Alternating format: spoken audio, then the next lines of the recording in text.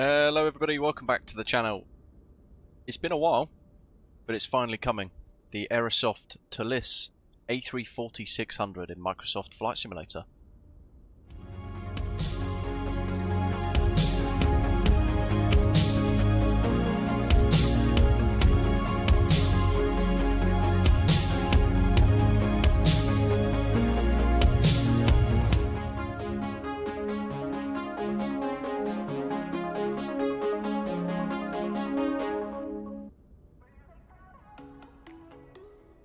So everyone, welcome to wherever you are in the world. Hit like, hit subscribe. We're at Madrid, Barajas airport today, flying the new Aerosoft A340-600 Pro down to Chania on the island of Crete to check out the new 29 Palms scenery. Great to see loads of you in the chat as well. Welcome to you. There's a pinned comment as well, so if you're new to Navigraph, you can get 1 month free with the link included in that pinned comment too, so check that out if you want an unlimited Navigraph subscription. Welcome Ian, Zato, good to see you matey. Jack, good to see you. Harry as well. Welcome loads of channel members in the chat already. Hope you guys have had a good week so far. Look at this.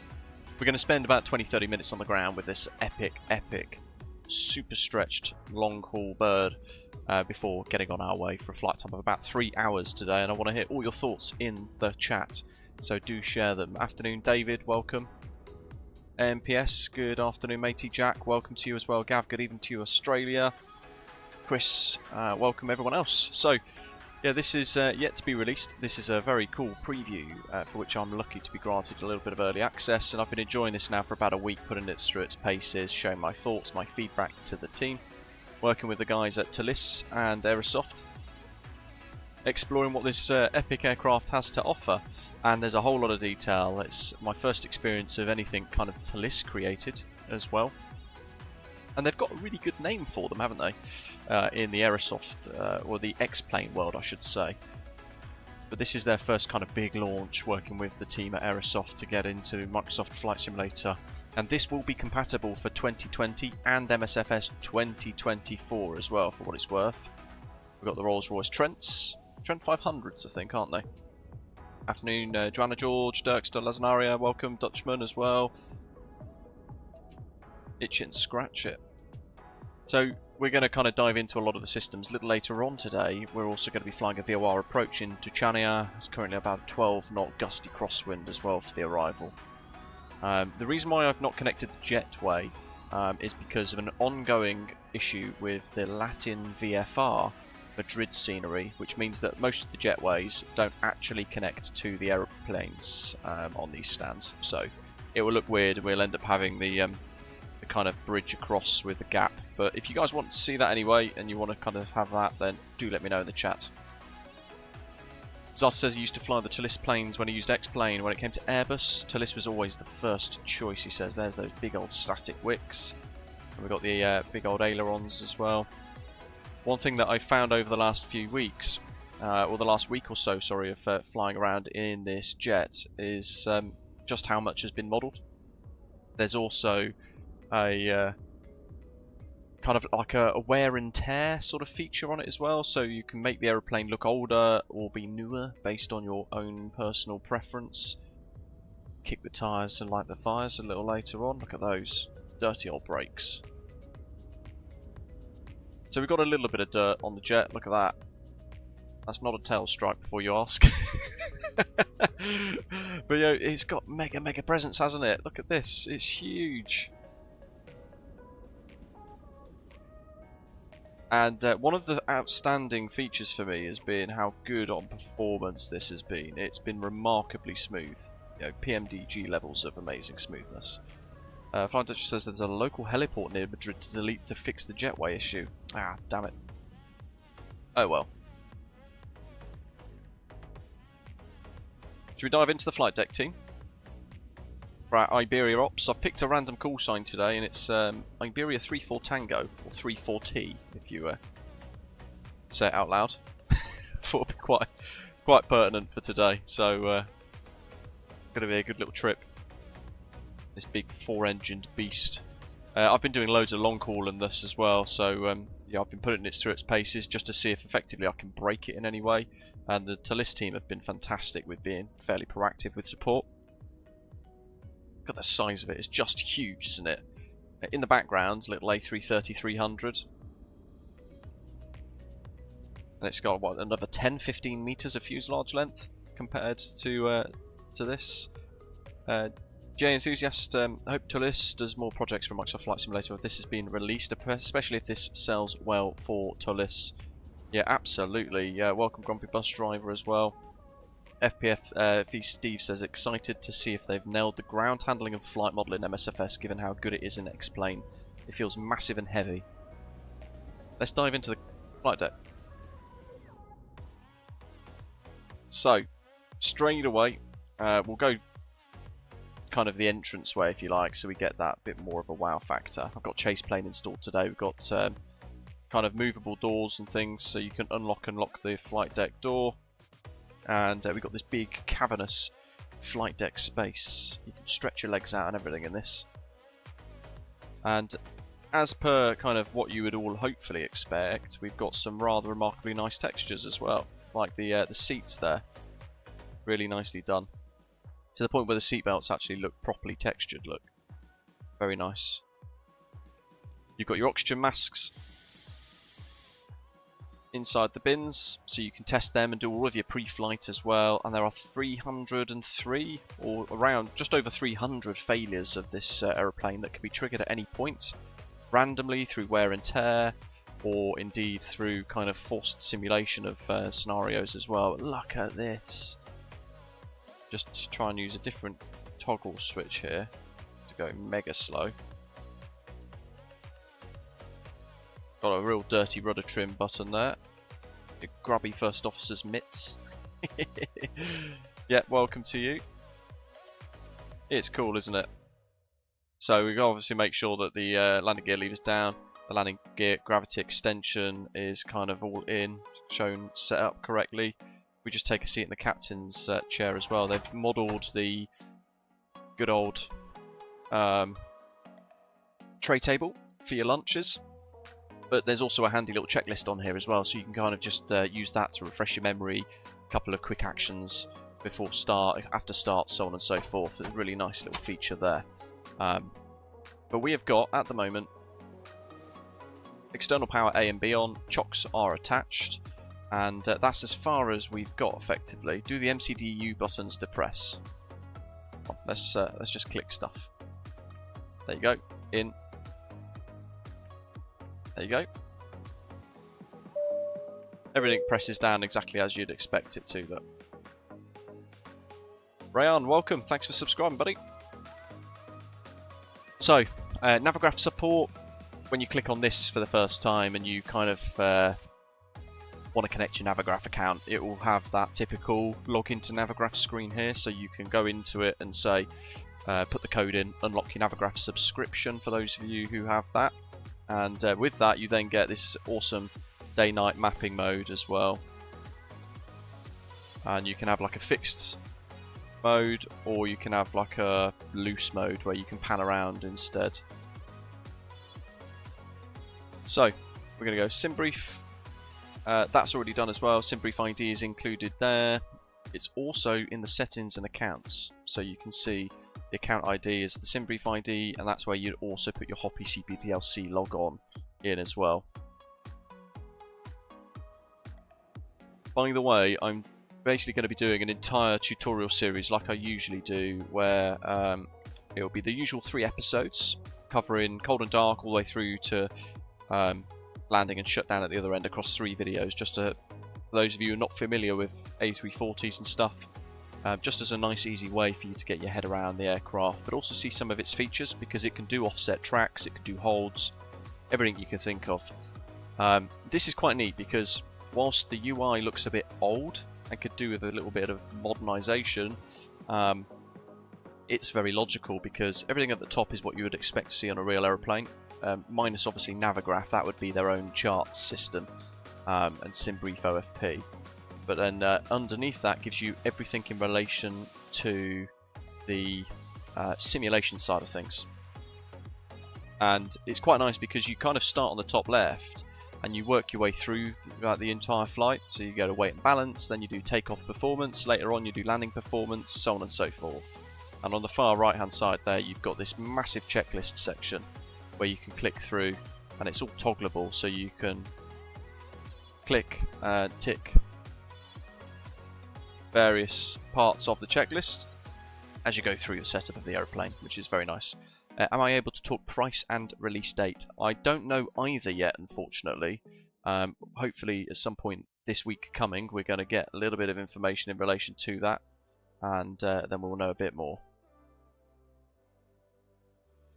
So, let's get stuff fired up, shall we? Because we've got the ground power already connected, so you can see external A and B is active, and I'm just going to get rid of the music so we can listen to the packs and all the rest of it. I don't think there are any Lido charts.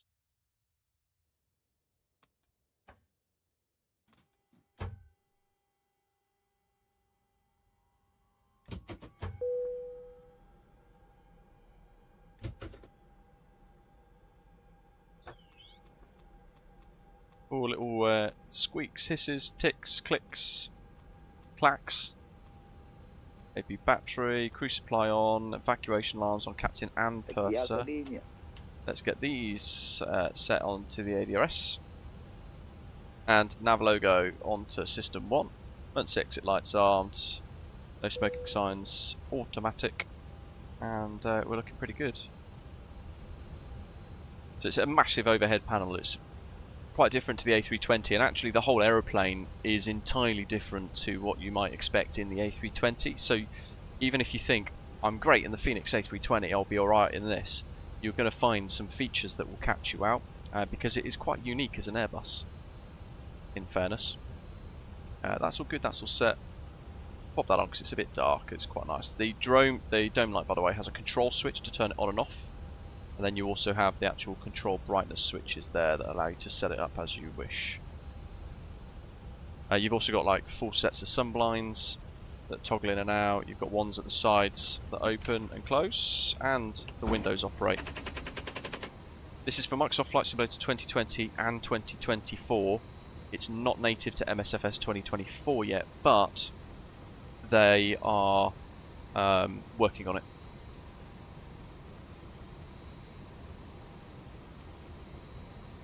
We'll close it. Notice we had to still click the little latch there to unlock, and there's a couple of other features we're going to see a little later on throughout the journey. A couple of configurable things like in that tray there, which has, by the way, got a whole load of coffee stains on it. So, in the init page, we've kind of built everything already, haven't we? We've sorted all of this out because we've done our Simbury flight plan pre-stream. So we could go to download OFP. And while that's kind of doing its thing, we can just press init request. This needs to be blank, because otherwise it will get a bit kind of choppy and a bit fiddled and upset. So there's that Simbury flight plan there, and you can see active OFP, which we'll do a little later on, but a secondary OFP could come into play as well. But now that's downloaded, we'll pull the data link into the MCDU one.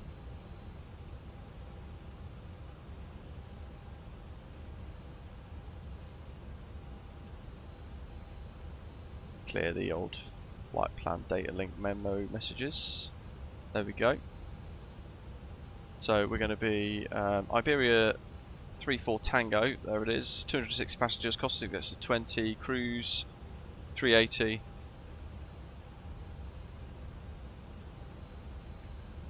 And then we're going to align on ref.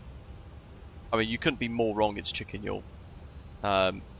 Default aeroplanes are pretty crap. They are genuinely awful. This is Phoenix PMDG top tier level. Wings request nice and quick, and it pulls all of this in as well for you, including the descent winds with just one click, which is nice and easy. And we'll just let that IRS sort it out. And I'll show you the taxi cam a little later on. That wouldn't be a default aeroplane then, would it? The weight and balance can be either applied quite quickly. You can select things as well, like everything in the bottom left. You can kind of plus and minus these to change all the figures. You can change the distribution of them as well if you wish to. and then you can also just press apply these load values, and then you'll see it kind of go white. Job's good. Now if you want to double check to make sure that everything has loaded correctly, we've got an estimated takeoff weight of 257,458 and a gross weight, so it's probably going to be 258 something. There we go, 258,500. Lovely job. And if you want to double check, you can always press load current values there, and it's going to pull the data out of the aeroplane and put it into the FMS, or the EFB, sorry. So you kind of get that double check if you wish. Yeah, so I mean that's one of the issues. The Aerosoft A330, when that released, was genuinely one of the worst launches I think for a long time in simming, and that product itself is still very poor. A lot of us are unhappy with that. This is the other end of the scale, so if that's like a 1 out of 10, this is the opposite end. And hopefully throughout the journey today you're going to see the differences, and then you'll change your mind, it's chicken yaw, or you'll at least see that this isn't to be considered in the same vein as that A330 they released, because it's totally different. This is, as far as you can think, or as close as you can think, everything ToLiss with the Aerosoft graphics. So weight and balance is already done, that's all nice sorted out, and we've obviously got our SimBrief flight plan. We can see all of our weights and things there, and then the takeoff performance we'll sort out in a second. But for now we're just going to focus on the Init A, Init B pages. Are we on Unicom? We are 1228. So, Init A and then Init B. The Init B has already pulled in that data for us with that block fuel of 39.9 tonnes, because that's how much we're going to have on board for today. Taxi fuel 1.2 tonnes. It's amazing. So that's Init A and B done. We can go to performance and just take a quick look at SIDS and stars, which if you're familiar with Airbus, I'll just turn this up for you. This is everything that you will remember from kind of setting up your Airbus flights. Naturally, there are similarities, so we're going to depart 36 right today.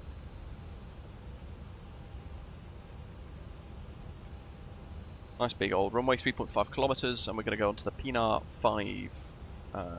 4 Romeo departure, which is that one.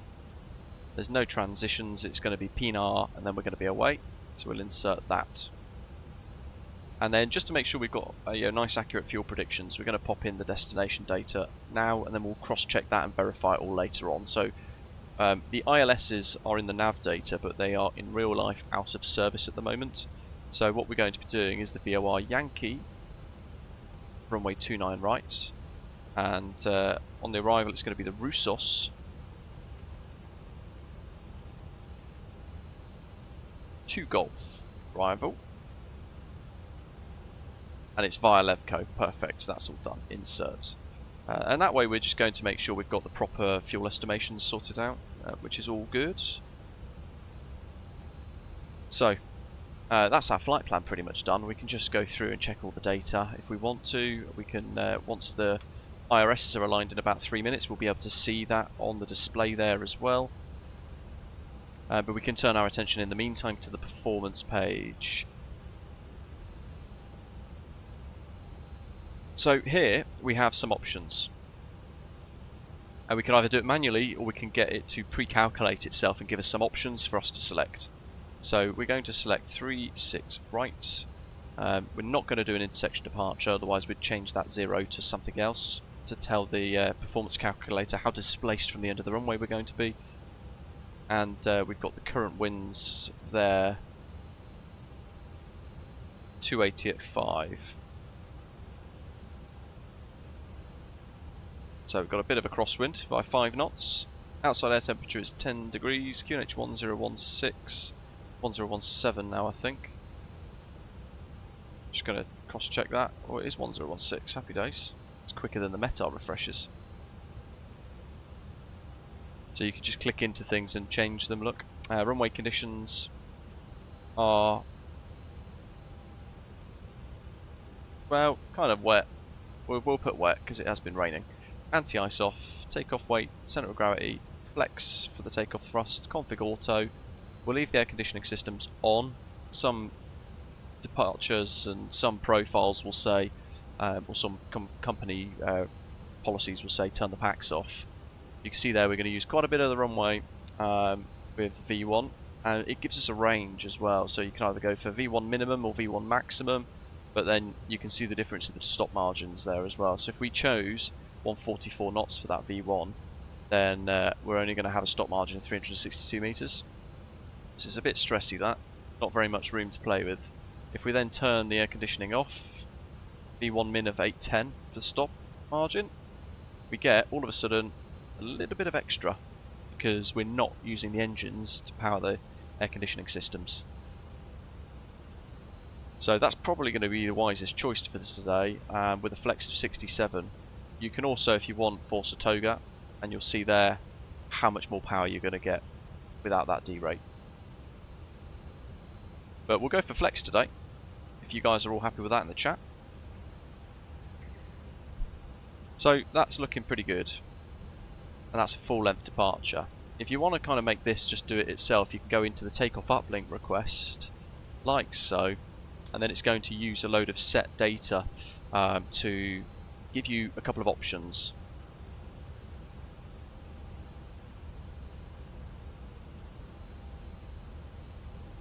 That's our GPS ADRS lines. There we go. Ta-da!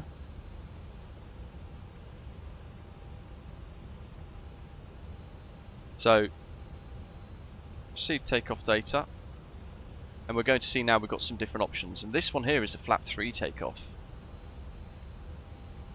And then you could configure for some different options there as well. And if you wanted to, you could just say number 1 there. If you wanted to use that performance data and that flap configuration, you could just press insert uplink, and you could do that way. But for the purpose of today, we're going to just use kind of the old school way. So I'm going to go for the minimum V1 speeds of 135, then 158 and 165. Trimmable horizontal stabilizers up 2.7. It's 1 plus F for the flap config as well. Green dot speed of 223. Morning David, how you doing, mate? So we're going to go 135, 158 and 165. Transition altitude is 13,000. Thrust reduction is 1,500 feet above our current altitude, because we are 2,000 feet above mean sea level here. And we're going to go for flaps 1 plus F up 2.7. And flex was 67. So for this we're going to go F67, insert, jobs are good. Climb is looking good, it's cost index of 20, so we're fairly efficient today. And then the approach speed and all that sort of stuff we will do a little later on. RadNav page is going to pre-tune a lot of our departures for us. It's selected SSY. But what we want to do is also make it basically force tune the Robeldillo or Robeldillo VOR. So we're going to go for 113.905, and it's going to show RBO there. And that's because that's quite important for our departure that we're doing today. Even though it's an RNAV departure, it overflies a VOR. And in the plant mode, I'll just zoom on in, just so you can see this. So LEMD, flight plan, we can cycle through. I'll pop constraints on as well, just so you can see a little bit of extra data and what to expect from the VNAV profile. Night Shadow, good morning. There's RBO, the Robeldillo VOR, at or above 10,000 feet there. And then away we go through Pinar and away west. Alrighty. Is anyone flying along today? I don't know if Zato, etc. are flying along. Do you have ACARS, CPDLC, Hoppies, etc.? If so, let me know your call sign and we'll send you, see if we can send you a message. Got full Hoppy ACARS integration this. And you can pull in your weather data, your ATIS as well, like this. So we can go for forecast or METAR. I'll pick METAR.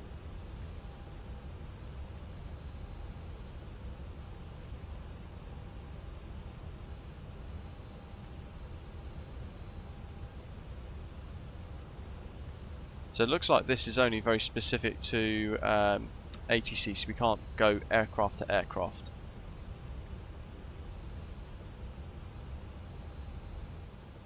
When we do get, oh, good old chase plane, just showing you the pixels there. When you do get a METAR come through, company message will appear at the bottom right, or on that little bottom right side there of the central screen. You can go AOC, receive messages, and you can see there we've got a load of data. So we've got departure, followed by the arrival, and then the alternate as well. It's pulled it all in. So there we go, that's what we can expect. 280 at 4, variable winds 210 to 010, all the nines. Happy days, no significant change. By the way, there's loads of liveries with this as well. There's, just to give you a bit of an idea, there's Etihad, Cathay Pacific, this lovely old school Iberia livery. There's Lufthansa Old and Lufthansa New. And the Virgin Atlantic A340-600 as well, which is really lovely.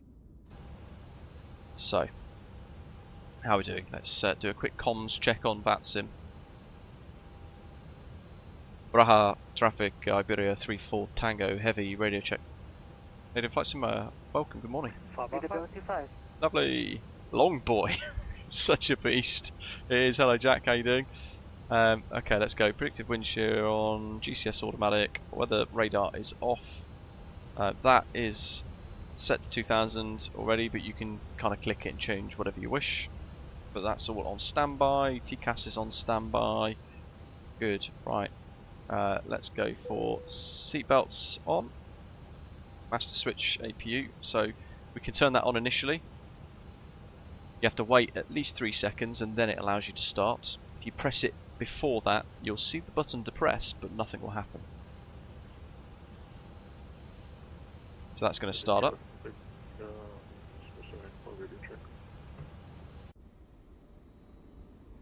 Let's go to the back of the jet so we can hear these sounds.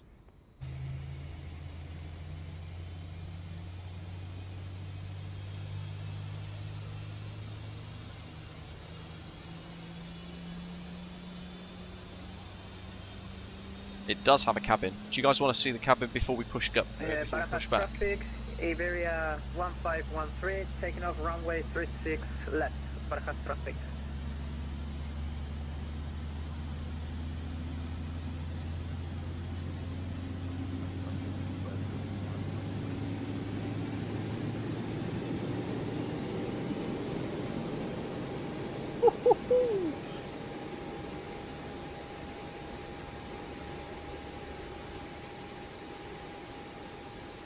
Naughty.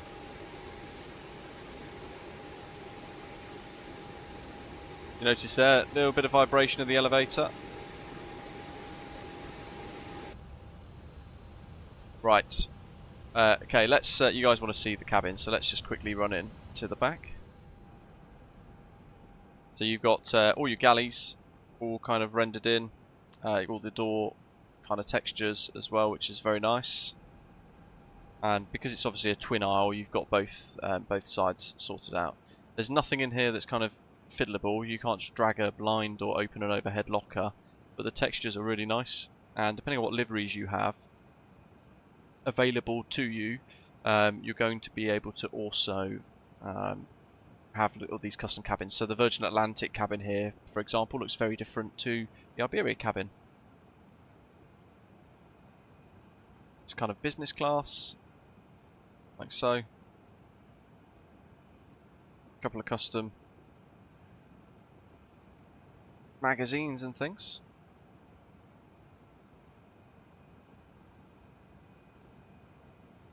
Performance is amazing, Aviator Christoph. It's really genuinely good.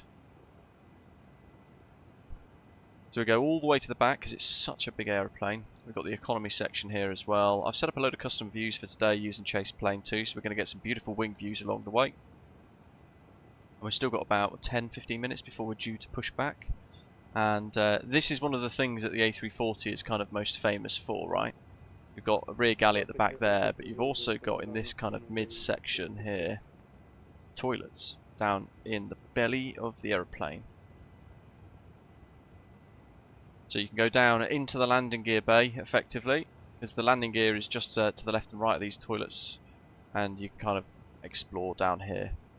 What I will say, though, is the actual toilets aren't modelled, so don't be too disappointed. It's a bit of a thing that in flight sim, for some reason, that everybody wants a flushable toilet, but they've opted not to do that. And to be honest, I don't disagree. It's not really a necessary feature.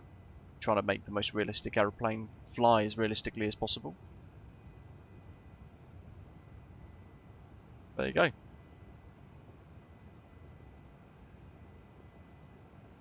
There are two variants for this as well. So you also have a standard variant, A340-600, and you also have a high gross weight variant as well, which some airlines use for certain routes, where they pack in even more seats. So there are two different profiles on SimBrief that are going to be released, and effectively two separate aircraft that you can pick from, either the standard gross weight or the high gross weight variants of the A340, which is really impressive. So you've got both bases covered really with this. I've been doing loads of long hauls. I've done a couple of JFK back to Heathrow, and I've done a couple of Barbados to London Gatwick as well. Crew rest back there was, if we just snap back to a cabin view that's far enough rear to go straight into the blue block.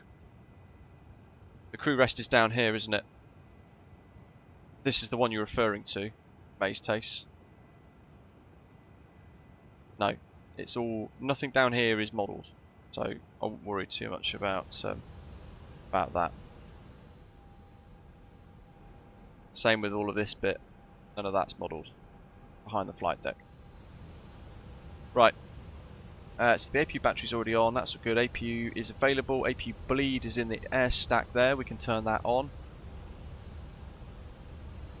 Let's pop the flight deck door closed, shall we? Lovely job. Really good little textures and things dotted around here.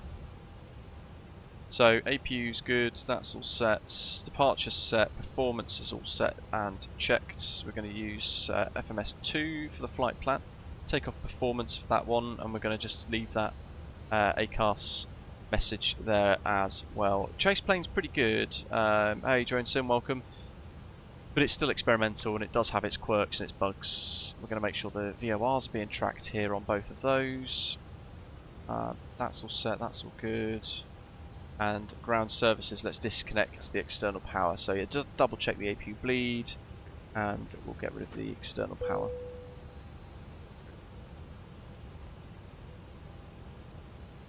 Okay, GSX. Prepare for pushback and departure, because it does need a few minutes, and in that time, let's brief for the departure. So we are here at Terminal 5 South, or Terminal 4, yeah, Terminal 4 South here at Madrid. We're going to push start facing north, and then we're going to basically taxi all the way up towards runway 36 right. So it's a fairly short departure today, or taxi to the runway, and then we're going to depart full length of this runway 36 right onto the Pinar for Romeo departure. So that has us quite quickly turn 016 degrees to Madrid 047, max 210 knots, at or above 3000, climbing up to Madrid 048. But actually that's for a different star, so you can kind of disregard that, just keep drawing that line all the way up to Robledillo VOR. You're going to be at or above 10,000, routing out to Pinar 13,000. Our journey today is going to have us route across central and eastern Spain, crossing over the top of Barcelona airport and then into the Mediterranean, where we go through Italian airspace, fairly south of Rome, bottom of the boot if you like, and then we're going to route over into Greece. Arriving into Chania about 3.5 hours from now, flying the, this is the plan anyway, this VOR Yankee approach onto runway 29, where we're going to ask the aeroplane to fly this 12 DME arc, and then we're going to hand fly this last little bit. GSX integration is work in progress to be fair, it works pretty well anyway, but because we have some scenery issues today with this Latin VFR scenery and a wishy-washy GSX profile, it doesn't really look that great. And I'm glad it's raining as well, because the wiper blades are animated and they wipe the rain away. So that's all good, that's all set. Just going to make sure we've got our eCam displays nice and bright, and we're going to pop FMS2 onto nice and bright as well to counter the darkness. I think we're ready, team. Are you guys ready? Set this to 13 for our takeoff. They're all 3 dots for the managed modes. Beacon on. Ah, Zato, cheers, buddy.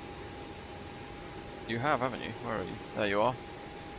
Although I'm going to be facing. You might as well go ahead, mate, because I'm going to face north.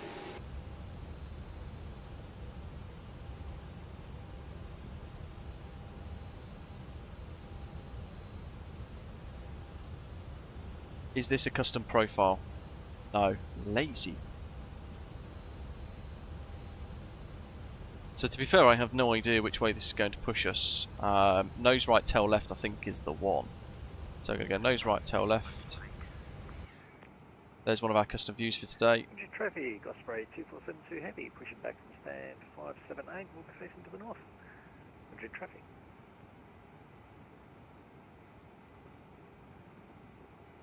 Come on, Zato. FPVC, that's a good question as well, actually. So ToLiss have mapped all of your throttle inputs for you, right? So throttle 1 axis will control 1 and 2. Throttle 2 axis will control 3 and 4.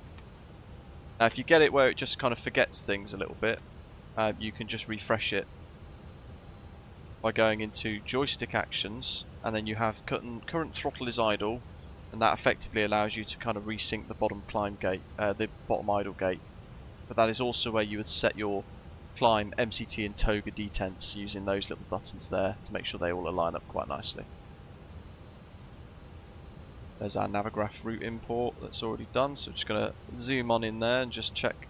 Lovely job. Charts are integrated into this as well, so that's Zato out the way. Oh, you're there. Perfect. I'll face south then. Change direction. Nose left, tail right. Madrid, Barajas traffic, Iberia 34 Tango Heavy, stand 569, QNH 1016, push start facing south. Sorry, Zato, I didn't see that little junction. Parking brakes off. Beacon light is on. Pop the strobe on automatic. I haven't got the Unibuilds A340, so I'm not sure, to be fair. Afternoon, Chris, welcome. I'm good, matey. 3-6 right for me, Zato, yeah. Okay, let's fire up the beast. Mission mode starts. Engine 1. Run.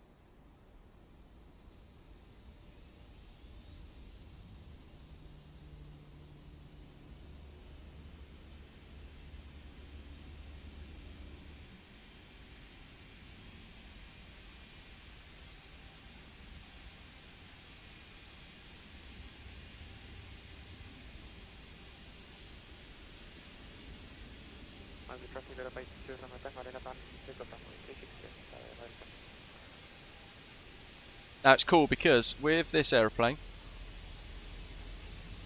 the nose wheel issue AJ Fanani is GSX being GSX. 10% N2, by the way, means you can start engine 2. I let that run on a little longer before. But you need to wait for the N2 to be 10% for engine 1 before you start engine 2. The caveat there is if you're flying from high altitude airports, think Quito, Mexico City, Zurich I suppose would be one as well. You would start one at a time. The other caveat there is the fact that you'd want to wait now between engines 1 and 2 becoming available before you start engine 3. And I wish I didn't face south. We'll have to do a bit of creative turning here, Zato, and do a whole left and left again to go that way.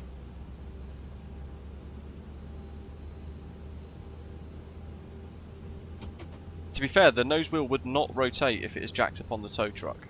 You are correct. Parking brake set. That's engine 2 now available, look, so we'll start engine 3. We'll wait for 10% this time, but I'll focus on the jets. Got the engine switch modes down here, look, engine N2. So we can see the pressure increase in there. All the vibrations, the fuel flow, etc. There's the N2 now rising. 7, 8, 9, through 10. Okay, traffic Oscar 111 Mike, taxiing to runway.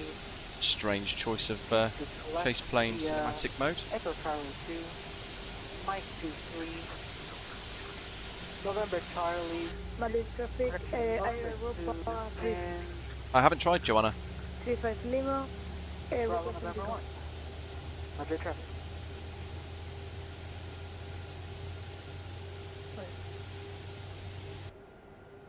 Right, yeah. Europa 35 left, line up and take off. What we'll do is we'll go across onto Zato's line, left and left again.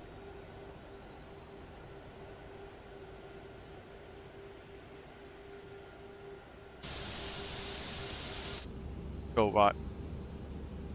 How are we getting on? Engine 4 looks like it's almost ready to go. He's given us the ground pin and he's off as well, so he's put that up in the air.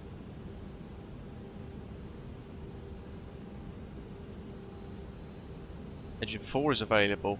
Happy days. So then we get the wheel status page. See all of that sort of stuff. Alright. So what do we want for the trim? Up 2.7. Going to go for flight controls, and you'll see there that it's already selected pitch trim 2.7 up, which is awesome. That's what we want. Which means we can go ground spoilers armed, engine start mode normal, flaps 1+F travelling. And we can do some flight control checks. Full left on the aileron, fully right on the aileron. Do the elevators.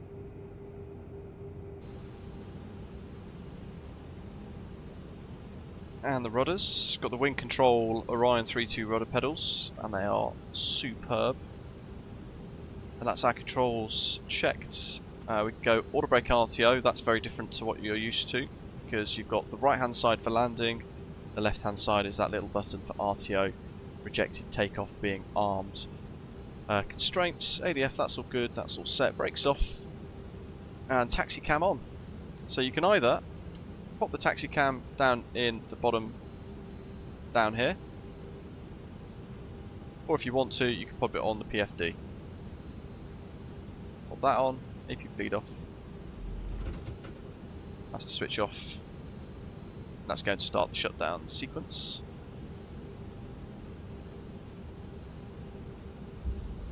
And we'll just be creative and cross over here.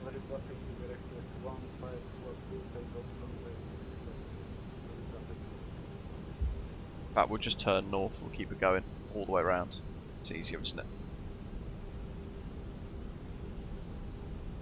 I can get out your way then, Ian, as well.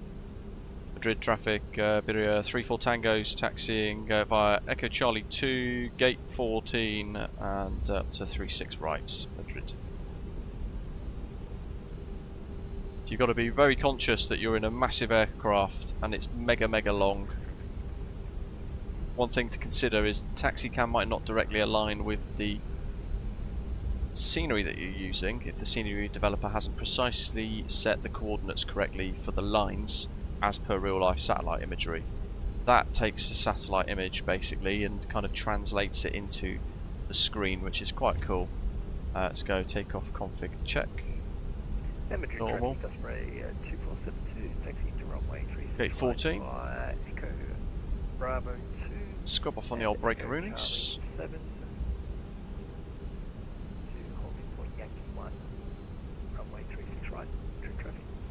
So we're going to come right off over the line.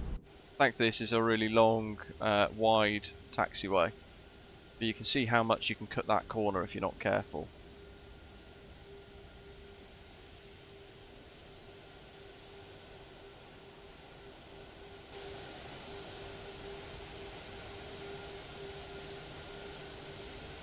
Madrid traffic, Osprey 111 Mike Delta.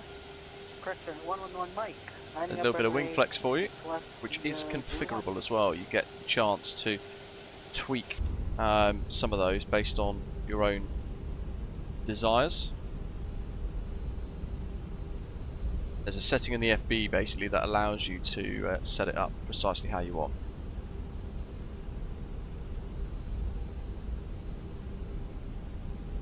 Yeah, that's the thing, like you say, FP Steve. They're limited with the taxicam. That is a bit of a flight sim first for Microsoft Flight Simulator, isn't it? But they have to do that because the sim technically doesn't support taxicam. So think of it as a bit of a workaround, but it means they get to still offer the feature.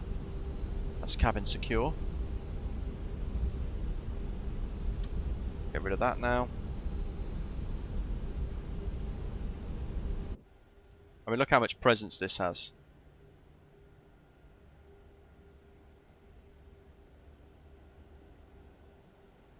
It's huge.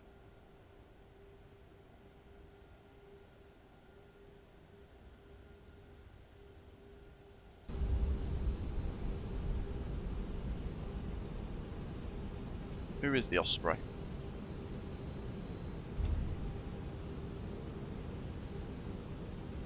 Oh, where'd they go? Madrid traffic, Osprey 111 Mike. Departing 36 left via Pina for November departure. Barajas traffic. What happened, Gav? Did you have a custom desktop? I will just hold here in case Gav reappears for a second. While we're here, I'll just get a chart up for you, just so you can see what this looks like. So in here we can go LEMD, enter. I'm going to bring up all the charts. We can find the one relating to what we want. Because we're at the whole point, let's bring up the Pina 4 Romeo, because that's what we're about to go and do, isn't it? So let's find it. Pina 4 Romeo. Job's good un.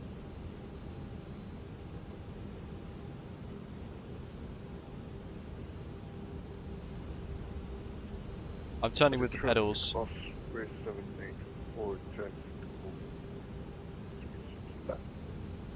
yeah, Echo North 5, November 4, November 3. Have I started New Sky? Yes. So this is a bit of a test today as well to see if it's going to work with New Sky properly on our virtual airline platform.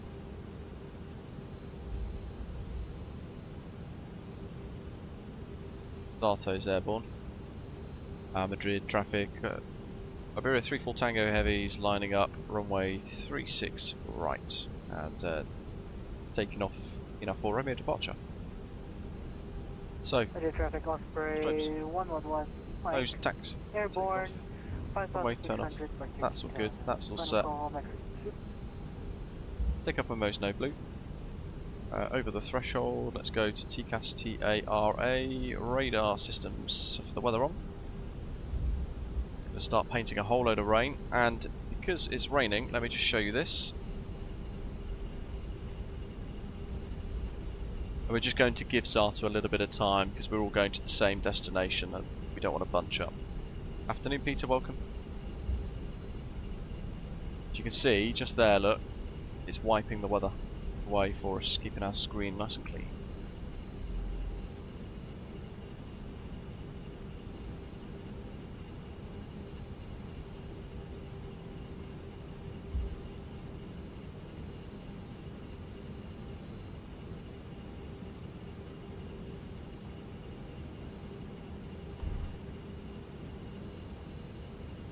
Madrid traffic, Osprey 2472, holding at Yankee 1 for runway 36 right. Madrid traffic.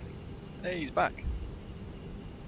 Yeah, taxiing is lovely, and you'll notice, hopefully you did notice, maybe not, it does kind of bob around a little bit quite, quite beautifully, quite accurately. Alright, let's go 10 miles here. Yeah, I'm looking forward to the breakout. Let's do chrono as well. Mike Delta 1001, 11,000, climbing 3880. Area traffic. Madrid traffic, Bureau 3, full tangos, taking off 36 right, Pina 4 Romeo.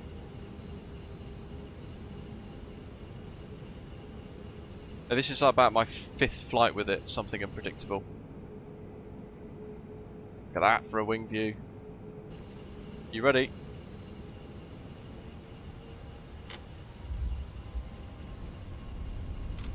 Two clicks, flex SRS. Nav blue, auto thrust green. Power set, speed's alive.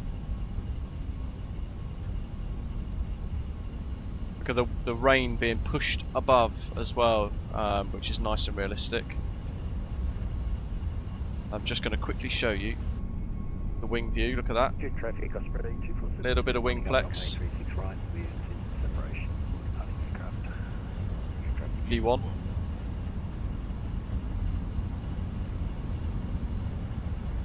Rotate. V2. Super gentle, up to that flight director. Positive rate, gear up.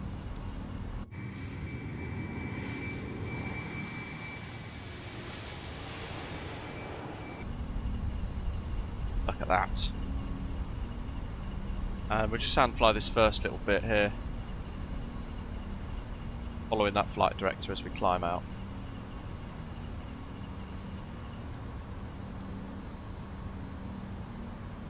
Like so. It hand flies really nicely, team. Autopilot 1 engaged, and we're SRS nav. Open climb. Beaver climb. Thrust reduction. Good traffic across. Afternoon, Ashley. Look how cool this is.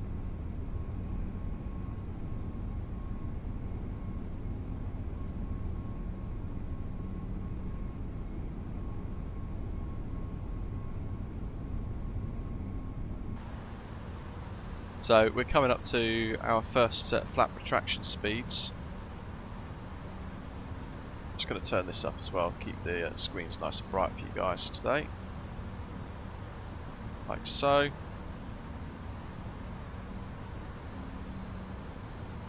And this first section is a speed restriction. There we go to 210, but we're clear of that now. So we're going to go flaps up.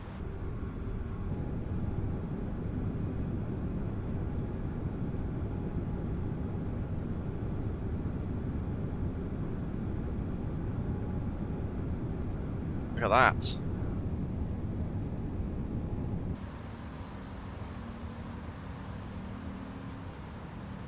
Darker. Pop your map light on there if you want to have a bit of side light. Your console lights down the bottom as well. As Arthur said, the breakout's pretty good. So we are flaps up, gears up, no lights. Ground spoilers disarmed. Runway turn off, lights off. Madrid traffic, Osprey 247. Nose lights off. Taking off runway 36 right on the Pina 4 Romeo departure. Madrid traffic. Madrid traffic, Bureau 34 Tango, heavies, airborne 7500, Robadillo, Pina 4 Romeo, final call. Good traffic across 4, like that on 327, wait about 3 Silhouette, welcome.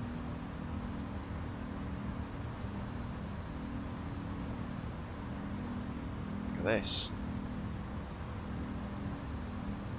Do another little fly past as we reach 10,000. Look at the size of that. It's so big.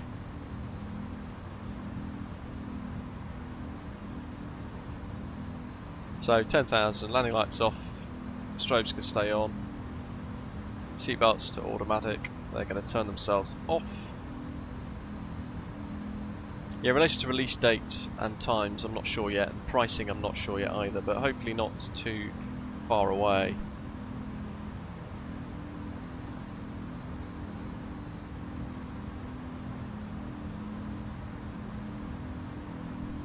I haven't tried the Anybuilds A340-300s.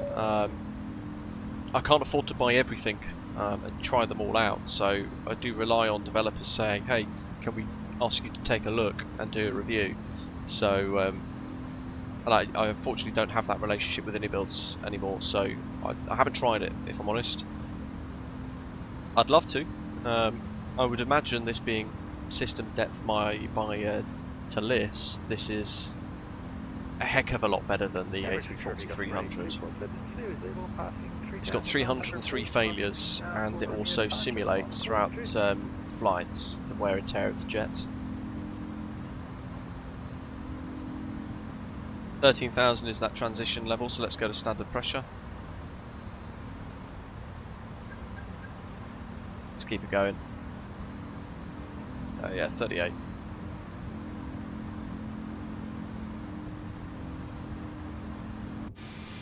There she is.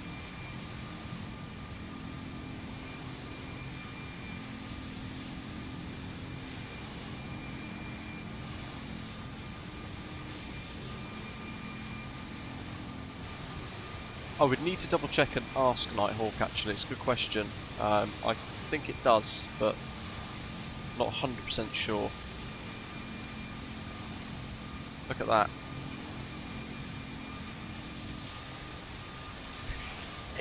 It looks so great.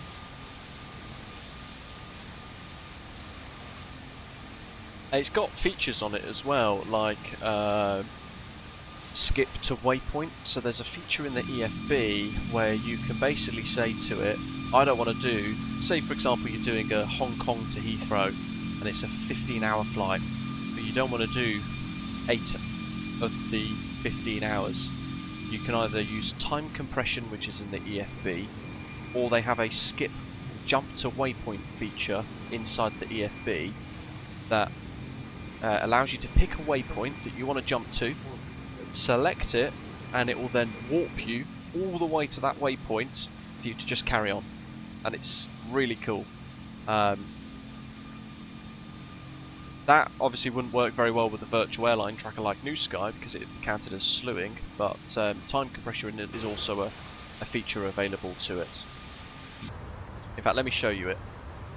I'll talk about it, I won't use it specifically. You've got things like the fault scenarios, enable random faults on or off, you can turn it on if you want, and it's based on individual MTBF, which I think is based on how much you're flying the same livery over and over again. You can also add custom faults, so you can say, well, I want a, I don't know, an ice protection fault or a bleed air fault. I forgot to turn the packs off for takeoff, didn't I? I knew there was something. We made it. We made it up.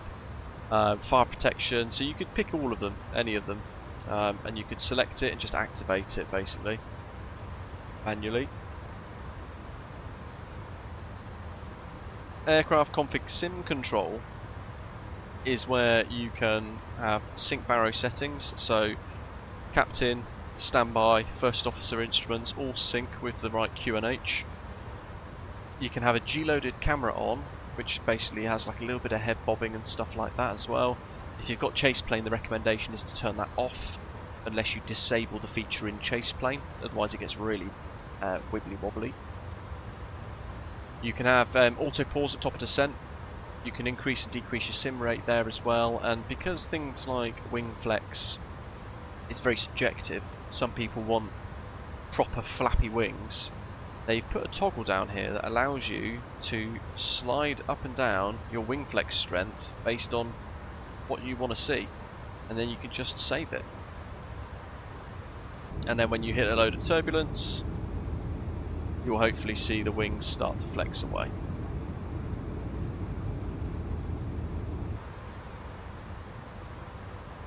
Which is quite a nice little feature. And startup situations as well, they've got loads of different situations here with like hydraulic faults, flights into Quito, nice flights into Hong Kong for example, and you can just click one, situation load, and it warps you straight to it. And they also have an auto-save function as well, so if something happens and you get a crash to desktop, you can kind of do that as well, so pretty cool. Sounds and replay. allows you to basically change all of those based on what you want again, and the replay function is very impressive because it basically does exactly what you want a replay function to do built into the aeroplane. So every switch, every light, everything is re-replicated again precisely when you then watch your own replay. So we'll use that later on when we arrive into Chania to check out the arrival as well. And then inside joystick actions, that's where you have your jump to next waypoint. So it will give you all of the list of your waypoints throughout your entire journey today. You can click one, and then you can click skip to selected FMS point, and it will then let you jump all the way to the next waypoint. It's very cool.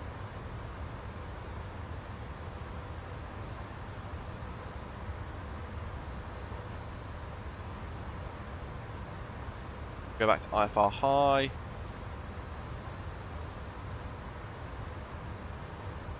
The aircraft will be available soon, but I don't know when, and I'm not sure what price it's going to be yet. Miguel, welcome. Zato says there was a handful of folks at the X-Play forums that complained about the lack of wing flex, so they've added a slider for you to tune the wing flex how you like it. There we go, yeah, that's basically it. Auto step climb is not a function.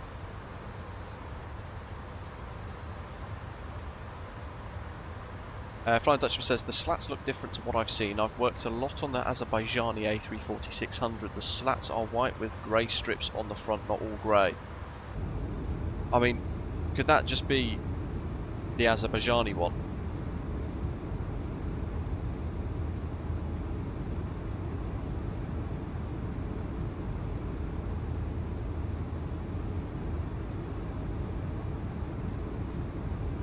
Probably cool.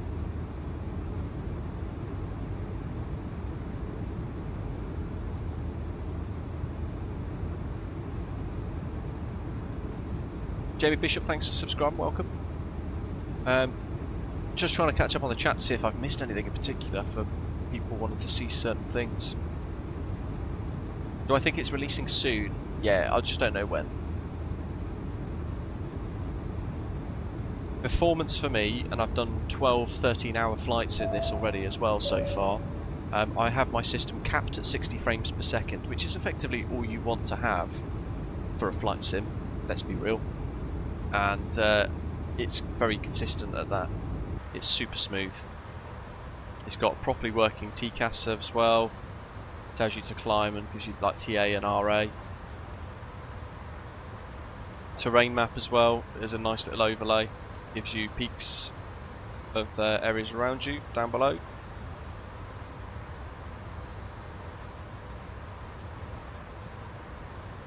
I'm not sure how much it's going to cost. They have said it's going to be in line with the current kind of market, but I have no idea what that means.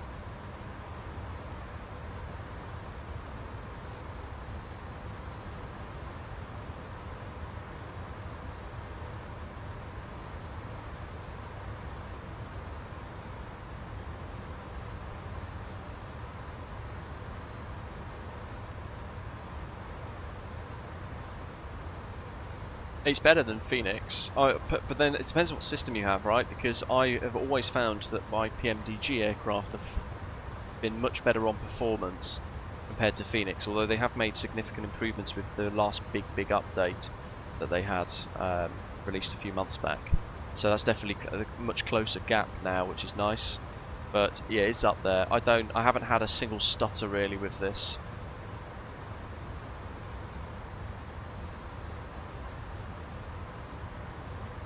And because some of the systems are Airbus, it's quite easy to understand and get your head around, which is nice. You know, when I say some of the systems are Airbus, what I mean is it's a nicely familiar environment to be in.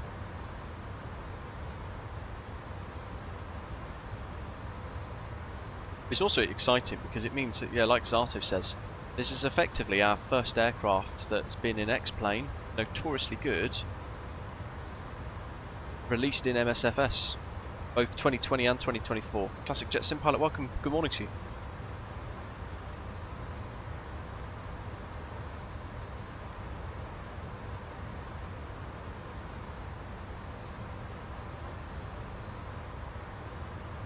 Ads FV. This is the Aerosoft ToLiss A340-600, matey. I don't have the Unibuilds A340-300.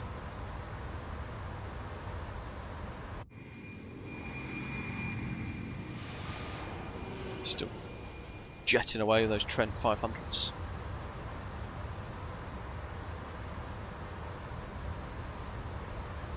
It can do offset tracks and everything as well, so you could do direct twos, very easy, it's how you know them to be in an Airbus. You could select just Xerox, pop it in the top and insert and activate it, jobs are good. You could go to offset tracks, so say for example at Pieces you wanted to go to an offset track, you can click in, you can go to Brito for example, go into offset and you could ask it to go left 5. And then it will pre-plan then a step out to a 5-mile offset to the left of your track. So it supports all of that, which is particularly useful for things like oceanic hops. Secondary flight plans, it can do that as well. So you can go in here, you can just copy active plan, and then you can tweak and fiddle around so that you can divert if you have a scenario that, so for example we lost an engine now, or lost 2 engines, and we had to go to Barcelona, being the closest. At this point, what we can do is just go straight in, we can deal with the emergency, stay on our current heading, manage the aircraft, and then we could punch in here secondary flight plan, copy active, change the destination to Barcelona and go direct, and then while we're heading direct towards the airfield start looking at the approach that we might be doing. It's really, really good, super intuitive. Somebody asked if you could use the ACARS print function. There is a print.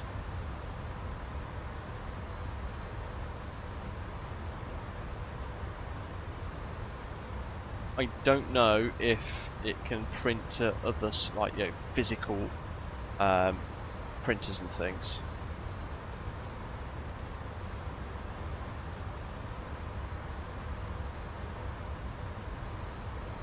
Not a feature I think it can do, to be honest. By the way, the data linked things will only work as well if you've got COM3 up here shown as data.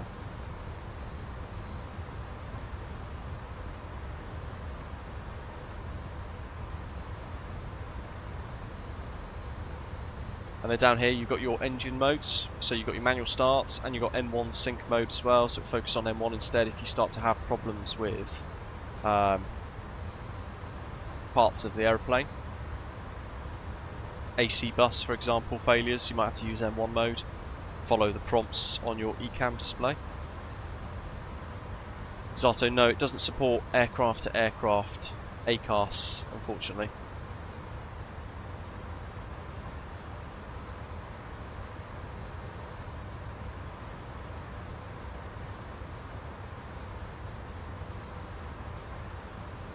That's normal, job's good.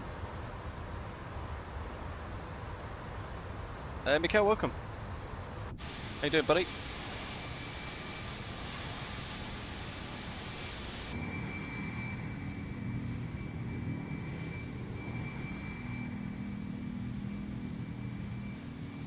Heyo, welcome. What do I use for replay? So typically I use the inbuilt flight control replay, which is pretty rubbish. This aircraft has its own replay functionality built into it, so you don't have to use anything else. You can just basically replay the scenarios over and over and over again. If you flew, say for example you wanted to fly into Kaitak and you wanted to do 10-15 different approaches, you could do a flight into Kaitak, you could save that as a config or a scenario, and then you could load it over and over and over and over and over again. What's amazing is, look at that's beautiful, the ToLiss team have basically coded the entire flight model outside of the sim, and then it pings into the sim, so it doesn't rely on all of the MSFS stuff. It feels heavy when you're trying to climb, it's a bit of a slow climb when you are when you're full of fuel as well. For the long haul flights I've done, it takes a long time to get to cruise. But you could also gobble up a lot of the runway quite quickly. And by the way, this is not the final version. This is a release candidate. There might be some bugs. We hopefully will identify them as we fly along.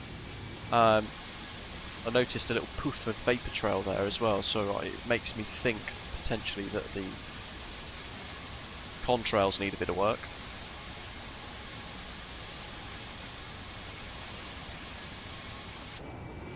Yeah, you can see there a little poof at the bottom of the screen just then. So that's something that the team will spot, because the ToLiss team will be watching the stream.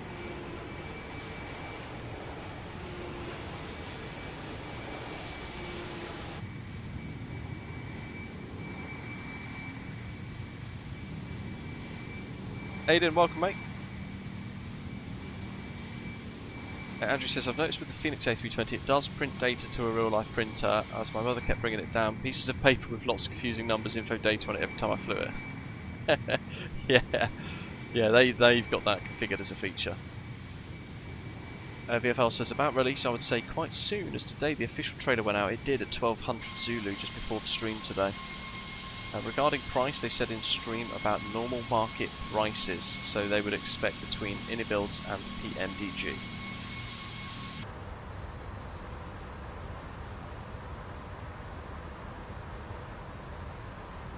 Step now, so we've got a little step climb built into the plan today, look, just to show you what that looks like, and it's telling us step now. Now if we leave it, we just flick it to 390, just to show you what it looks like.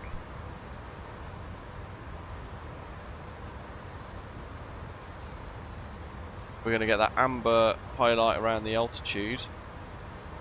But I want to show you what it looks like when you then overfly it in about 16 miles.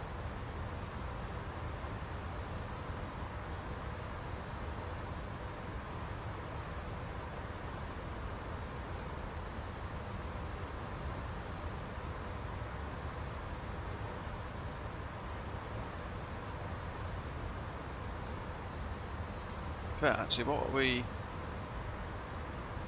I'm going to check something real quick. Where are we? We're Ponan.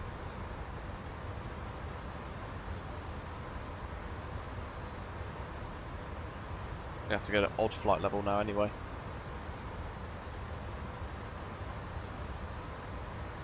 So well, we've got 10 miles left to go. It'd be a good time to do a fuel check as well actually. So, briefing preview, where are we at? 33.3 tonnes. So it looked like we're pretty good on fuel. It's a slightly shorter taxi than we anticipated, so we'll be a couple of 100 kilograms above our fuel estimates, I think.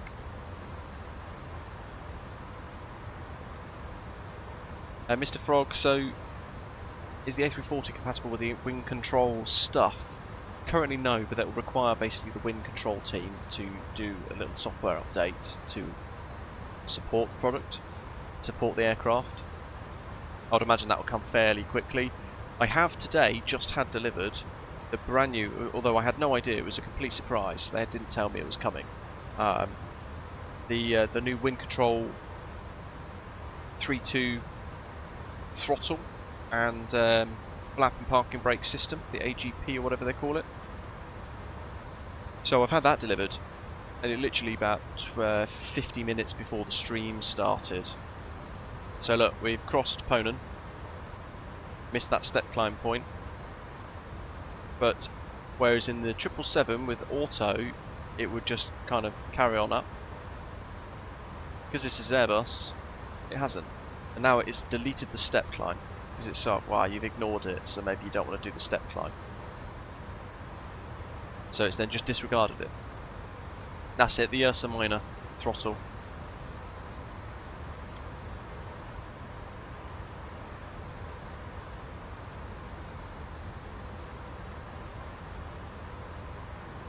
By the way, if you've not got a Navigraph subscription, if you're a new customer for Navigraph, you can get 1 free month of Navigraph when you sign up for an unlimited monthly or yearly subscription, and the link is pinned in the chat today.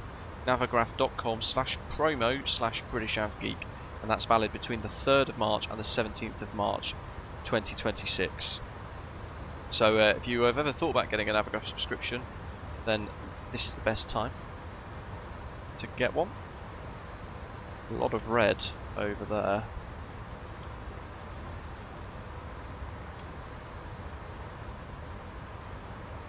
Chase plane does not record for you, no. You need a replay functionality for that instead.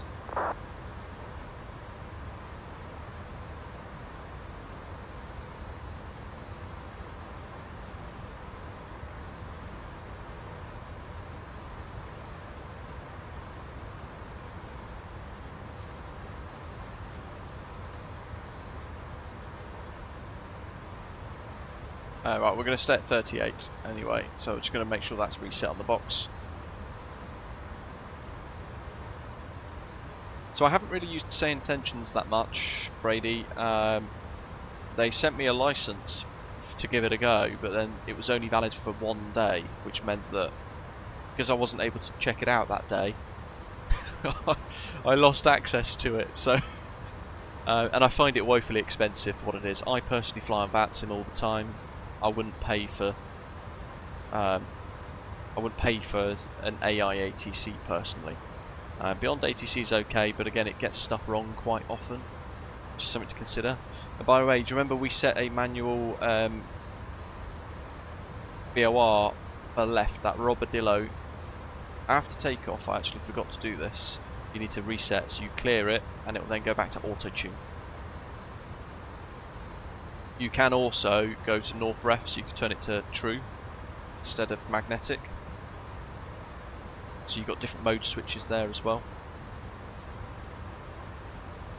And we might have to potentially look at actually doing a little bit of an offset track if that weather gets any worse.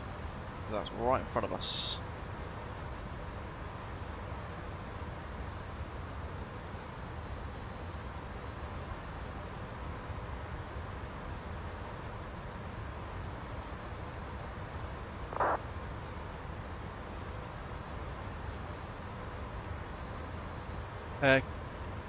Kennesil, hello. You can ask a question, of course. Flight 001, is it good? You guys tell me. Let me know in the live chat what you think so far. Do you think it looks pretty decent? I've been enjoying it for a couple of days secretly in the background, and I found it quite easy to get your head around because you understand some of the fundamental basics of Airbus generally anyway from A320s, so you can take some of that knowledge and put it into this, and then it reduces the amount of additional learning required for what is in effect a very unique aircraft in itself, in its own right. But I think it's absolutely brilliant. I really enjoy it. Yeah, the sounds are always hard on live streams to get across because of the compression that YouTube and Twitch and everyone else do. So that does wash out the sounds a little bit. But don't think release is too far away, no. I mean, you can change the sounds up, so we could turn like cockpit sound to like maximum, for example. Internal, external master volumes. Oh, this is loads easier to set up a program than the A350, yeah. But that's because everything's in the MCDU, whereas the A350 has the big glass display, and you're kind of clicking through menus and sub-menus, aren't you? That's the thing. So it's got full Hoppy ACARS integration, CPDLC, PDCs, all of that is able to be done. Madly, it is a bit crazy, but you know, I was expecting a little bit more air traffic control today, given that it's a weekend. But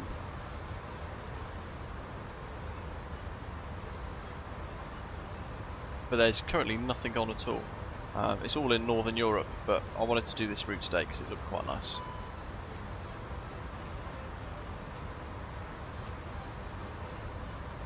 Hey Matthew, I've been very well. How have you been? Master caution. Ooh. Electrical ESS TR fault. Let's clear that.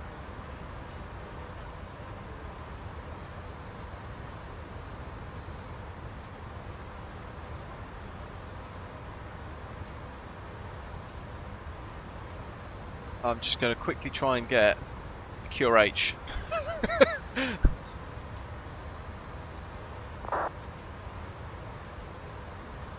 Bear with. Because some of them give you ECAM memos, so they say, right, here's a couple of immediate actions.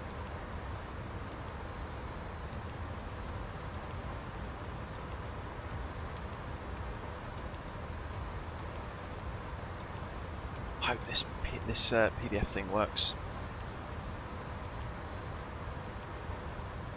When I fly the PMDG 737s, I always fly with the QRH open in the background, ready to go on my second screen. So it would be nice to have. What have we got? Here we go. Oh yes, it's a QRH. Right. Summaries.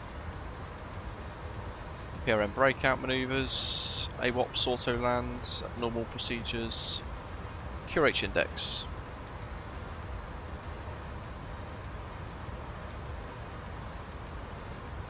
So possibly 238, 2.38 non-normal ECAM advisories.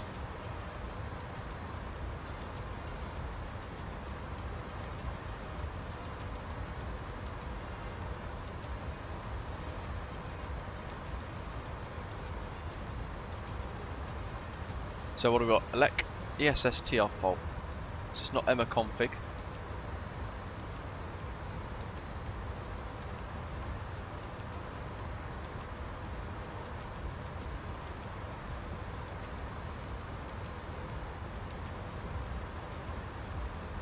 Christ, this QRH is huge.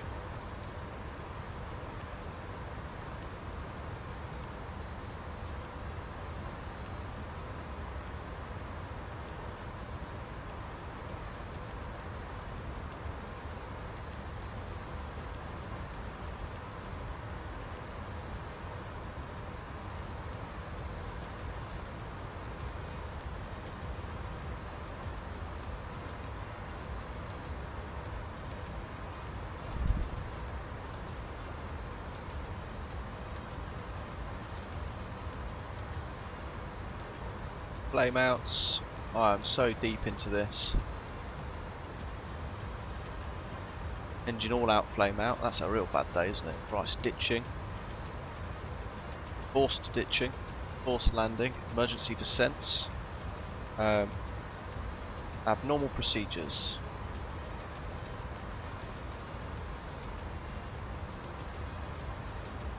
Stat. Nav. Auto flights. Equipment.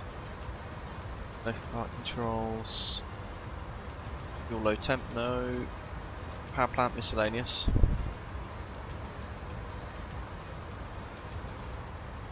Right, what we got? Electrical.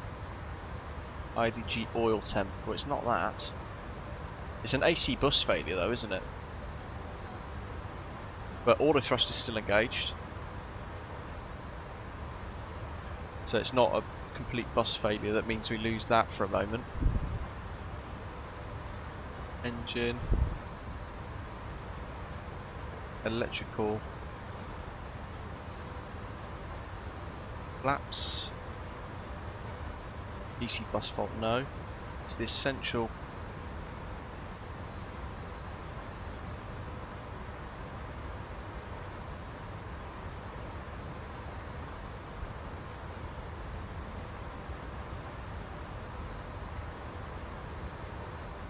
It's not even in the QRH. But it's going to be on in-op status now.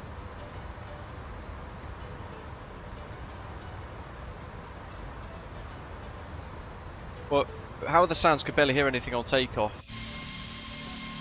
Oh, chase plane does my head in with this sort of stuff. You can remember you're so far up away from the engines though, look, that you're going to get a different sound profile to what you expect. You know, this is flight sim, don't forget.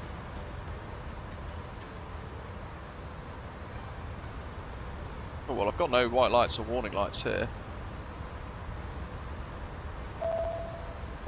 Andy Polly, welcome.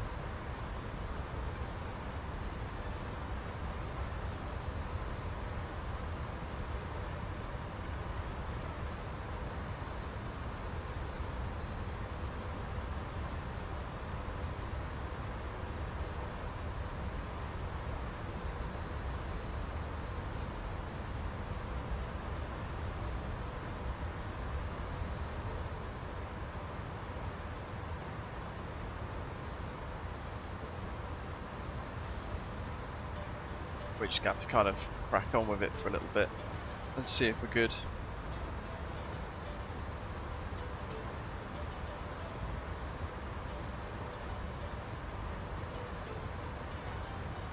So, central transformer rectifier unit failure on the A340 indicates a loss of the primary DC power source for the essential electrical network. When this occurs, the DC essential bus is typically powered by the normal transformer rectifier 1 or TR1, or in more severe cases, by the batteries.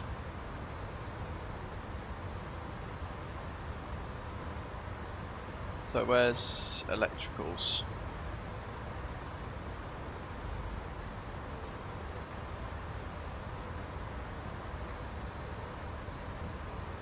DC.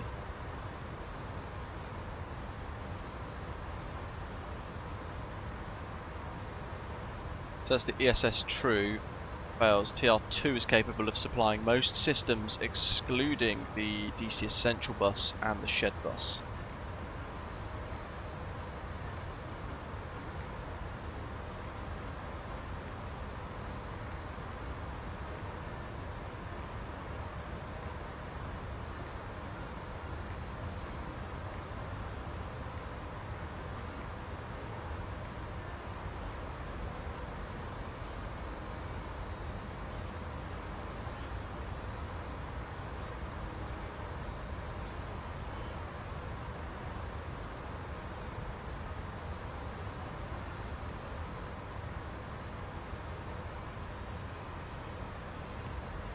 So you can see there it's just randomly generated one.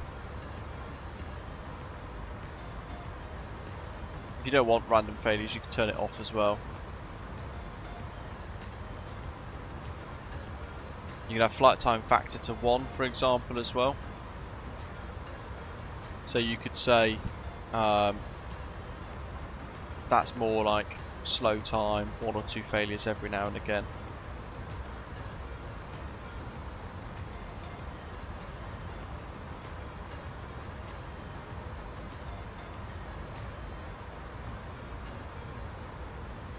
But you can then, you know, if you're not sure or you think, say for example you're doing a really important flight and then you get an engine flame out and you think, ah, geez, I don't want to do that, that's really bad. You can just reset it. I mean, you can see here the electrical systems. That's completely disconnected from the essential bus now, the DC essential bus. So DC1 is powering the DC battery, and the DC battery is powering the DC essential bus. So the TR1 system is keeping that alive. Effectively, that's what that looks like to me, by just following kind of the diagram. You see there it's AC12 and AC11. So AC11 is the one that's gone.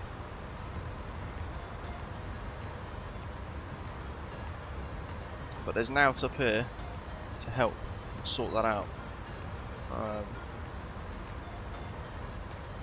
We've got circuit breakers though.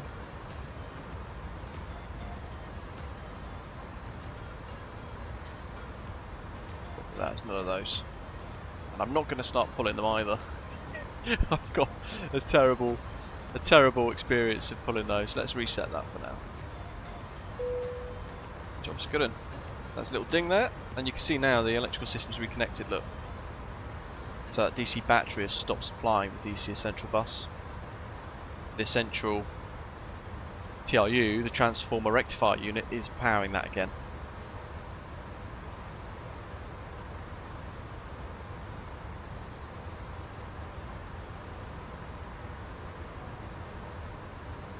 Wind uplink on descent is available, yes. So as we did at the start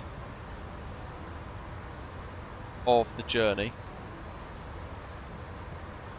in the init page in winds, you could just press wind request and it pulled in climb, cruise and descent winds all in one click, which is very nice.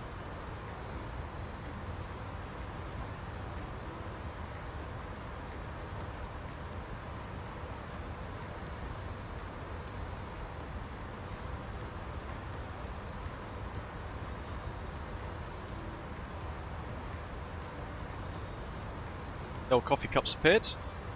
So there are little things that I quite like, little touches that are quite nice with this, whereby through the journey all of a sudden a coffee cup will appear, and that is effectively the crew delivering you a coffee to keep you hydrated for the flight, and the first officer gets one as well. It's pretty cool. Just little things happening in the background just to help kind of keep that immersion going. If you want headset mode as well, you've got this headset down here. If you click it, you get full headset mode. And you'll know it's active because they basically make the headset go kind of see-through to simulate you've worn it, but it doesn't completely disappear, so you know where it is to click on it again.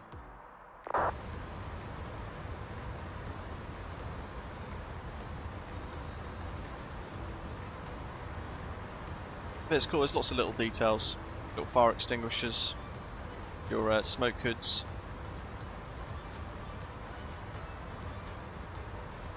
Things like the jump seat in this aircraft is not kind of animated, doesn't jump about, do anything. But you will notice if I lock the flight deck door and I now go try and open it, clicking on it, nothing happens because you've electronically locked it basically. So you then have to go to unlock, back to norm, and that'll allow you to then,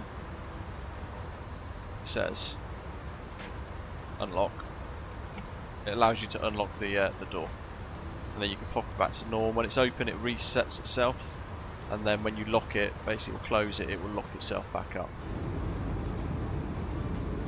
There's a little bit of a sound jump there where nothing, there's like a quiet cockpit ambience, and then you go into the cabin.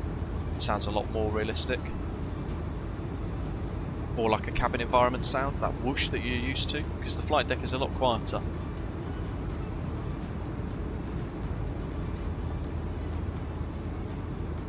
None of the toilets are modelled. You could plonk yourself down in a seat.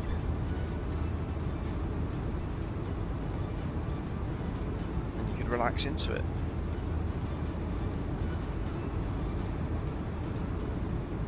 One thing I have noticed is the textures up here are a little bit rubbish, and there's no kind of illumination of the seat belts, no smoking signs, so that's not a feature in this aeroplane, unfortunately. That would be something I'd like to see in the future, because the cabin itself is quite nice.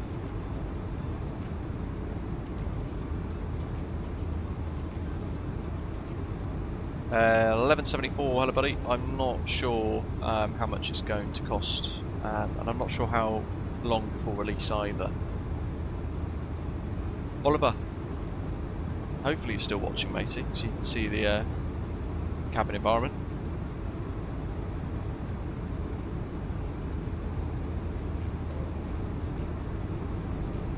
We can walk all the way back again.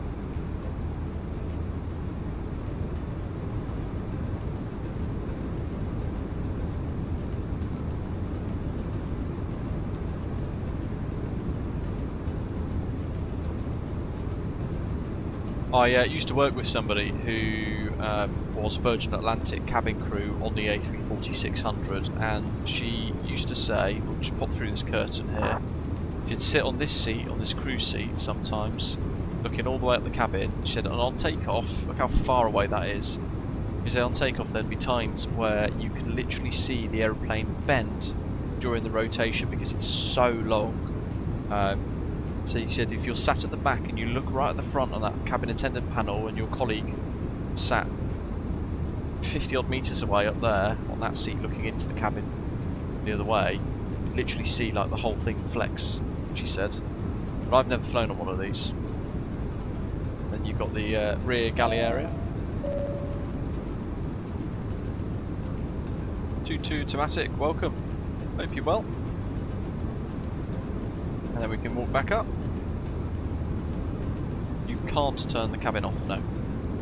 The high gross weight cabin does give you a slightly different configuration. It's more dense.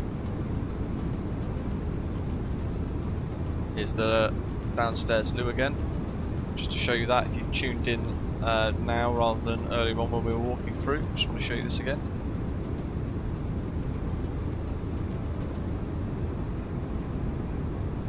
Yeah, the Lufthansa liveries, you get like an old one and the new one, and they're both really, really nice. To be fair, the old school Etihad livery is pretty cool on it as well. But I wanted to do something different today, hence the Iberia flight into Chania. The new 29 Palms Chania airport scenery looks amazing as well, so it was like a double kind of win-win, double whammy today. There's doors 3 left and right. Emergency exits with a big kind of aisle area there for the exit row. It takes a while to get back to the front.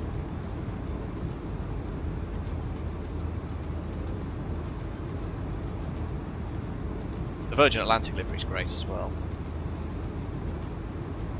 Ed, you're looking about $25 US at £20. Thereabouts. I mean, you've even got here, oops, that's the side of the seat. You've even got just here the actual kind of an A340-600 Iberia safety card with a Nokia 3310 on it. Old school.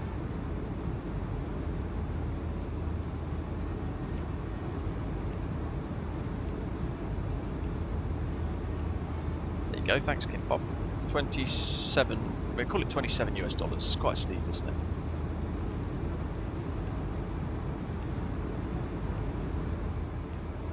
There's your forward main galley. Serving the posh folk at the front.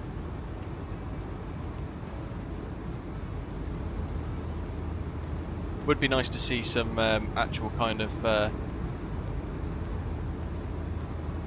containers placed in those. I personally think that'd be quite nice. There's an added touch. Go back into the flight deck. There's that transition again. Because in reality, this is really what it would sound like in the flight deck. Just get the whoosh of all of the air conditioning and the environmental noise of the wind whistling past.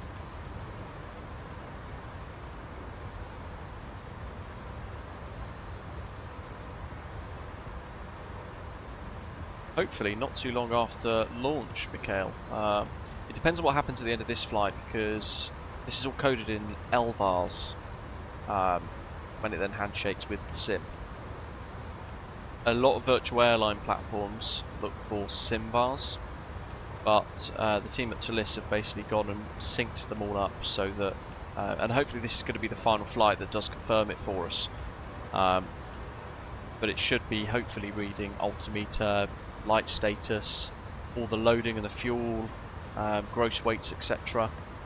And the G-force on landing, because that was quite out as well, because it wasn't syncing or outputting the data into the virtual airline clients.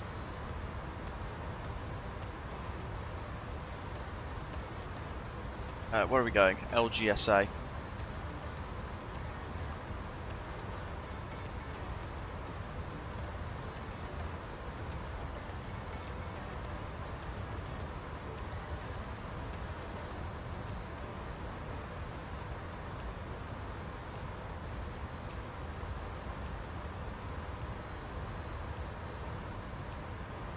So that's Chania.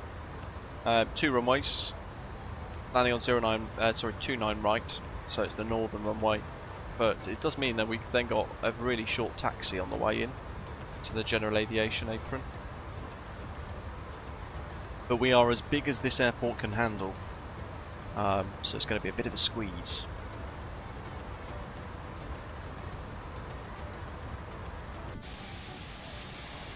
Look at that.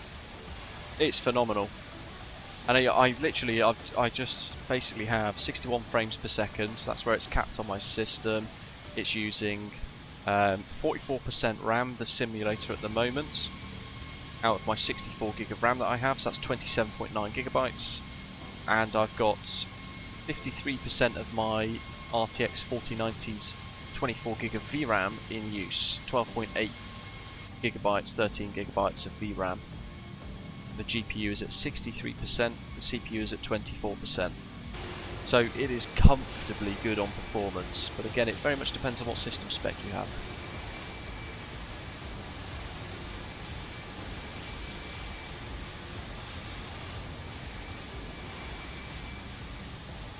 At night time, this is amazing as well. What I'm going to release tomorrow, and I'll work on that, chase plane being experimental,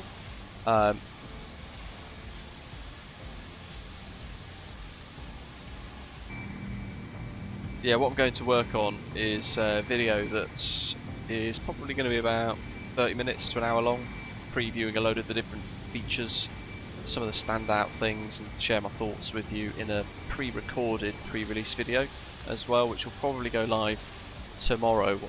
Depends if I get around to actually flying the flight, recording it, etc. But I'll hopefully be able to highlight a number of features available to it as well, available to you that really kind of show this as a standout highlight. With a big old summary at the end of my thoughts as well. But then on top of that, through the week ahead prior to launch, whenever that launch is going to be, because I don't know a date yet, but I expect Aerosoft will announce something in the week ahead. I will release my usual tutorial series, so there'll be an episode 1, 2 and 3 out, covering a full flight, cold and dark, engine start, taxi takeoff, climb to cruise, descent, ILS approach, hand flying the landing, all the way down to parking up and shutting down at the gate on arrival, across 3 different episodes. So hopefully that'll be quite good. Sam, welcome matey. No, I've not got them yet. I've not got them connected to the sim yet, mate. What I did do before the stream though is I connected the wind control URSA flap and speed brake and parking brake unit to the throttle unit, so that's all ready to go now. Basically after the stream today I'm probably going to fiddle around with it, connect it all up and go from there. But I'm probably going to have to buy a bracket for it. You know, the Mount 5, I think they have it on their website for, so I can pop it on my desk and have it mounted quite nicely. At this rate I'm not going to be able to get in and out of my seat. there's no room. Great. It was very unexpected. I suspected they were considering sending me the kit, but I didn't know it was actually already on the way, which is cool. So it was a very pleasant surprise. But I tell you what, the wind control throttle unit, it's so amazingly well made. So I'll be looking forward to getting it set up, all set up for you, and then I'm going to intend to do like a review video of it as well, just so you can see what it all looks like, how it all works. And the first thing I'm probably going to do is try and get it working with this. It means my Honeycomb Bravo won't be needed anymore.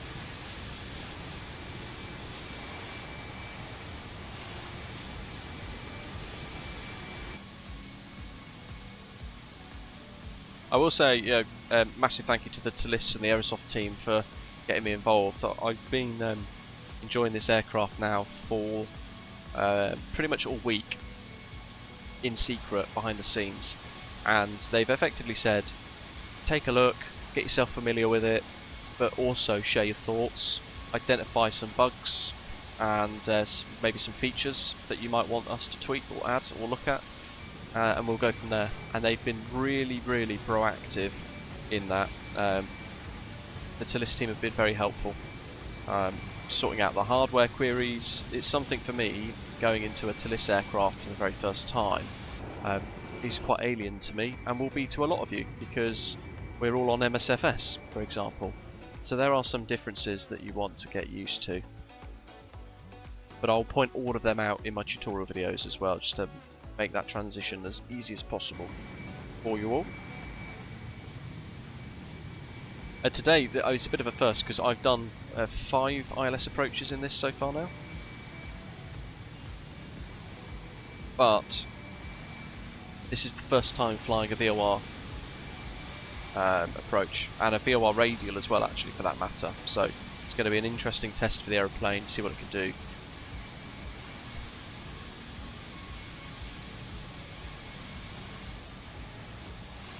It is properly majestic. They are in touch with the GSX team as well, so Umberto is working with them to kind of make sure that this is all supported on release.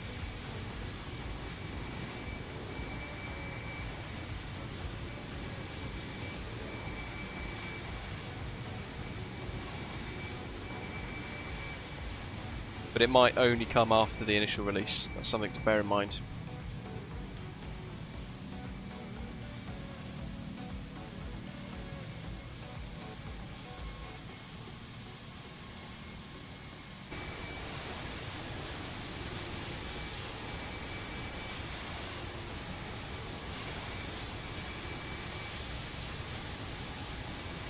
They're pre-installed, Joe. So I haven't got like an external livery manager or anything like that that's been sent to me. They're all pre-packaged liveries.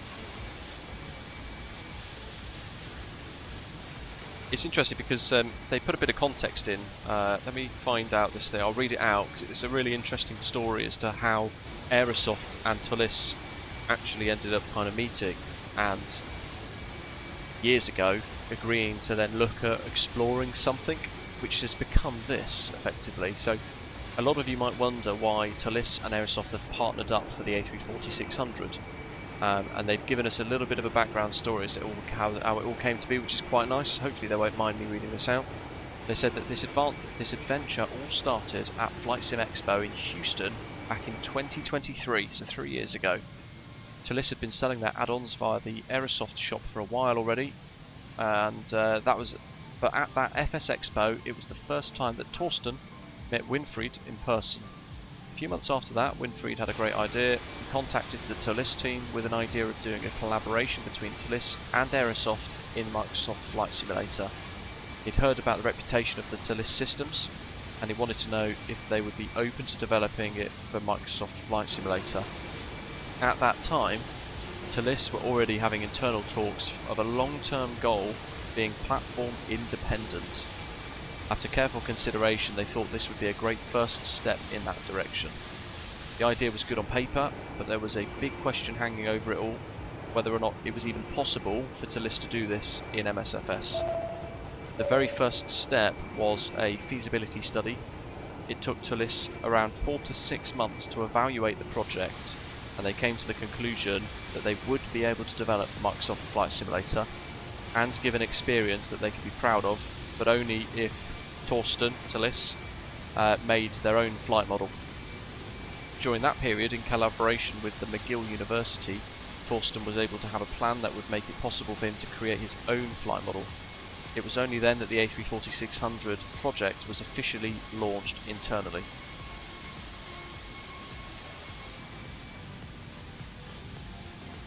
So, who did what is a big question.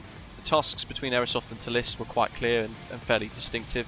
So all of the flight systems, the flight model, the engine model were all done by ToLiss. All of the visuals were done by Aerosoft. And the decision to start with the A340-600 has come from the fact that at the time the X-plane version of the A340-600 was already available, so Torsten was not starting from scratch.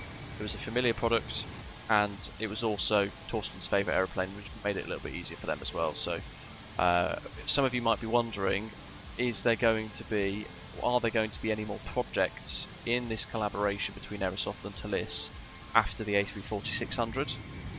And they said, of course, both Aerosoft and ToLiss entered this collaboration with the hope that it could be expanded eventually. These projects take years to come to life, and it's only natural to plan ahead. That being said, Aerosoft and ToLiss also agree that it is important to first focus 100% on the smooth release of the A340-600 Pro. Solid release of this project will help shape the future of this collaboration. And I think that's quite cool. That's a bit of a story of how it all came to be and how we now have the best A340 in the sim, full stop. I would love to see ToLiss go back to the A330 that Aerosoft launched. Dive into that and kind of fix that. So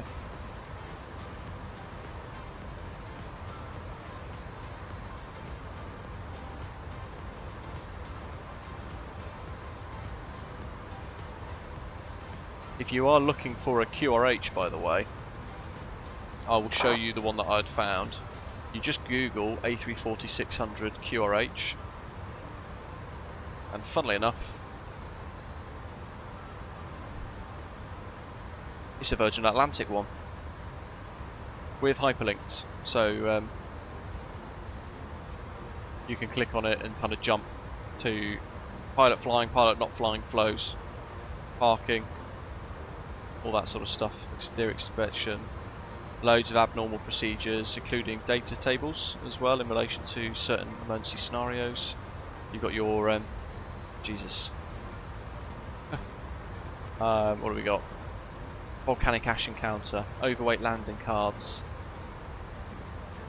which is obviously important for emergency landings or returns, engine tailpipe fires, high engine vibration, so everything you could come across, because there's 303 failures in this, any of these could happen. RS failures, you know, flight control failures, everything and everything, emergency descents, the whole shebang. So that's just online. Quick Google found that one for me.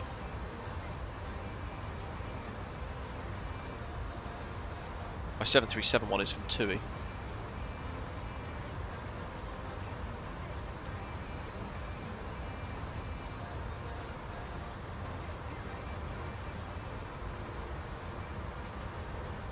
Yeah, we definitely don't need any more A320s in Microsoft Flight Simulator. Cheers, Sam. Have a good day, mate. How many have we got now? Like 36.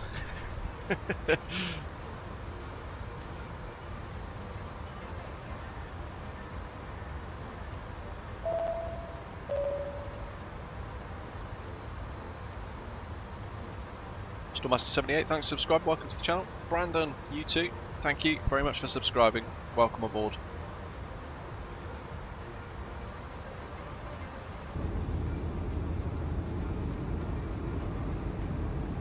Good old chase plane with wibbly wobbly views. Oh, you'd have to ask Zato, Aaron. Strictly welcome. When we had them in our Virgin fleet, they were a great upgrade from the A340-600. Passengers loved them. The only issues were the labs. But they're all now freighters. Yeah, they've gone to European Air Cargo or something, haven't they?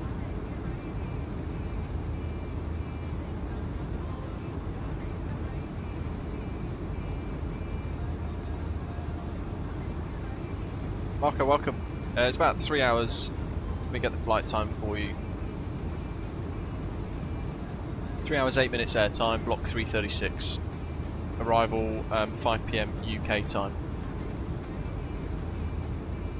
The thing is, we could dynamically change the cost index as well if we wanted to go in here and go, I don't know, cost index 50, because we've got the fuel for it. You'll notice there, slight change in speed. Different speed target for the climb, the cruise, sorry.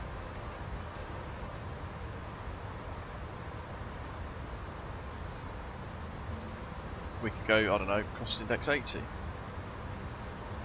can just change them on the fly, look, and it will automatically then change the speeds for us.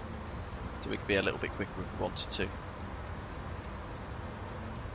I think the sounds are really good, simply pleased. I haven't got the most amazing speaker system. I've got a really good sound card in the PC, but I've got a cheap set of Amazon Basics PC speakers, and I find it quite nice. It's bassy, whiny, depends on where you are. When you walk out of the flight deck door, there's a little bit of an instant change from cockpit sounds to cabin sounds, and there is quite a difference, but you know, I don't mind that.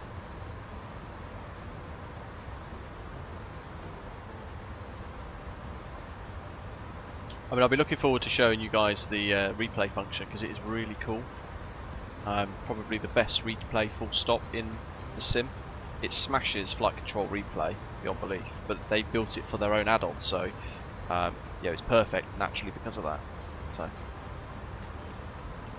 Joe can't wait to fly with all of the liveries, especially with the Etihad F1 livery.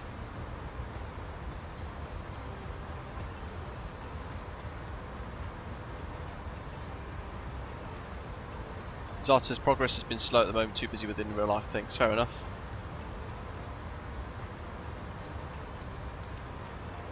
Livery painting for Osprey is always secondary to that anyway.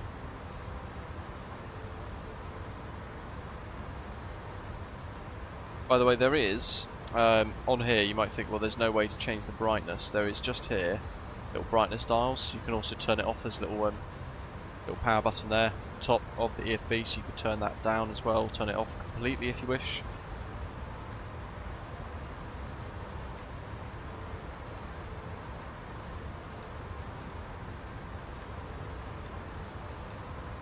We've got Athens radar on, so it's everybody I know. There's a whole load of coffee stains on that little bit, which is a nice little touch. Night lighting in this is phenomenally cool as well. It'll be dark when we get towards Chania, I think, so we will hopefully get to see the night lighting at least. What are we doing? Progress optimum of 390.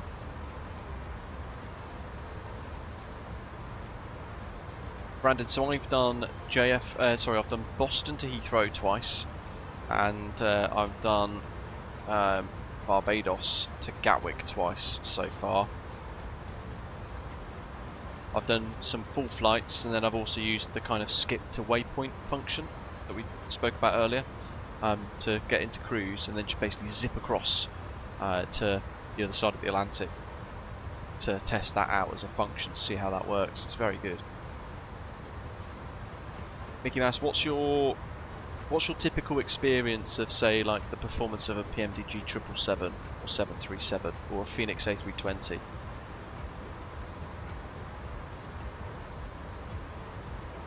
Because it's very similar to those. It's great on performance, but it's hard for me to nail that precisely because I've got a powerful system. I'm running the sim in native 4K, for example, on a 4K monitor. But even then, I'm pushing the system quite nicely, and we're doing 60 frames per second, and that's what my maximum cap is. So it would in reality be a lot higher than that, but I don't want it to be higher than 60 because you don't need it in flight sim. And what it does is it doesn't stress out my graphics card all the time that way. Pat Cott, welcome. Yeah, the Aerosoft CRJ V2 is really good.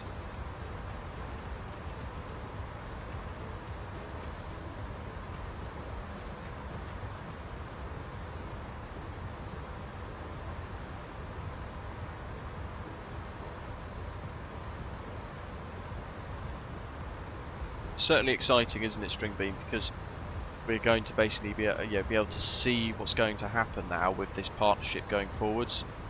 This is almost like proof of pudding.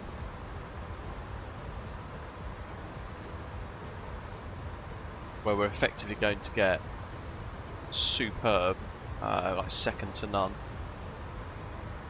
aircraft.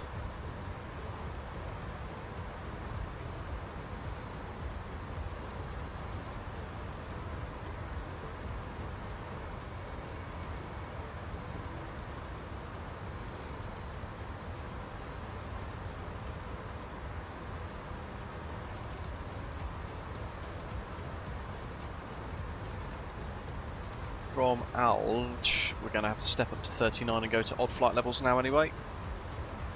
It's telling us step now because it's trying to calculate the most optimum step climbs basically.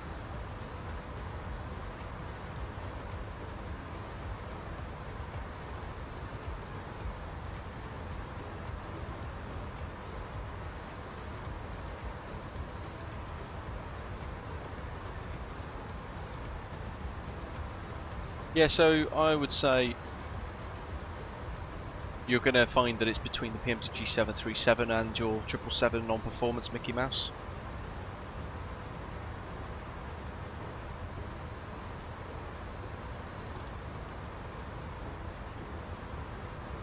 Trader, not sure what the price is going to be. That's going to be an announcement by Aerosoft and the ToLiss team, hopefully this week, but watch this space. But again, as a little reminder, I'm going to have a whole load of videos coming out through the week ahead to prepare you all for it, basically, so you can just dive in, follow my tutorial videos, and settle in quite quickly. There's no automatic step climbs, no. Let me just, I'll go in and have a quick look-see.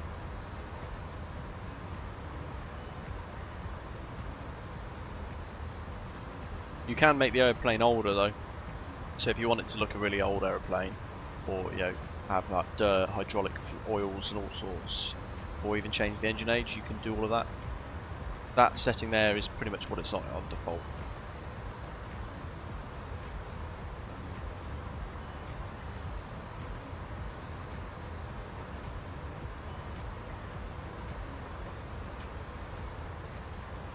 Put that back on auto.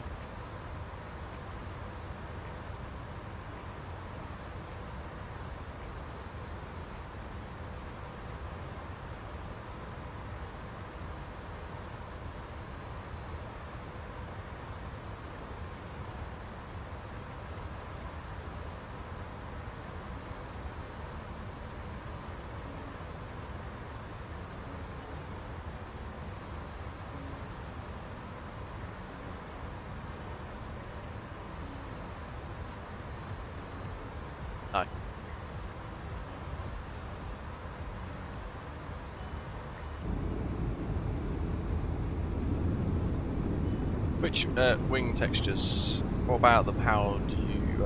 How do I do?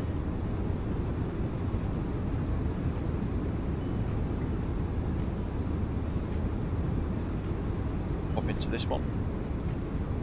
Look at that.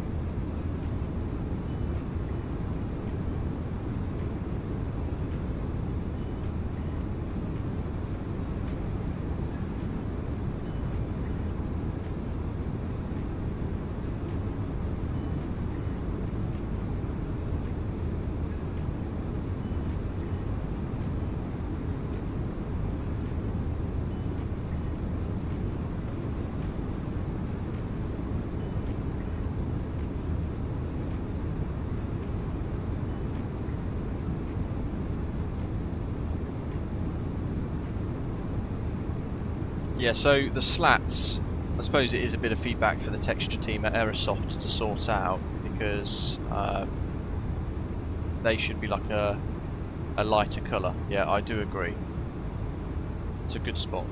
I'm just comparing imagery with what it actually looks like.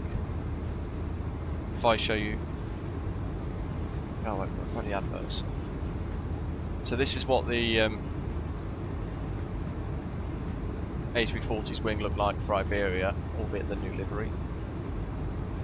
And that's what it looks like in the sim.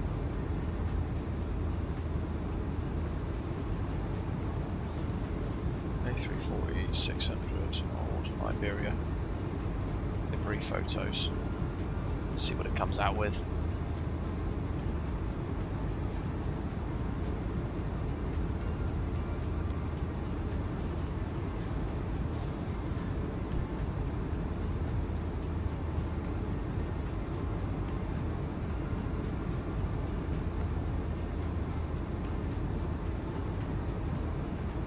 But actually, in all of the flight sim imagery, the slats are all off colour.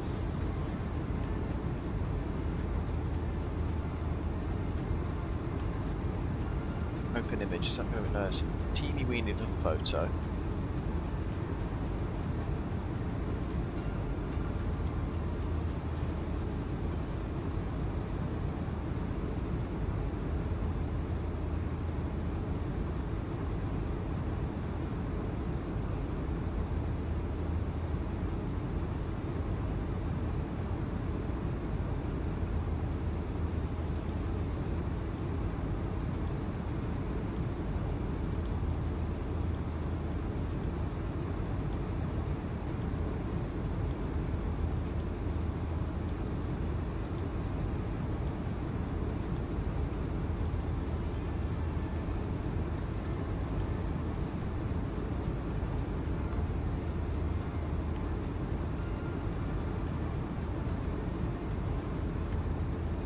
I'm currently trying to find the photograph that actually we can look at and use.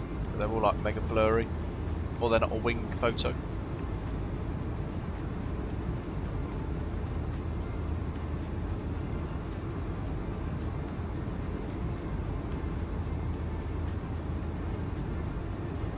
Yeah, here we go. So you can see there the wing texture, the slat colours versus that. So definitely some texture improvements to be done there.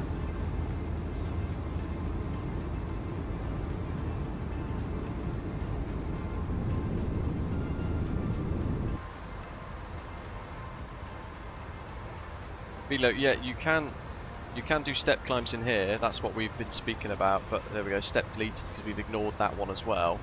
Let's go to 39,000 though. Do it smooth. Then we're going to get new cruise at 39 reboxed.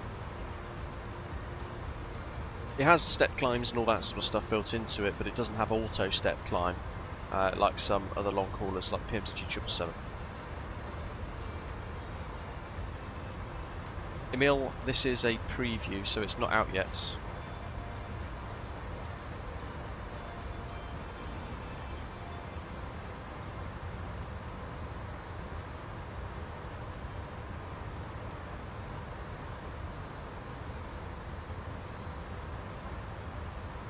There's a little VORs retracking. Love that little animation, it's really good. Printer's not working though.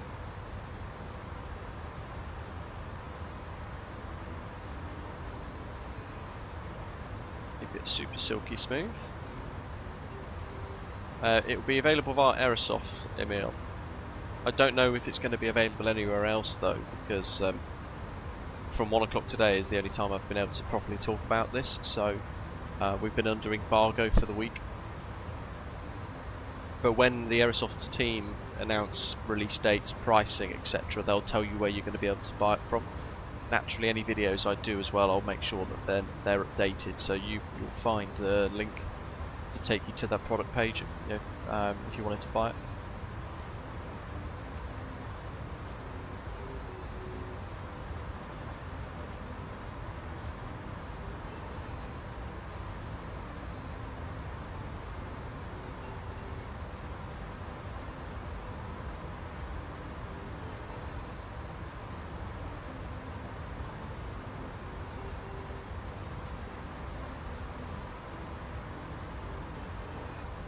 I'm going to do a poll,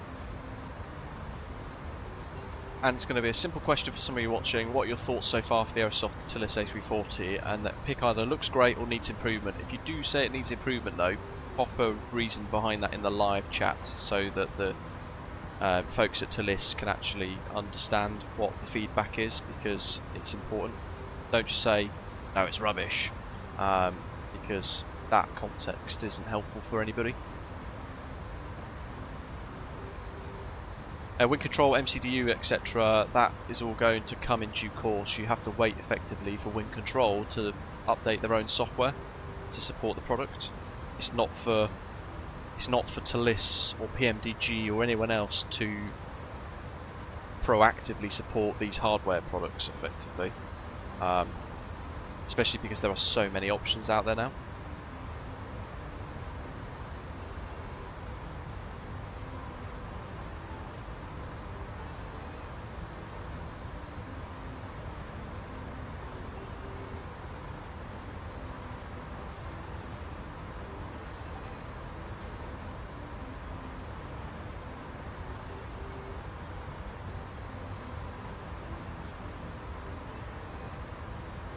ETP coming up, it's our kind of halfway point marker.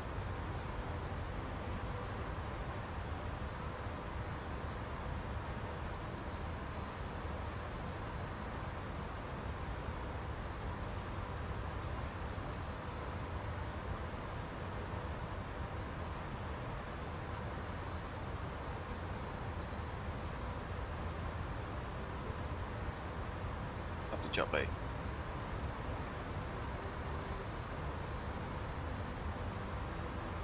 They fixed that, the new GSX update, so the install work. Do you mean just, is that a question specific to GSX itself, matey? Are you asking if GSX to fix their own installer problems? No, they haven't. I still have to use Warp to connect to GSX to update it, otherwise the whole thing doesn't let me open up the program, which is quite frustrating.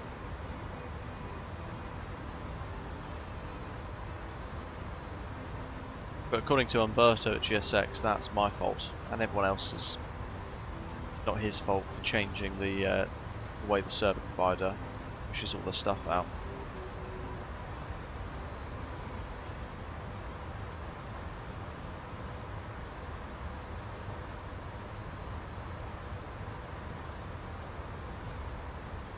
We've got switching, let's see.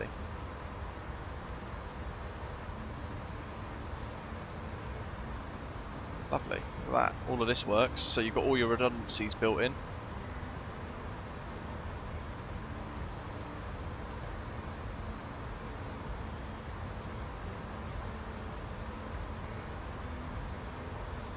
To be honest, I doubt they will fix it, Emil, GSX, or the team at GSX. I doubt they're going to fix the way that their installer works, because it's probably going to be more on the team at Cloudflare to sort out their agreements with some internet service providers that are blocking it.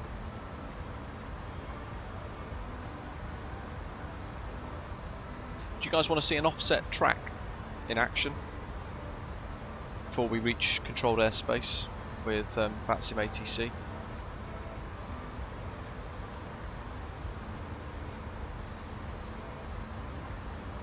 This does fully automated holds and everything as well.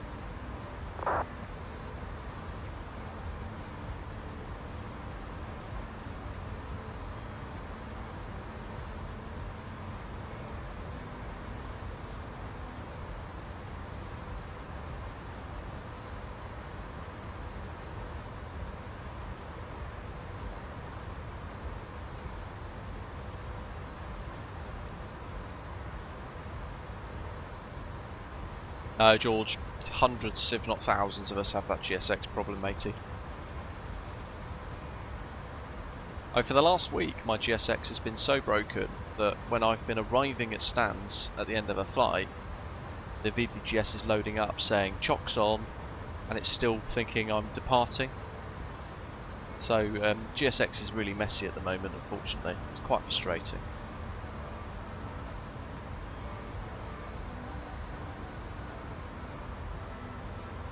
Emil, go back to my channel, and about a week ago I did a video on how to fix your GSX update. Check that out, super quick.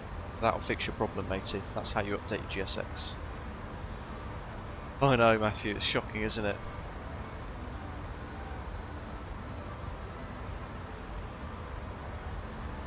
I'm just going to quickly go to plan mode because I want to show you what the aircraft has drawn for our VOR Yankee approach later into Chania.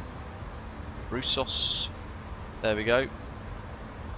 So there's our little VOR DME arc.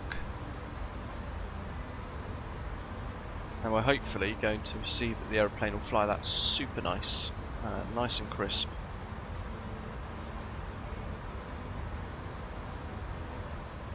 But ultimately we might get vectors, we have no idea what we're going to get by ATC really. But that's what we've planned for.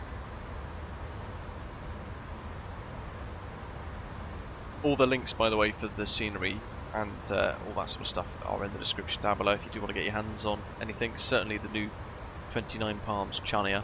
If any of you are watching and you like to use Contrail, then there's also a link to 10% off your Contrail order.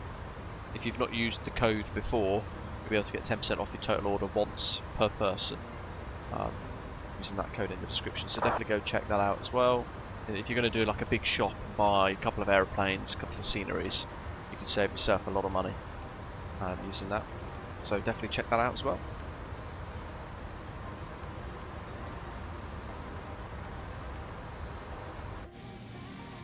But if anyone of you wants to see a offset track, then do say in the chat, otherwise I will just carry on as we are.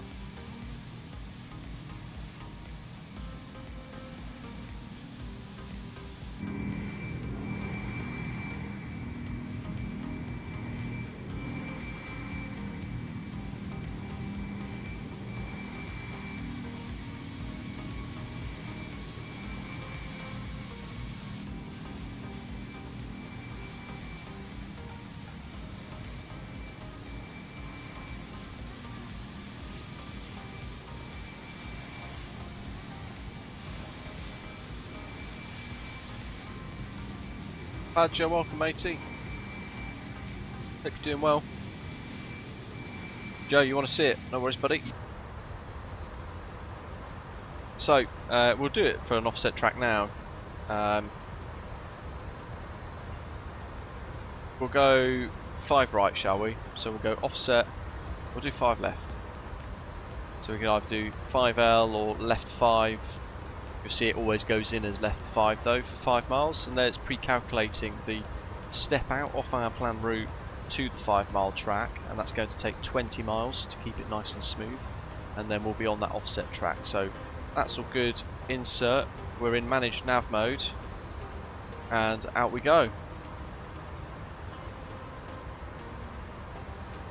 Really useful if you're flying oceanic and you're flying a lot faster than a load of other aeroplanes in front of you that are at the same altitude on the same nap track, because what you can do is go offset by 5 or 10 miles left or right of them and zip on past and then you can correct back afterwards. Say an hour later, you can correct back onto your LNAV path with a 0 offset and just carry on.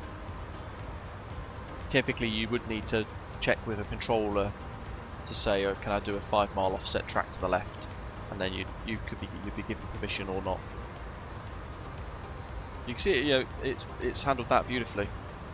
Go right down to 10 miles, look, and it keeps our original line on the nav display because it's really important. That is still the active flight plan route. And what it's done is it's drawn this additional 5 mile offset that we've just asked for. Yeah, that's it. Overtaken on the motorway. It's the best way to explain it. Yeah. Well, I'll let it complete this. We'll fly offset for a few minutes and then we'll return back, so I'll show you how to reset it as well. So it's all done in action. Grumpy Bus Driver, does this A340-600 have an option to print to external printer? No.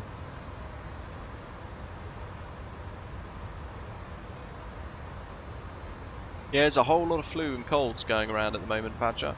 Hopefully you get better soon though, matey. Is it better than their released A330 CEO? Yeah, loads. It's the opposite end of the scale.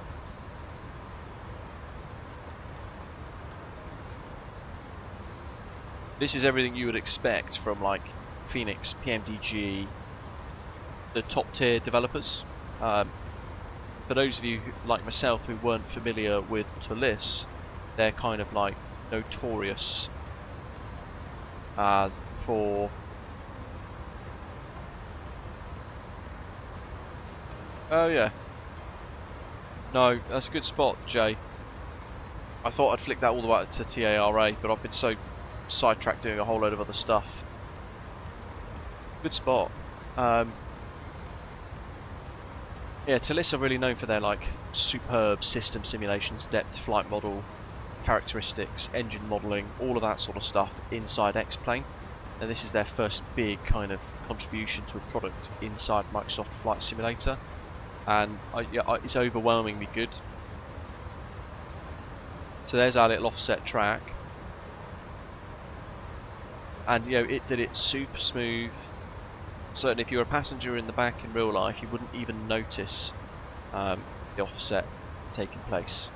But to step back to our normal route, you can just go back to the top, go into the offset menu, go for 0, and insert.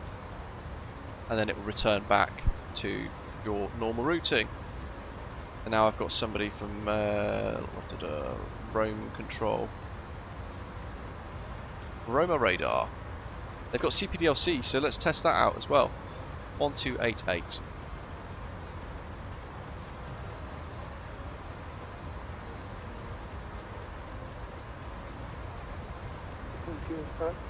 So we're going to go AOC. What do we got? No, we don't. Probably there. That's all available, ready to go. So that's our Pocket A-Cast. So we're going to go connection on the ATC menu. RSU1. 4305, notification. It's going to give us RSU1. We'll speak to them first.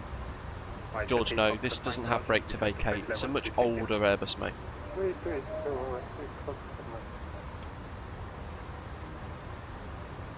Rover Radar, buongiorno. Osprey 2472, flight level 390, inbound Rubik. So 32472, Roma identified, squawk 1244. Good poll. Overwhelmingly positive. Hey Dominiki. Roma Radar, buongiorno. This is Iberia 34 Tango Heavy, flight level 390, inbound Rubik. Iberia 34 Tango, Milan correction, Roma identified, squawk 5310. Squawk 5310, Iberia 34 Tango Heavy. We'll notify now. That's pinged off to the controller. And we're going to get some HC stuff. Now there's an option in here. Where is it? This one. Auto execute ATC handover on Star 1745, proceed direct to Libro. And you can save that. So basically, if you were going through multiple oceanic controllers or all the way across Europe and you had 5 or 6 different controllers all using ACAS, CPDLC, it will automatically handshake off between each one and it will do the notification process for you. Very cool. We'll leave that on and we shall see what it does.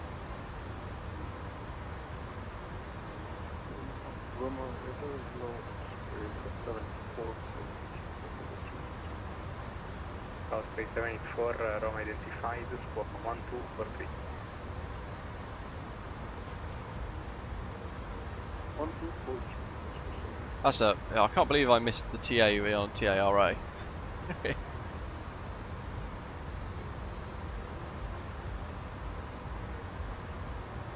By the way, the one thing we've not tried today is the new scratch pad function on Navigraph, which is amazing. It's very, very useful. Nav, all of this as well, holding clearance, times in and out, pilot reports, landing data. So you can basically go in through and basically just configure all of this as per you want. 29 right, for example. Quarter brake low. Star 1745, when ready, descend to brake level 210.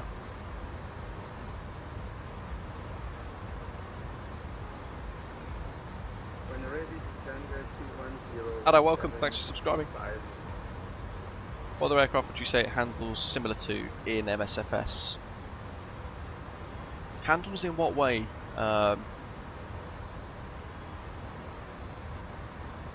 Yeah, handles in what way specifically, George? Awesome, Daddy, welcome. Yeah, mate, you're not going to miss it. So we're connected now, so we've got ACAS, CPDLC working away.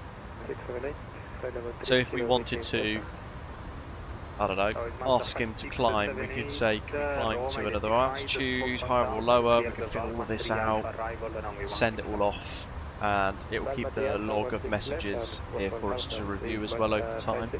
We can make other requests.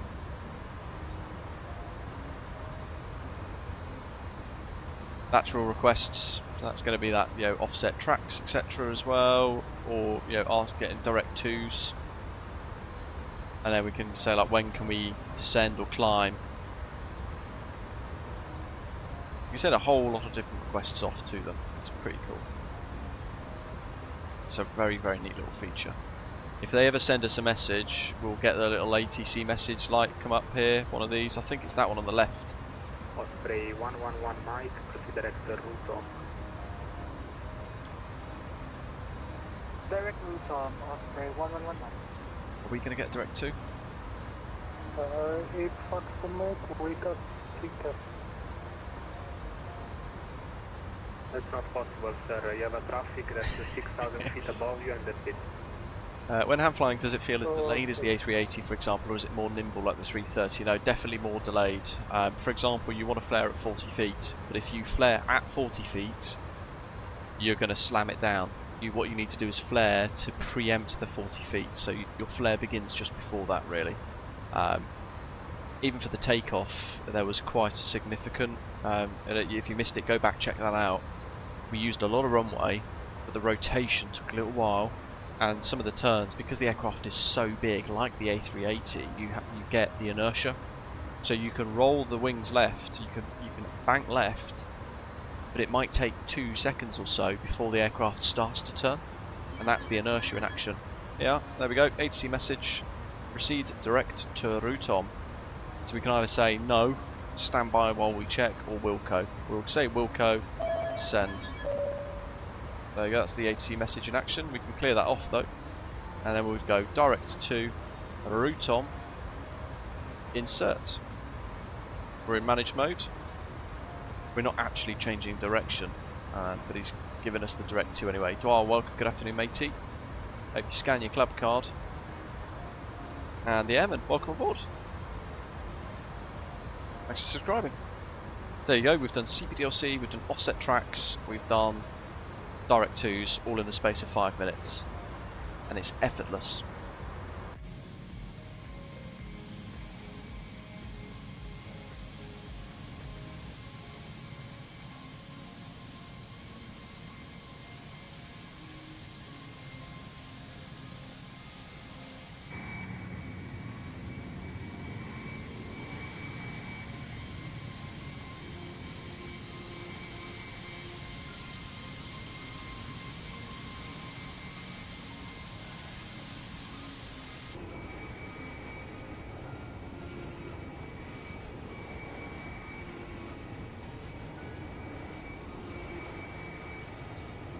Jan, good afternoon. How you doing? If you enjoyed today's live stream, by the way, don't forget to give us a little like.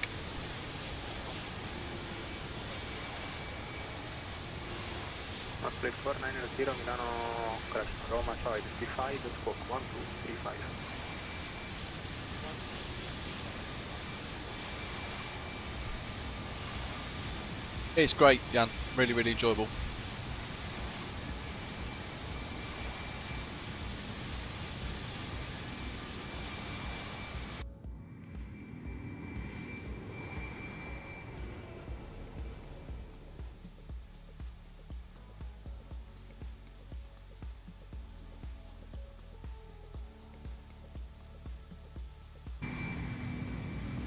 Hugo, welcome. Just a quick question. I'm on Microsoft Flight Simulator 2020 currently, looking to upgrade to 2024. Most of my add-ons are compatible with it. Should I upgrade or consider some things like crash to desktops for upgrading?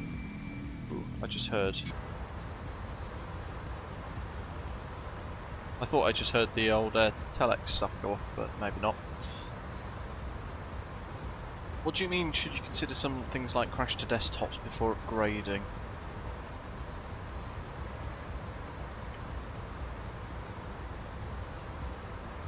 Out of curiosity, because I personally haven't had any problems, if I'm honest. Not massive problems. Whenever I get into the A350, it crashes whenever I finish the flight and go back to the menu. The whole sim crashes to desktop. That's quite annoying. But you know, Microsoft Flight Simulator 2024 now, certainly since Sim Update 4, is very stable.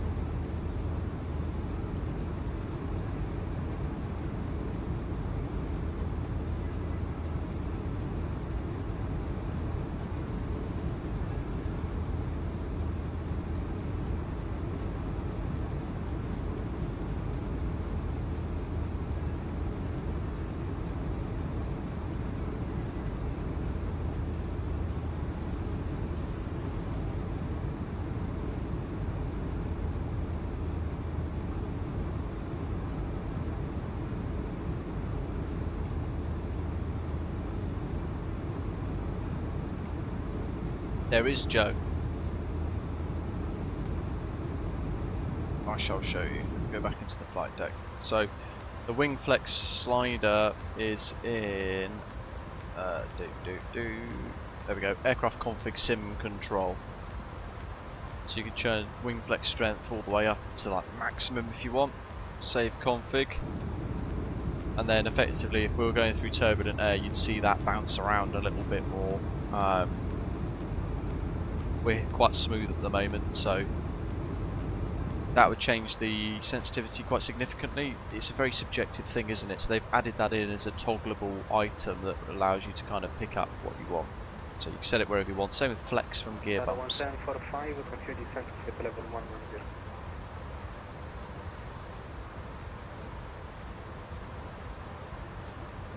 Joanna says the A350 was my first ever built aircraft and it will be my last. Rum Raider, hello, Wheeling Gate 59 Whiskey. They've got some really good products.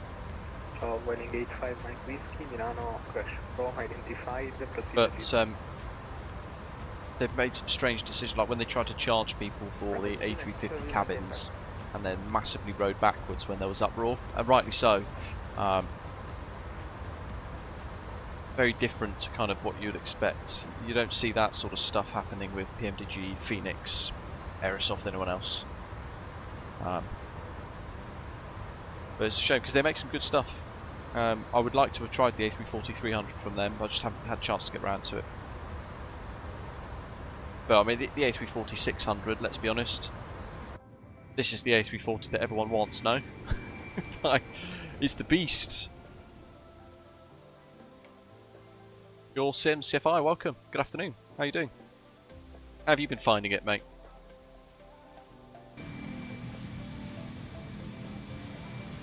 Who needs a 300 variant of the A340 when you've got this massively stretched, majestic beast?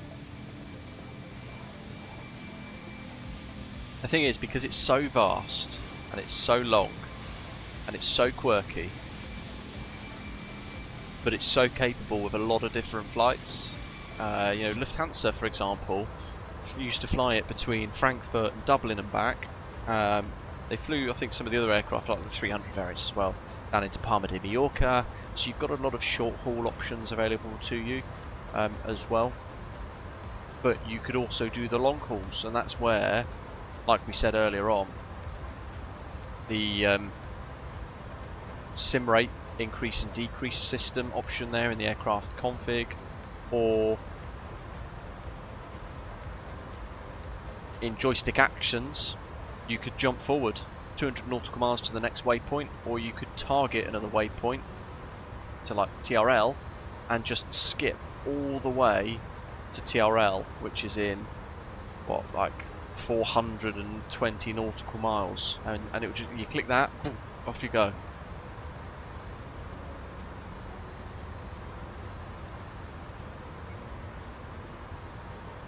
So it's so flexible.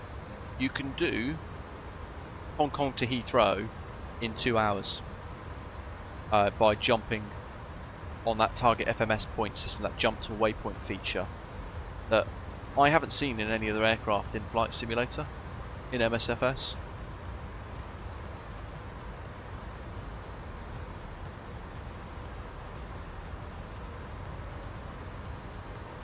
It's pretty unique. It's pretty cool. But the sim rate you can go up to 4 times. So if you fly for Virtual Airlines, that's the one that can be used. If you fly for Virtual Airlines, then you probably can't jump the waypoints because it's basically slewing, which most block. But you can still accelerate time. If you use New Sky, for example, for our channel's Virtual Airline Osprey Airways. I am tracking the flight on that today as well as a bit of a test to see how the SIMVARs and the LVARs sync and feed out into New Sky.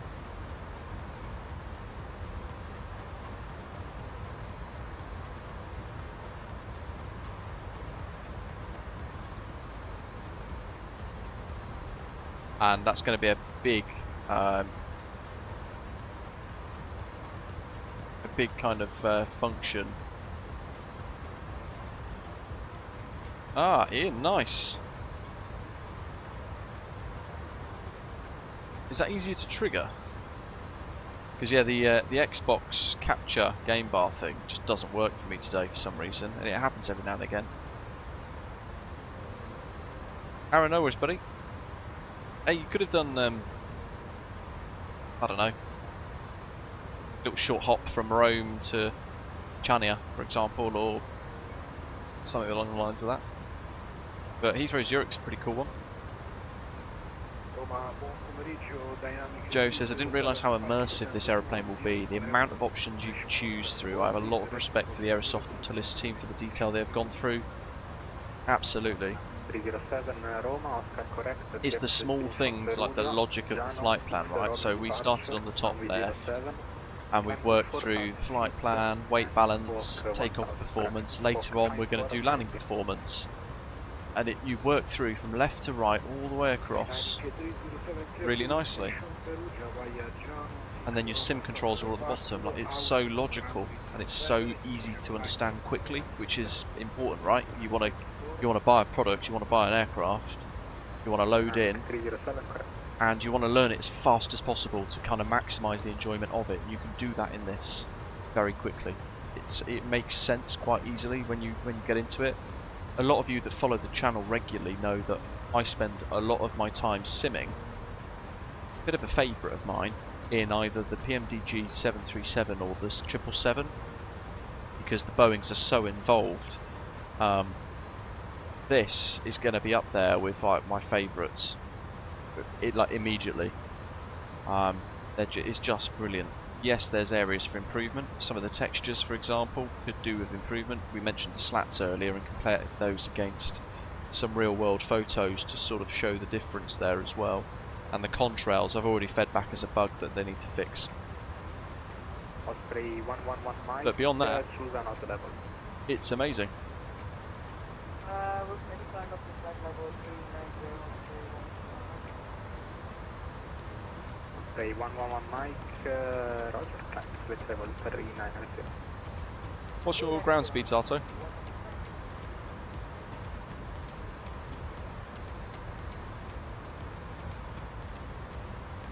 Chania says, what I do like about this aircraft so far is that ToLiss realised they are awful at plane models.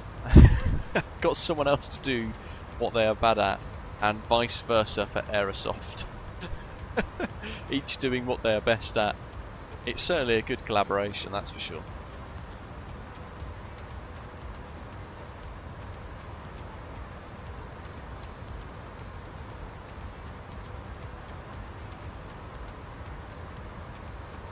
Arrow 1745, descend to altitude 7000 feet, QNH 1024, transition level 80.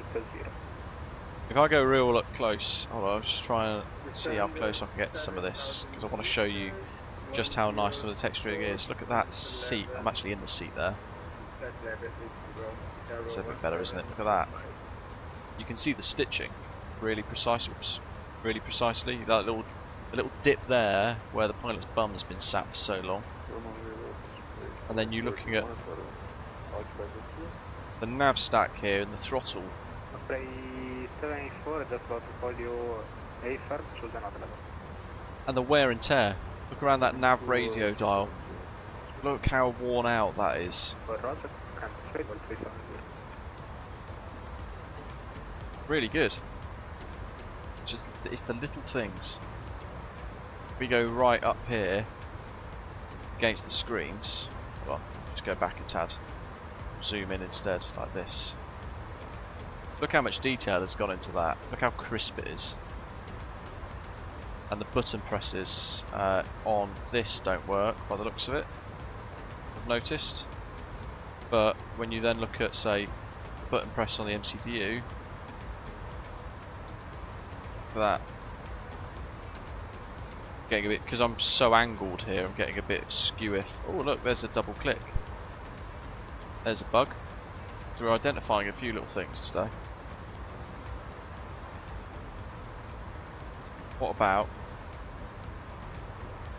Okay, that's fine. You know what? I shall put that straight away on there.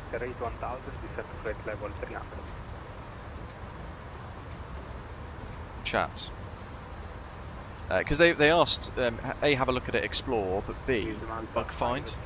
And I take that quite seriously. A, the opportunity, but B, you know, the ask to test it. Become familiar with it, but test it and try and break it.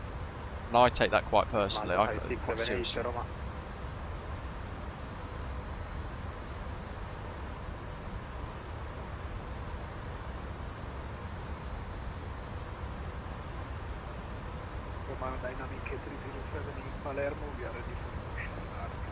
MCDU 2 has, how would you describe that? Combined, matched, duplicated. 678 Roma.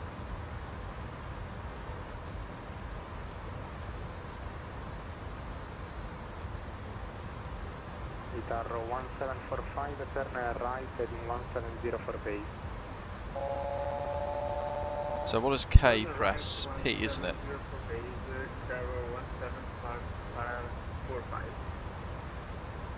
White Jet 8, Foxtrot Mike, monitor Uniform Choice. Monitor Uniform 1, Ciao. With 5, 6, 7, 8, Roma. Go, sorry. Malta 5, 6, 7, 8, rate 1000, descend to flight level 300. Level 300. Cool, well there it logged. Hey Aaron, thank you buddy, super generous of you. It's gifted a channel membership for 1 month, which has gone to your Sim CFI. Amazing. He said earlier actually, he says, I'm liking it, trying to showcase it out of Frankfurt, but was way too busy sat to leave VATSIM. Yeah, it's Frankfurt overload, isn't it, today? You can set up the same as the keybind to take a shot So how do you do that? Do I risk the sim? System graphics drivers settings. That's NVIDIA overlay, isn't it? With Malta 5678, contact Roma 124.2, ciao. 124.2, vabbè.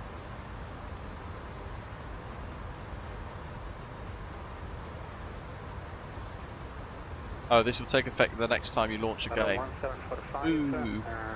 right, confirm right heading 170 and continue descent altitude 4000 feet. Right, 170, descend 6,000 feet. Look at that. 1745. Negative 4,000 feet. I remember when Virgin Atlantic had an A340-600 with 4 engines, 4 long haul painted on the side of it.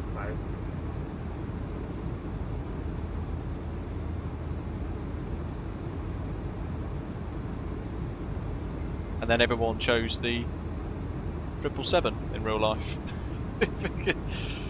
No.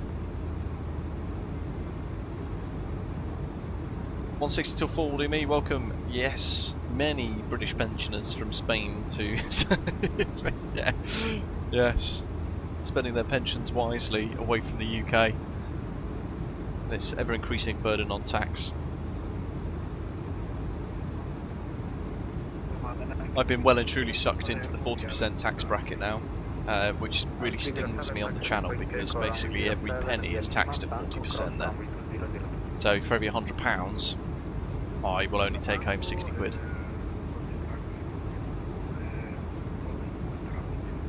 They're about to increase the fuel duty tax in the UK as well.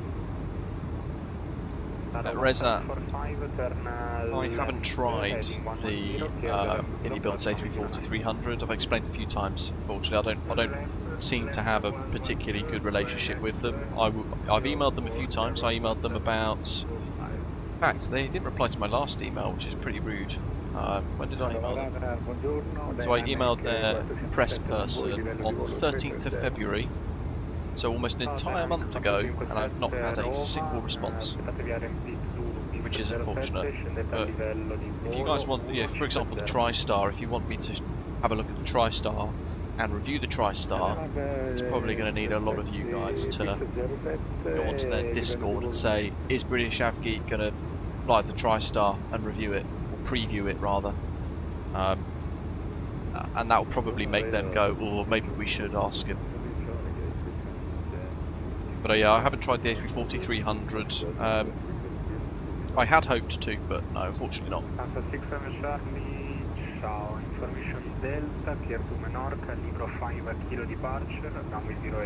Yeah, well, yeah, I'll take less than that with national insurance. Very good point. Yeah. Do you know the approximate price as it looks at study level? No. Hoping that in the week ahead, pricing and release dates are going to be announced by the Aerosoft ToLiss team, and then we'll know more. Ali, it's amazing in 2 words. It's really, really impressed me.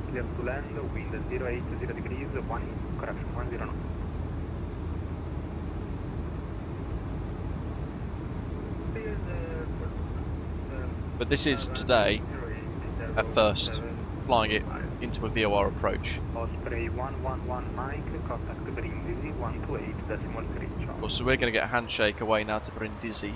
I'm just going to see if he's on poppies. Oh, he is, LIVB. So we'll see if we get an automatic handshake across, because he's going to basically surrender us. Hauser 28 November, Roma But that was 1283.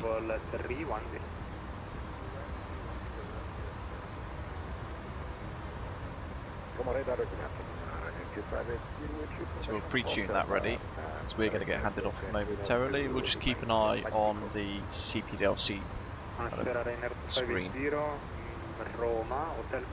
Yeah, Ali, they are. Systems handling, textures are done by Aerosoft. Could do with a little bit of improvement on some of the externals like the slat textures, but The systems, the handling, the flight model, everything is just superb. It feels, when you've filled it up full of people, cargo and fuel, and you've got a gross weight of like 300 something thousand kilograms or whatever it is, say 320,000 kilograms, it's incredibly heavy. We've got full ATC all the way now. But and that's when you then feel the inertia and everything else. It's really good. Is the MCDU possible as a remote? I don't know the answer to that, actually. It's a good question. Very good question. I'm not sure. I haven't seen anything to suggest that it is able to be done. So I don't think it is able to be done.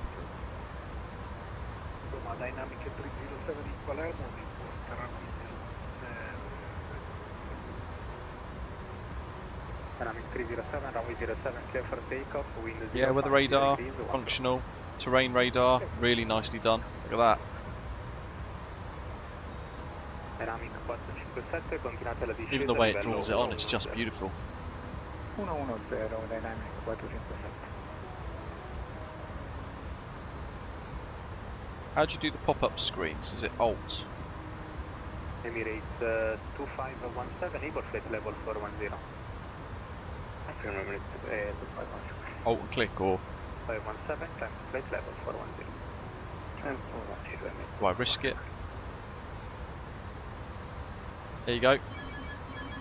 ACAS, so we get that little blue ATC message, we can clear that. Contact Brindisi Centre, Wilco.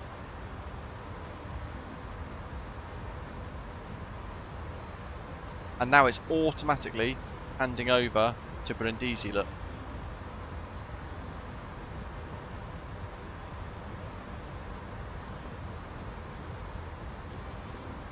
So we'll change to Brindisi, we'll just keep an eye on it, see if it does.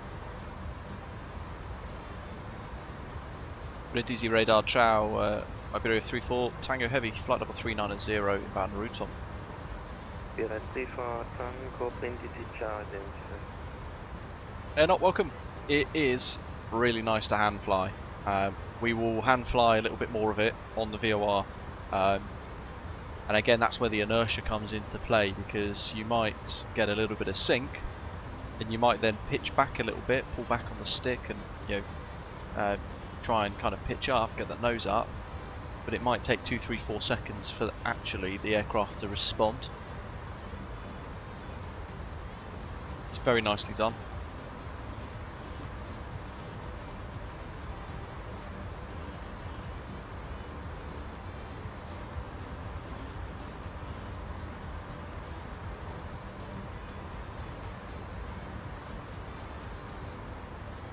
Right, let's do a little notification. So he is on LIBB. Lib. We're just going to overwrite that because it's saying next ATC, look. We'll just hit send and we'll notify. It's not done the auto switch.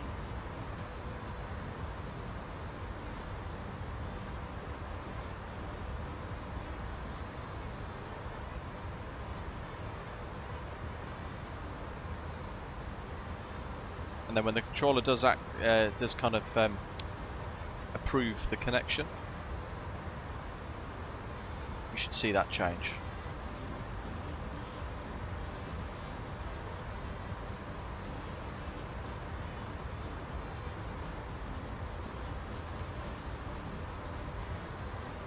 Where the bus's eye is.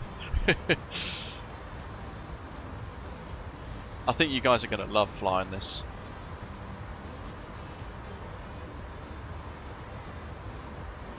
Yeah, Ali, again, it's something that I think if lots of people ask for, then they would be hard-pressed to say no to. I've sent them a couple of emails in the past, but they haven't replied to, I think, the last 4 emails that I've sent them over the last 6 months. So, it is what it is.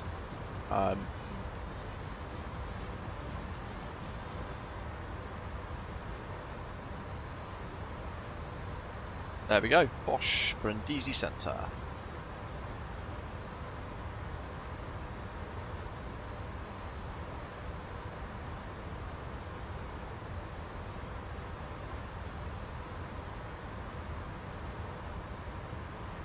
I think that one of the considerations for Innie builds is they have a number of paid creators that will they're basically paid a couple of £1,000 a year to showcase all the stuff they do.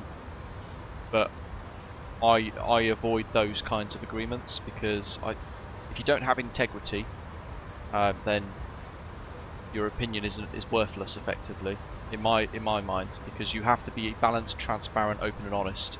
We get stuff sent to us for free like this product, and if I pretend like something's great when it's not, and you all go out and spend your hard-earned cash on that product, then I haven't done right by you guys watching and girls watching in my reviews or my opinions, because I haven't been fair, objective, open and honest. I don't have integrity therefore.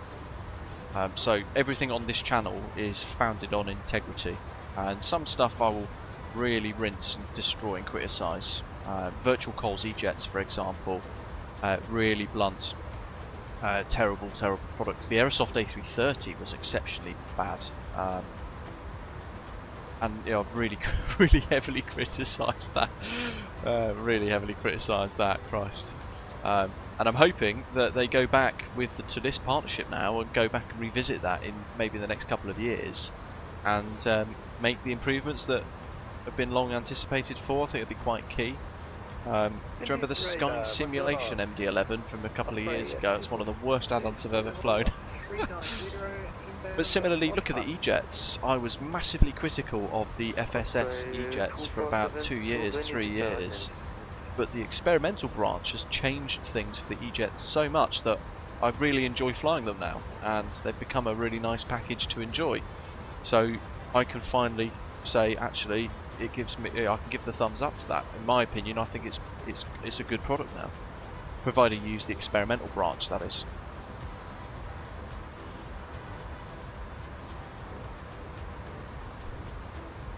And the Chitral review into Pakistan the other day, the video that I did, that is a beautiful approach, but the scenery definitely needs some improvement as well. So I'm critical where I have to be.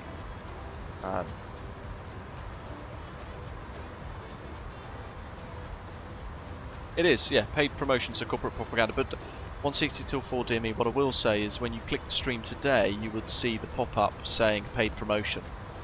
It's a rule on YouTube whereby you have to, so say for example Aerosoft have sent me this product for me to showcase and review and try today. Because they've sent that to me for free, by the rules of the YouTube partnership program, I have to tick the paid promotion label even though I've not been paid to showcase it. But that's where it kind of blurs the lines, right? Because you get some creators that won't tick that box, which in itself is wrong. But you'll then get creators that tick the box, but then have been paid significant sums of money to effectively be paid marketers for companies. And because there's quite a broad, there's quite a wide base, isn't there, then? Because if you're ticking the box, you've sent it for free, or you could go all the way to ticking the box, but you've been paid, say, £1,000 to showcase something or sell it, help sell it. It's quite an important gulf that needs to be differentiated between. But that's where people then get confused with the whole paid promo thing.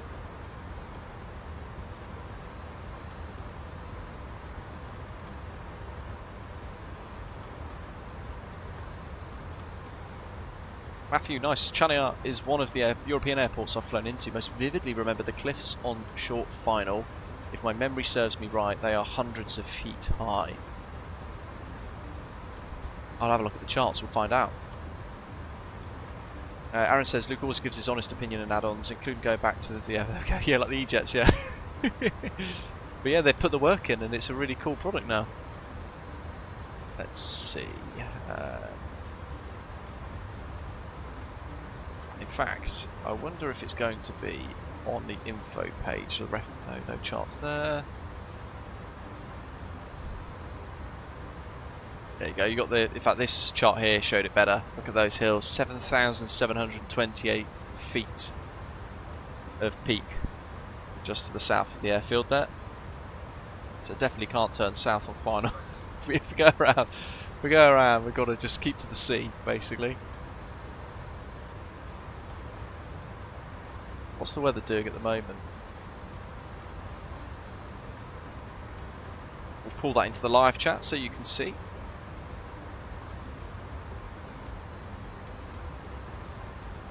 But yeah, don't be afraid, folks, whenever you're watching content creators, even like myself, don't be afraid to just ask in the chat, have you been paid to review this? Or have you been paid to do the advert? Or have you been paid to preview it?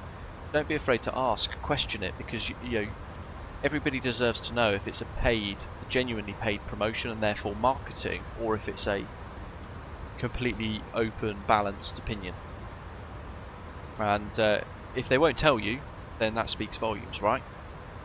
Whereas, you know, if somebody said to me, have you been paid to do this? No. Have I been paid previously to do a video for the Tobii eye tracker? Yes.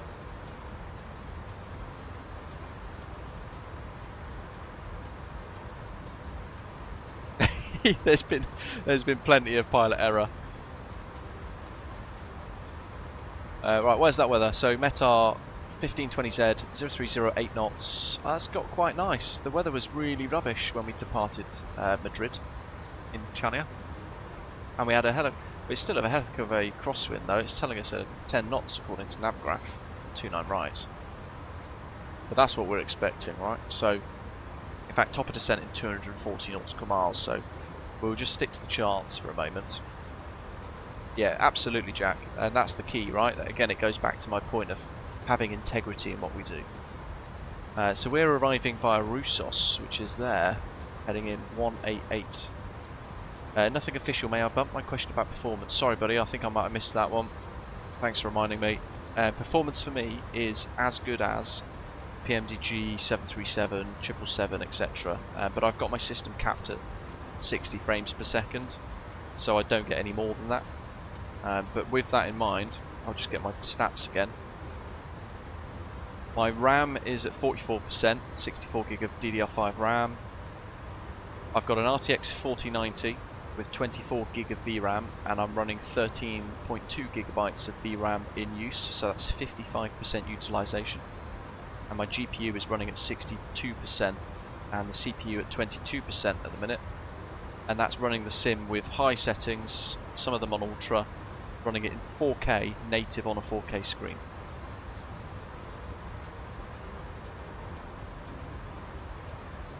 Yeah, MPS is specialist at turning aeroplanes into boats on live streams. So what have we got? Roussos 188 degrees, Roussos 2 Golf. That's 29 right, so we're going to be tracking the Chania VOR 1086, which it should auto-tune for us, but because it's so specific to our approach, it might be wise for us to actually think about manually tuning that VOR instead so that it stays fixed, because we're going to be flying a 12 DME arc all the way around that VOR to our final approach fix. That initial final there, that turn from Levco in onto that VOR Yankee. So we're going to have an inbound course of 287 degrees on the VOR towards the airfield, but the descent is going to be down to us, right? So we're going to go Levco at 4,000 down to 2,200 by 5 DME, and then we're going to work on down. Welcome aboard, thanks for subscribing. Because it's a VOR, we have a much higher decision altitude of 1,310 feet, which is 820 feet above ground level, and that's CDFA. So that basically has the go around altitude bit factored in, so that time where you decide to go around, pitch up, apply power, pitch up and start to climb away, it's about 50 feet, it's added that in for you. That's that CDFA. Yeah, 05 Madeira is always a great one, isn't it? Absolute classic. But the missed approach, look, is a bit of a tricky one as well. So it's going to be 287 degrees, max 185 knots. In this aeroplane is tough, max bang angle of 15 degrees, all the way around back to the Chania VOR. from there we go 016 degrees to intercept the outbound radial of 050 degrees, out to 17 DME, and then we hold at 4,000 feet. And that's important because by the looks of it we've got some terrain here at 2,000 feet to avoid as well as part of that missed approach procedure. So if we do have to go around for any reason, we're going to be sweating. But it's going to be good. The runway length is on our side. So landing on 29 right, which is this way. 3,348 metres. Nibble off a little bit of that, so we're looking at 3,000 metres of usable runway length. And we're probably going to vacate either at Echo or maybe Foxtrot right at the end. And then we're going to go Foxtrot Papa into the terminal. We're probably going to go for stand 1 or 2 for the big heavy stands for Chania today. But it's a shared kind of military apron as well, so there's a big cargo apron, there's a whole load of military stands and stuff as well. We'll explore the scenery when we arrive as well because it's it looks really good. 29 Palms of course made Santorini in the past as well. Really nice scenery developer, makes good quality stuff on contrail.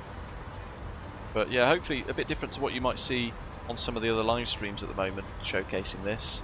They might all be doing ILSs, for example. We're going to do this VOR approach just to keep things tricky and test the jet. And test my ability in the jet as well.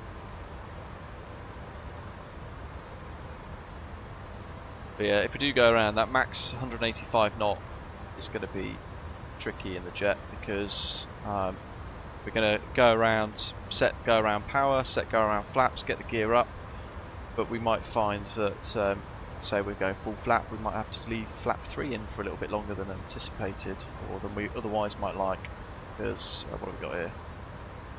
Yeah, we might be able to do it flap 2, we'll find out. Let's get it tuned in though. 129, right. Please repeat the frequency for Oscar 1119. 129.675. Cool, we get that pre-tuned ready because we'll be next. 129.675, Oscar 1119. Right, 1310. MDA, full flap. Yeah, go around, head rise to full.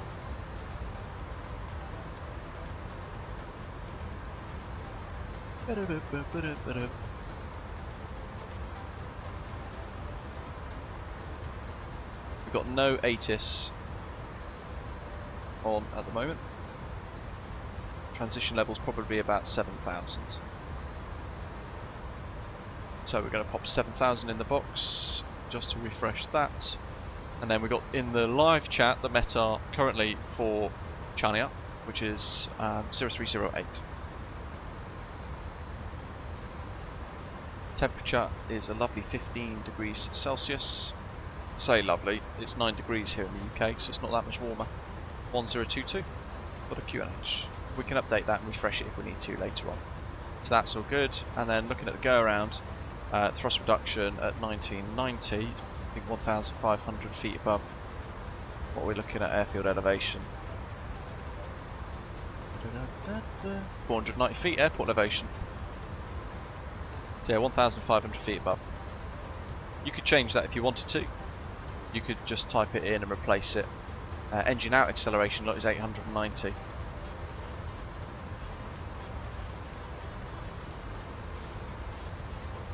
And then for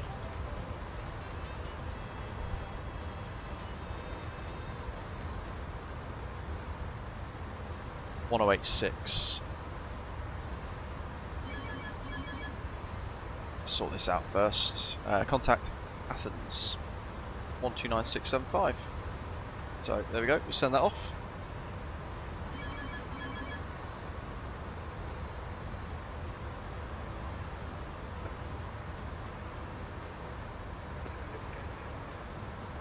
Caventran, I doubt that very much, mate. Indicate 92, Caspera, goodbye. Thank you for service, Rebecca 1. Have a nice day, bye. So he's LGGG. Dino 773, round 07, clear to land, wind 090 degrees, 8 knots. clear to run runway 07, Dino 600. It's nearly time for top of descent, green light. Welcome back. Tango, runway 34, clear to land, wind 35 degrees, 1 to the north. Yeah, the offset track was wonderful, wasn't it? Nice to demonstrate. We'll set some fixed rings up and extended centre lines in a moment as well. Athena radar, Kalispera, Iberia 34 Tango Heavy, flight level 390, route on. Iberia 34 Tango, kilo radar contact. Lovely job. Olympic 892, Kalispera, copy clear. Should we send this off? Or should we go just on comms for a bit? Let me know what you think in the chat. We can either send that off and it'll give us a little bit of CPDLC, or it'll give us the comms instead. What do you guys want to see? Should we go old school and finish the CPDLC for the day? While you decide and pop it in your chat, we'll go into the flight plan and add some fixed rings.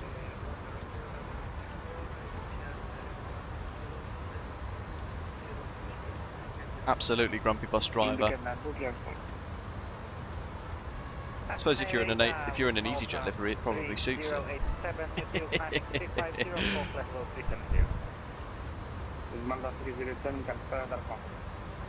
Route on. Offsets and holds, we're not going to worry about those. What have we got? Let's go to Dino 103, A firm, contact ground 121.705. 0, fix info. Wizard for Lima Yankee, Kalispera, flight level 250. And I want it from the threshold, right? So LGSA 29 right. I think if I remember rightly. Lovely job. Running 7391, contact Iraqion 123.975. And we've got 5 miles. Dino 2,200 feet. So I'm going to put 5 mile radius there. 09, taxi stand 1, And we're going to pop a 287 radial in.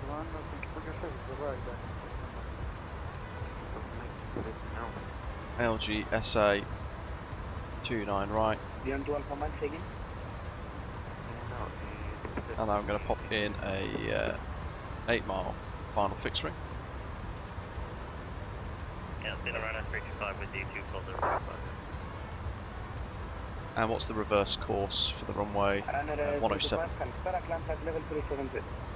So that's going to put in our fixed rings and our extended centre lines. In fact, you can see that blue extended centre line there slicing through our nav display. That's what that is. I know, let's turn it down then. What are we on? Where's the cabin? 24 degrees. Sorry, Unicom 128, this one to Bubble goodbye. Right.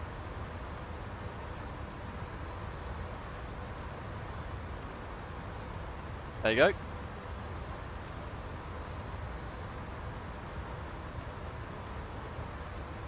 You can see there the zonal differences. You can see they're all slightly different throughout the entire cabin. Left heading 300, descent 4,000 feet, QNH 1027. Vectors ILS Zulu round 16. Left heading 300 degrees, descending. This isn't an instant change either, by the way. This will take a little bit of time for the air conditioning systems to sort themselves out. Some simulated aircraft will do it very quickly, but what you want to see is a very slow gradual change. Probably just turn it right down a bit more like that. Look at that.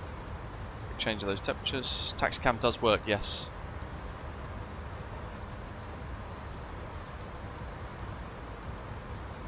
Nice to kind of be able to show you this sort of stuff as well, actually, to be fair. How are you doing, Christopher? What do you think so far, matey?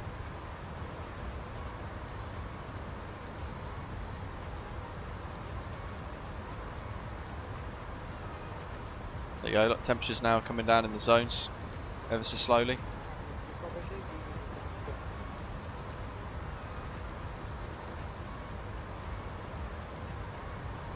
Everything simulated by ToLiss. And Zimmer concert, amazing. Dino 402, taxi via Alpha, stand 7, taxi. 7 via Alpha, Dino 402. Dino 069 Tango, taxi stand 2, taxi. Go back to conditioning.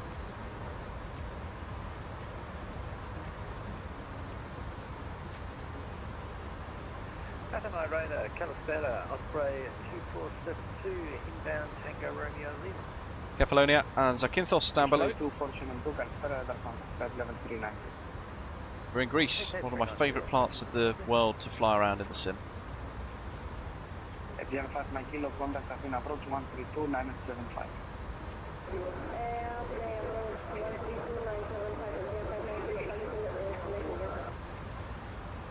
God, is he in an open cockpit? MPS, nice. Yeah, look, you see, it's all slowly coming down. And that's about right. Whenever I've been cabin crew in the past, not in an A340, but I flew A380s, 777s, 747s, A320s, sometimes the cabin would be baking and you'd say to the pilots, could you turn it down, it's like 30 degrees in the back. And then about 10 minutes later, people are still moaning and you call back and be like, did you turn it down? And they'll say, yeah, no we did. But it's because at the time I didn't understand that it can take a while to cool down the aeroplane. So it could take 10 minutes to get 2 degrees cooler, for example. And it depends how many passengers are in the aeroplane as well. Under 1214, Roger, standby.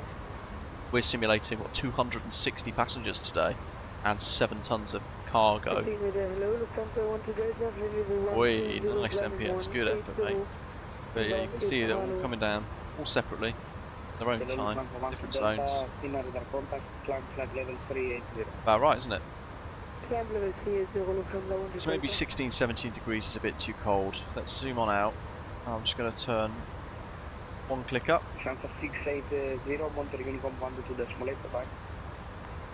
And another click up. There you go, so just change that. Ask for a slightly cooler temperature than what they're at the moment, so we're pretty good there. Do a quick status recall, check the status page prior to our descent later. I think we're there.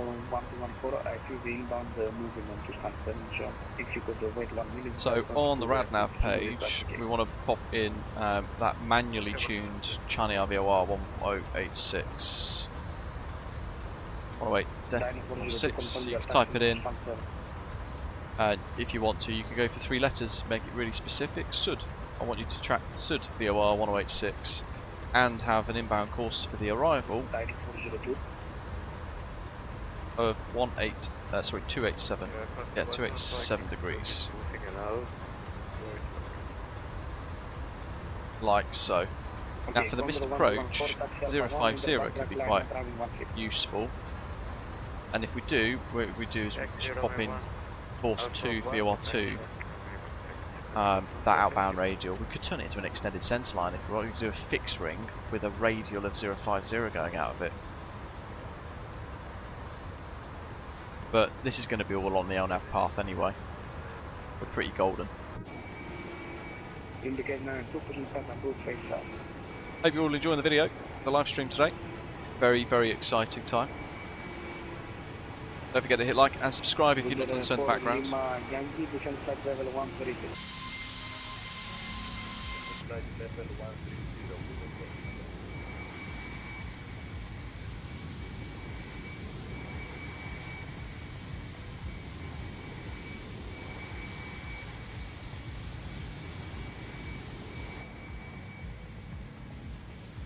Radar low, Turkish Charlie Foxtrot climbing, follow the 17 on heading. Driving for sunset, hopefully. 36 Charlie Foxtrot, still radar contact, proceed direct Amani, climb flight level 330. Proceed direct Amani and climb 330, Turkish 6 Charlie Fox. Come on, Chase plane, change the camera. There we go. I thought we were just going to get stuck floating in the sky. Christ.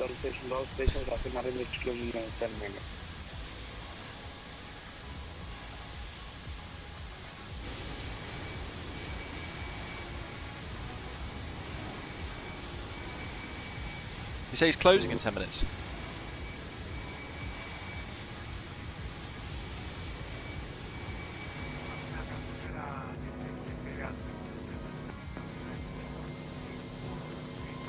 Oh, it looks lovely, doesn't it? Look at that with the sun as well. Jeez.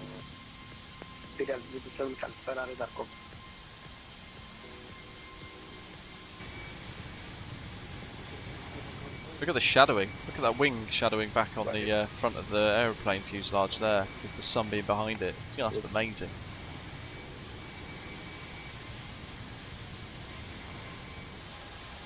Yeah, not heard much news about the Fokker 100. I know they are still working on it though. It's going to be very exciting when it does arrive. Osprey 2472, descent flight level 370.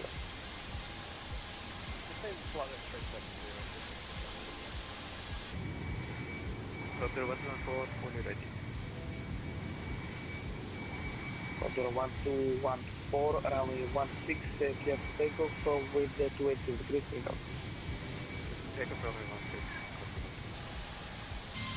I'm excited to come back into Greece with this because it is definitely one of my favourite parts of the world to fly around. Not least the scenery. Oh, look at that contrail. Oh. It's a Qatar A350. Yeah, the passengers a good old view as well. Ah, it's gone. Lovely.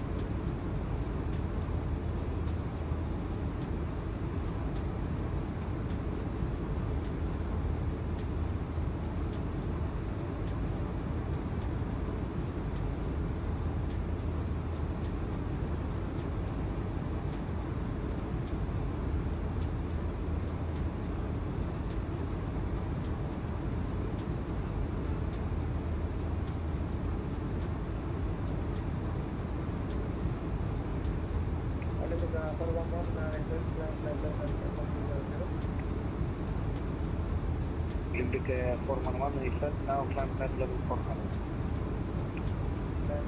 I'm having to take a screen grab and then I'm having to put it into paint, save it so that I can try and take some screenshots today. But it is what it is. Just to show you Elevatex for the first time as well before we reach top of descent. That's our journey so far today across Europe. Loads of ATC online now. We've had ATC from over the Tyrrhenian Sea basically, and over the Ionian Sea at the moment. So we're now over mainland Greece. We're at the very bottom of that, crossing through Kalamata. We'll be at top of descent imminently on the way into Chania.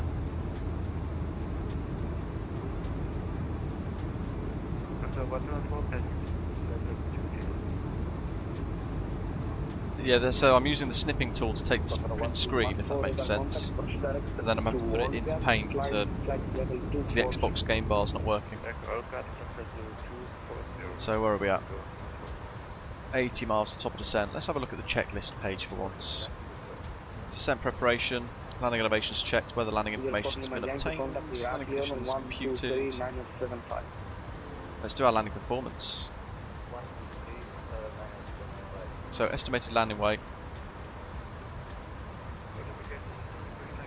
It's going to be about 235.5 tons.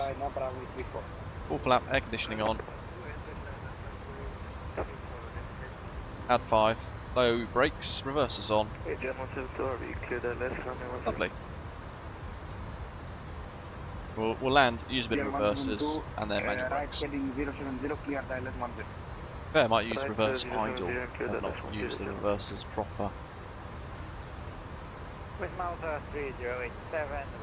It's going to be brakes low. We can tick these off, landing conditions set, FMS preparations all computed and checked. Approach briefing we've already performed. Water brake as required.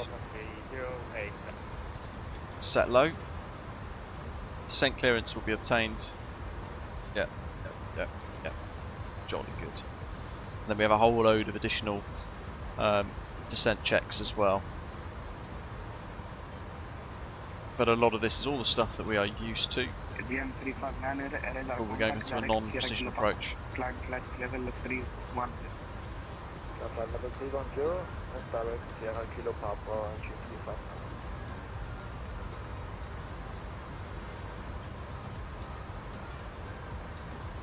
Track FPA for visual approaches. Nice. Go around, what is it? All thrust levers to toga, perform the rotation, go around flaps. Flaps retract 1 step, FMA announce. When positive climb, gear up. Autopilot as required, nav or heading mode as required. At go around, thrust reduction altitude, thrust levers to climb. At go around acceleration altitude, speed monitor, F speed flap 1, F speed flap 0, ground spoiler disarmed. That's going to be really useful actually to just have on the screen if we do need to ping it and go around. So we'll leave that on as like a option for us. I think that'd be quite useful, won't it? Young 172, rounding 10, clear to land, wind 10 degree 6 knots. I'm closing now, so after you vacate, contact ground 11705. Clear to land, runway 10, young 172, and after vacate, what 1 is 1705. That's me.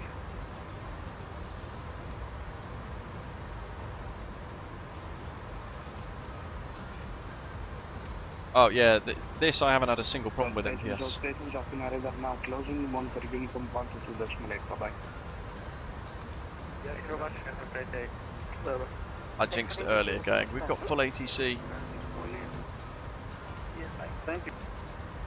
42.8. That's a real shame.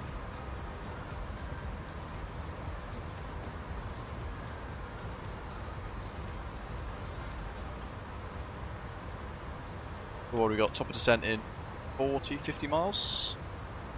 50 miles, bang on. Yeah, did you buy it though, MPS? Or have you yet to decide what you want to get? Because if you are on the fence, this is the only A340 that you want, really, out of the two. It's just, I mean, look how majestic that is.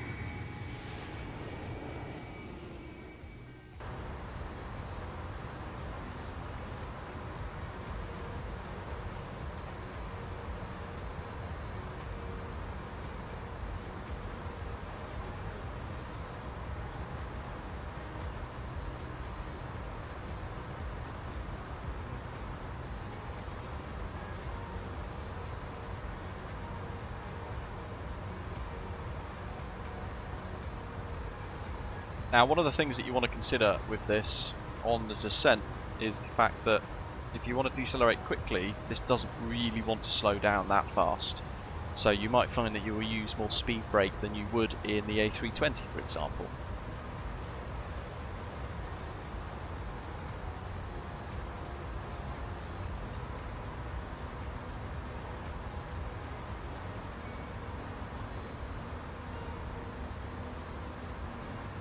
And our descent profile today, we'll go for a continuous descent all the way down to...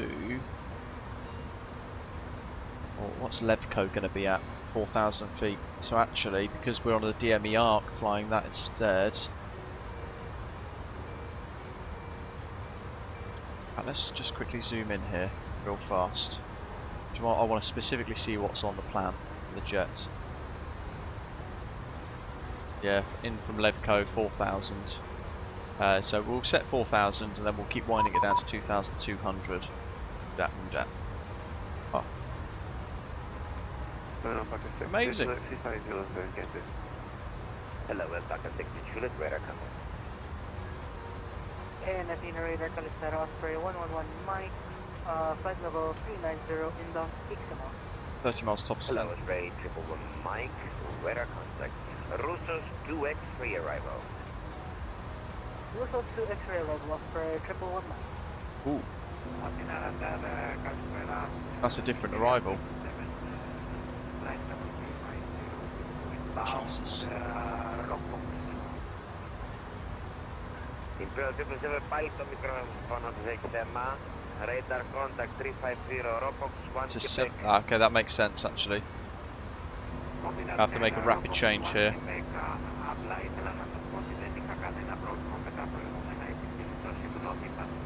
Jesus Christ. What's he flying? Good afternoon. SC 359 passing flat level 200. So the Russos 2X is a much bigger arrival.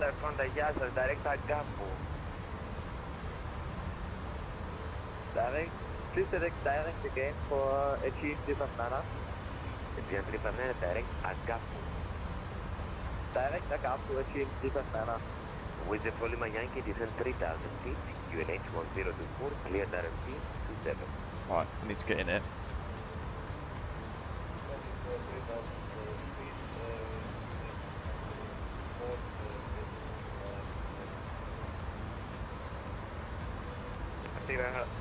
Okay. Cargo 8343-215, climbing 360 inbound. Hello, German Cargo A340. Correction to Lufthansa Cargo A340, radar contact. Triple one, Mike request. Oh! Osprey 111, Mike, descend flight level 310. 310, Osprey, triple one, Mike. Athena radar, good evening. Kalispera, Iberia 34 Tango. Flight level 390, bad Exima. Spirit 34 Tango, hello, radar contact, Russos 2 X-ray arrival. Thanks, Aerosoft 2 X-ray, Iberia 34 Tango. Oh, so, charts. Flight level 130. We planned for that earlier, which is a 12 DMER, but we're not doing that now. We're doing this one, the Russos 2 X-ray, which comes out to 19 DME with a 17 DMER instead, but it has us come in via Xanad for the initial approach fix onto the VOR. 13 aircraft 7 Mike Alpha, flight level 350. Now it might be that we actually should be doing the VOR whiskey, but it doesn't really matter. Effectively from Xanad, we're going to just fly in and then route in.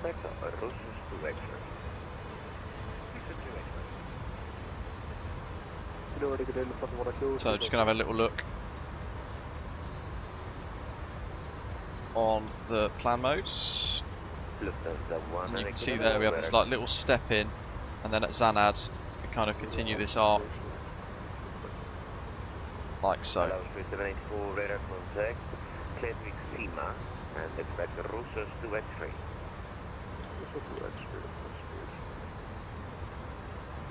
Athena, Iberia 34 Tango request to sir. Iberia 347, descend flight level 310. Send level 310, thank you, Iberia 34 Tango. I'm actually going to go managed mode actually, because we're intercepting the VNAV path. We'll see what happens. Lufthansa 187, switch to lifting on the back. So we get this gate instead in the managed mode, so it's maximum minimum speed range plus the 2 lines for the optimum for what the FS wants to achieve, and then we get the little magenta ball there for the VNAV profile. Unicom Qatar 7452.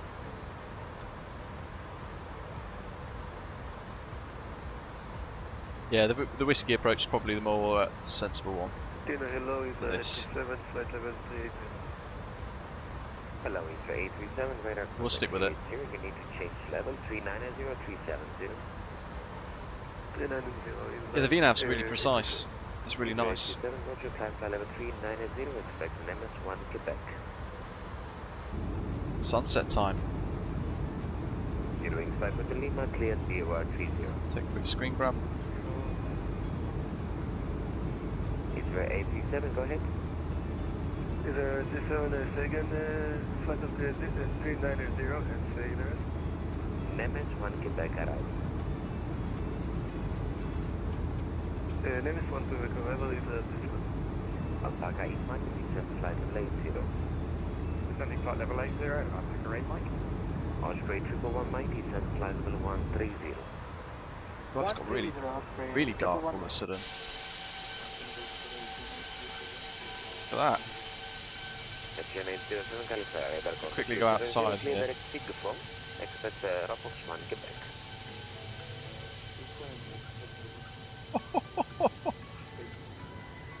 Come on, chase plane, don't break on me now. That'll do.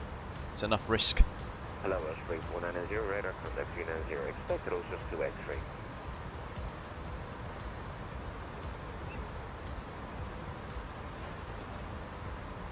Exactly, 290 right.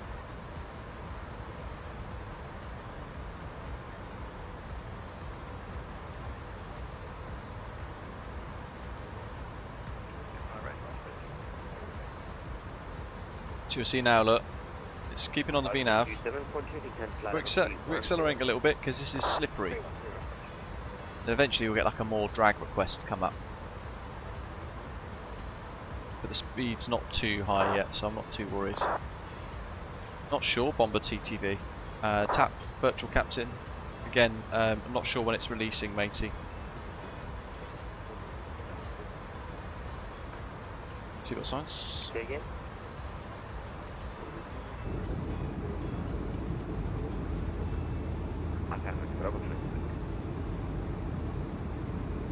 Lovely. Look at that.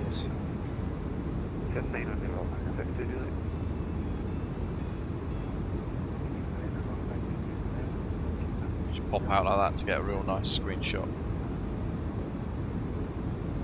Lovely. We'll get the music gone in a moment. I don't have your flight.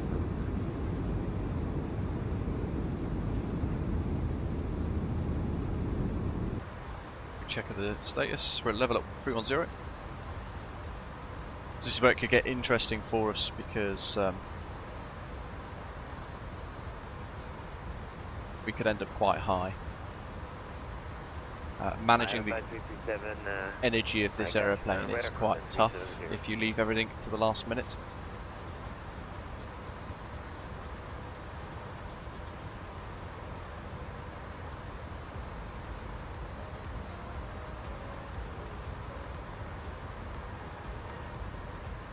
And we're chasing the sun, so we're just going to wind stuff down, get set up for like a nighttime view approach. Descend level 130, Area 3 for Takeoff. Adina, good evening. Condor 031 in Chania. So how far off the nav profile are we? Quite a bit. So you're going to see now the aircraft is going to need drag to help it out. There's the profile. Not massively far from it. It's going straight to a start. You know, tricky little descent there. We're starting to accelerate now, so let's get the speed brake out.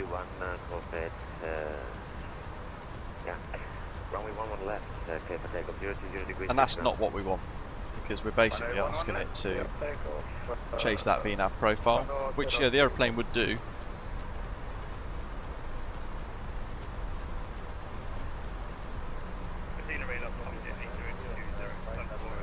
You see, it takes a little while for it to catch up because the inertia.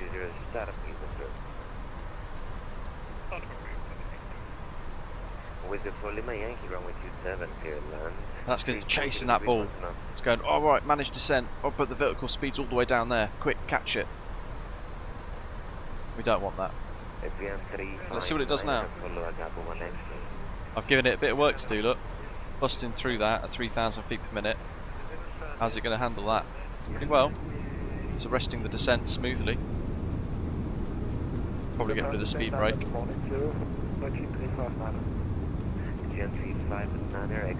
the Agapo. Actually, after Agapo, proceed to Bismo for the RMP approach runway 34 via Bismo. For this sunset, wow. For the RMP approach runway 34, and just to confirm, you said the 10 flight level monitor. Negative. Call me when ready for descent. Roger, we call you when ready for descent. Olympic 89er 2. Yes, the radar contact, continue climb flight level 410.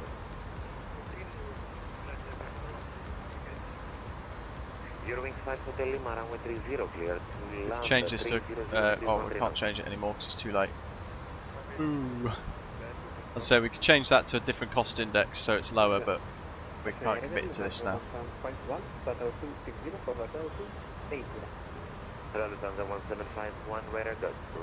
Tail tank transfer, out tank transfer, all in progress.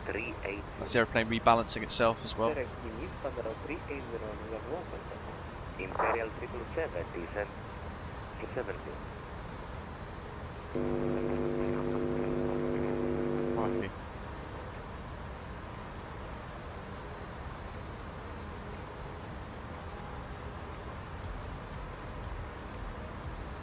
Cruiser 279er.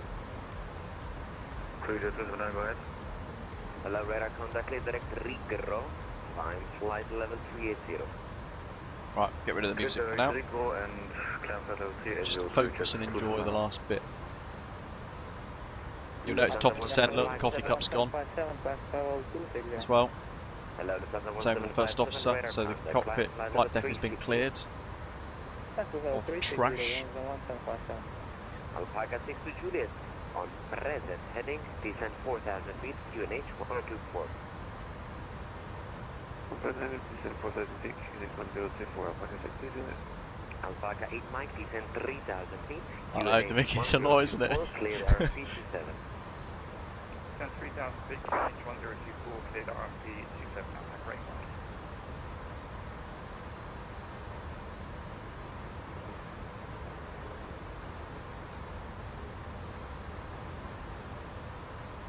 Hello, Emirates 6 Papa Hotel Radar contact 370. Osprey 111 Mike, via Aerosoft 2X-ray, descent 4,000 feet, UNH 1024, cleared D1 Yankee 29 right.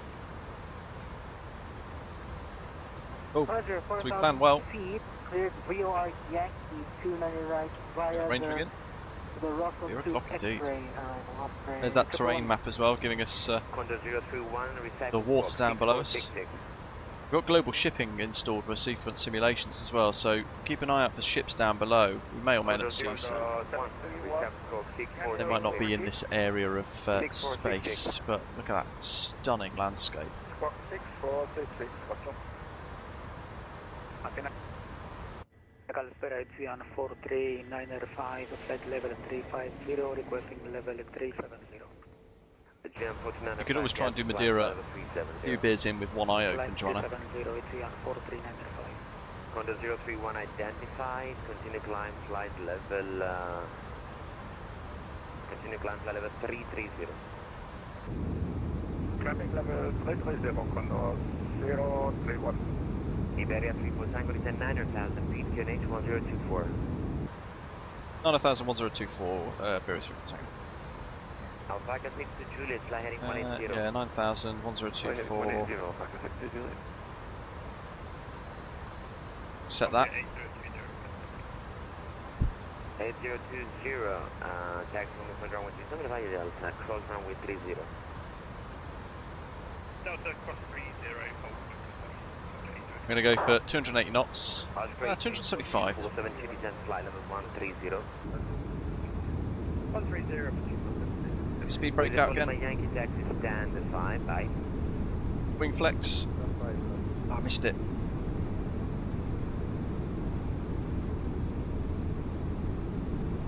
There you go.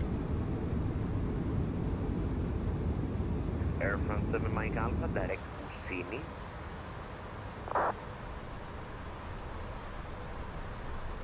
Oh, well, we're going to need that speed brake out a little bit longer because we are slippery, slippery, slippery.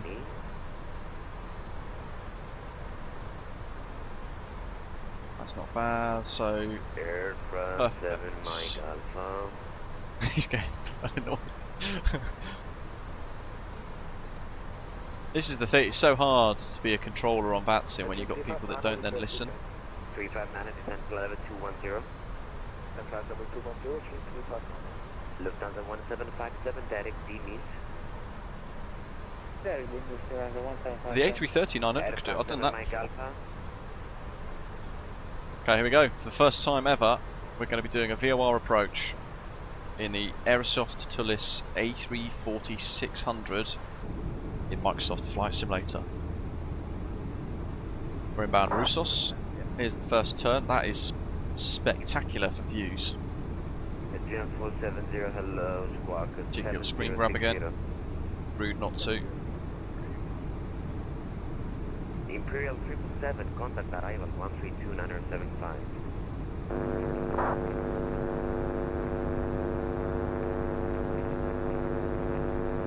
Crikey. Thank goodness he's changing frequency.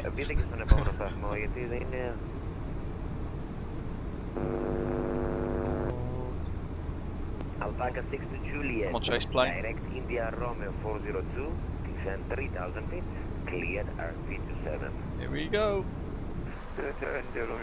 That's the caution, that's fine. Getting distracted in the views. Got rid of that. Proceed. Big chase plane. Proceed to This. stop creep. Lovely. So let's just focus here. We're going to have to go 031 direct stop 50. creep.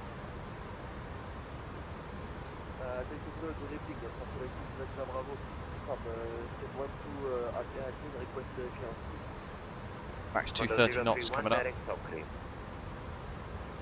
So we're going to have to really kind of push the deceleration of the jet now. 20 miles to slow down to 220 or so knots. At 2,000 feet per minute, we're not going to be able to achieve that. Go for 290 right, please, not 1 on the left.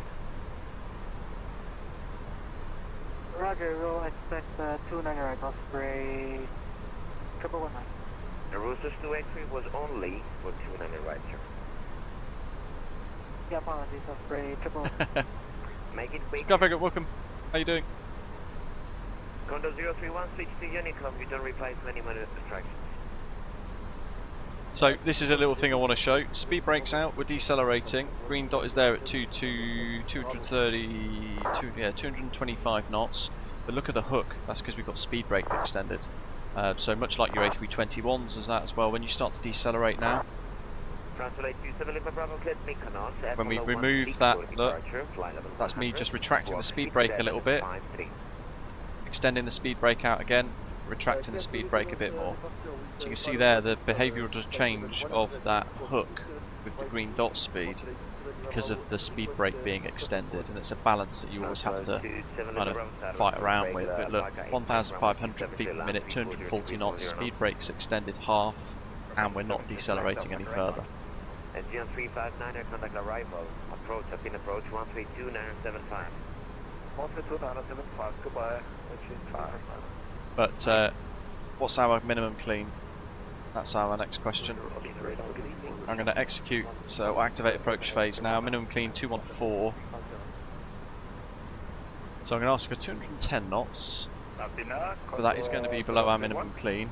Flap extension speeds 280 knots for flaps 1. And Center Osprey 111, Mike, we're gonna have to disconnect. I think our FMC has frozen up here, so we're gonna have to disconnect. Sorry about Oh no. Yeah, how's that for a view? Atilaya radar, very good afternoon. That's the island. 256 from Heraklion. So, departure clearance. landing lights, nose lights, taxi lights, ready to go. Gonna have to get rid of the speed brake. Speed check, flaps 1.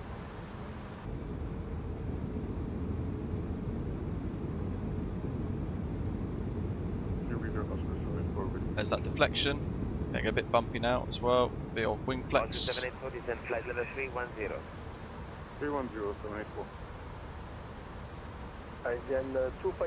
Standard pressure QNH 10124, so make sure we set that. Turn down those standby instruments.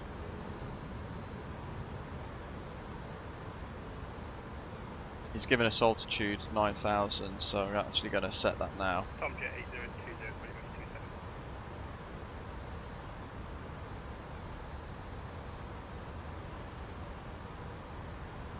That is 25 degrees angular bank, max 230 knots in the turn for a 17 DME arc. Let's go to Chania.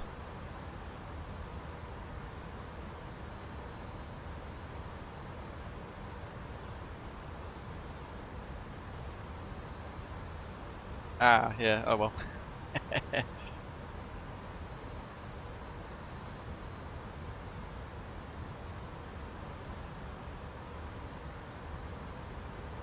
Quick external flight past. Good evening, Lufthansa 581 level 340. Be able to show you guys the night lighting as well, because it's really good.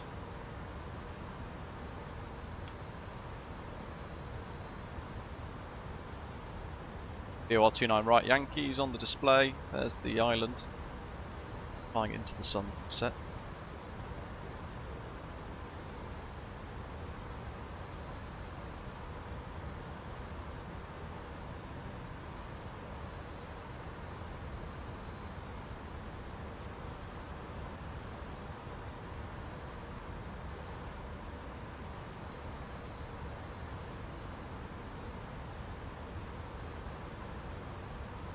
Good, there we go. I was just hoping it was going to start the turn there, and it is.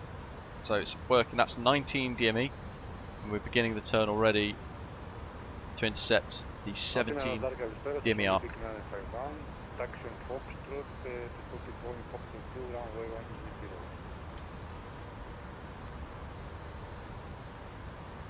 Osprey 34 Tango, descend 4,000 feet, QNH 1024. I descend 4,000, QNH 1024, Iberia 34 Tango. Osprey 2472, descend 4,000 feet, QNH 1200 should 1024. do. Put the crew in the seats. Lights, signs, icing as required, overhead pack, that looks good. Taxi standard, pack right by. Thanks a lot, goodbye. Alpaca 6 to Juliet, runway 27 clear land 340 degrees, 1. And we'll go for green dot. Oh, sorry, managed speed, which will be S. On the beginner 51, hello, Do we- runway 10 clear. Now let's go for 170 selected. degrees, 4 knots. We'll go for 200. 20 mile range. 784, descend, fly level 130. Water brake is low. 130784. Iberia 3 4,000 just before Xanad, so that's good. Cleared BOR Yankee 29 right, Iberia 3 for Tango. Lufthansa A343, switch to Unicom 228. 29 right, Yankee, good. Unicom Pro, cargo away 243 connect. Chania ground. 1217. Dino 600 Tango, Lovely. yes, the startup is approved. Center flight log. Oh yeah, it's massive. Look at that. We'll go, we'll try again. Look at how good the nav lights and the strobes are though. We just go to the wing view quick, now it's getting a bit darker. The Gen 256 Look at that. has cleared Mykonos, Apollo 1 Victor departure, flight Actually level 100. decent looking Walk strobe 7055. lights. And yet inertia, massive. Print screen. Spamming the screenshots today. I'm going to have to stop doing them now though, because I'm going to have to focus on flying the jet. 256 startup is approved, correct, all correct. Iberia 34 Tango, direct, proceed to Xanad. Proceed direct Xanad, Iberia 3 for Tango. And 3 for Tango, cleared VOR Yankee. Cleared VOR Yankee, thank you, 3 for Tango. 180. ATN 807, start, you descend flight level 170. Direct Xanad. So we're going to do a direct 2 from the VOR DME It's quite nice intercept actually he's given us there. Flaps 2 speeds are beyond what we can actually achieve at the moment.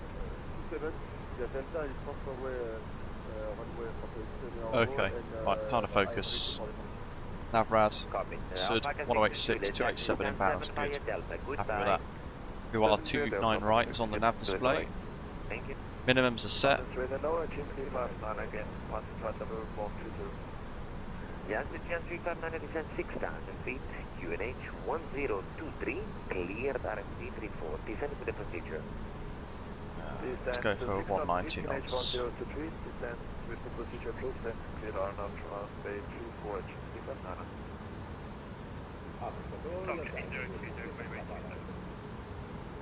So 2,200 feet by that little marker there, that inner ring.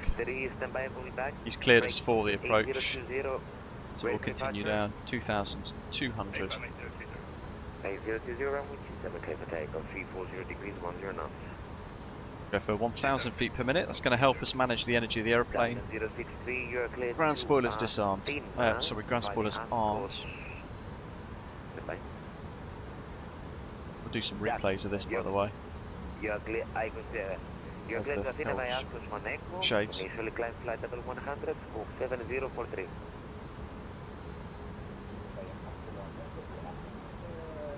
800 feet per minute. Look, we've got flaps 1 extended.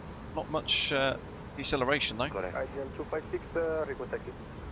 Agent 256, taxi only point runway 27 via Delta cross runway 30. Good effort, Arthur. Yeah, she doesn't really want to slow down. You've got to really work at managing that energy team. 12 DME arc now from Xanad, Air France 7 Mike Alpha. which is this little section. Look at that, bang on the money. Descend 190, France 7 Mike Alpha. Is a 7 requesting? Here we go. Is resting 70 cent flight. Remember, flare at 40 feet. 170. Keep the power in for a little bit longer, just before the wheels touch down. But if you flare at 40 feet, the inertia means you're really going to start the flare about 30 feet, so it's a little bit too late. So you have to preempt the 40 feet call out. Speed checked. Select flap 2. It's going to help increase lift with the flaps being increased, but we're also going to get the opportunity to increase drag as a secondary effect. So this is going to help us decelerate. Really important. To IMC suddenly. Interesting. Good evening, Alexander. Happy to meet you again. I'm just going to go to heading mode for a moment. 200. 37 days, so I'm so happy to meet you again. Yes, very clear. Translate 70 Bravo, land up and wait round with you. So I can show you the VOR needle.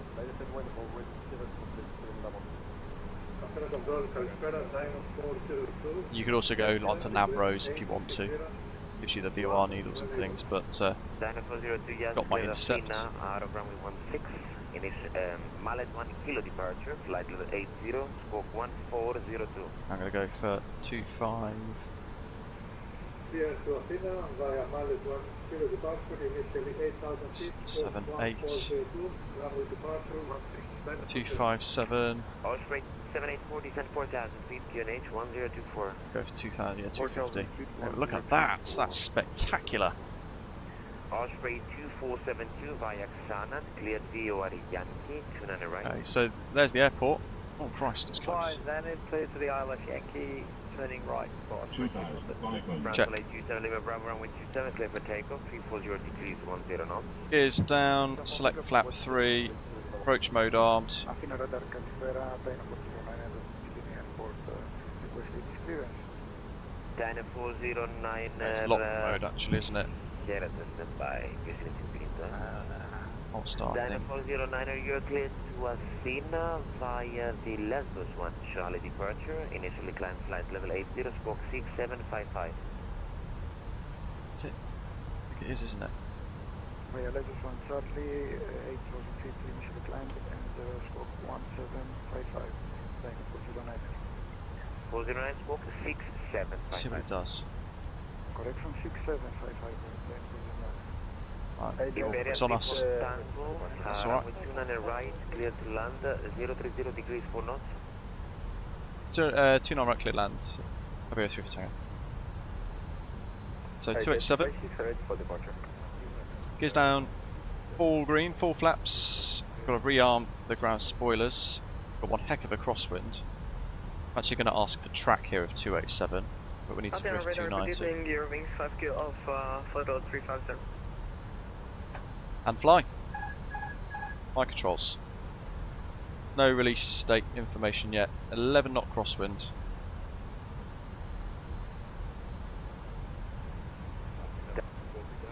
$3,000 for the mist. I copy, stand by. Gen 256, line up and wait round Now get rid of the flight directors. We will hand fly her in. Gen 256, line up and wait 27. Line up and wait 27. Go to managed speed, 5%. 330. So the inertia there, look, I left the turn, the correction, a little bit too late, but you see now what happens is the aeroplane starts to run away from you and the inertia works against you. So again, like right turn, look, 1, 2, you can see the inertia almost there actually in action, which is quite cool.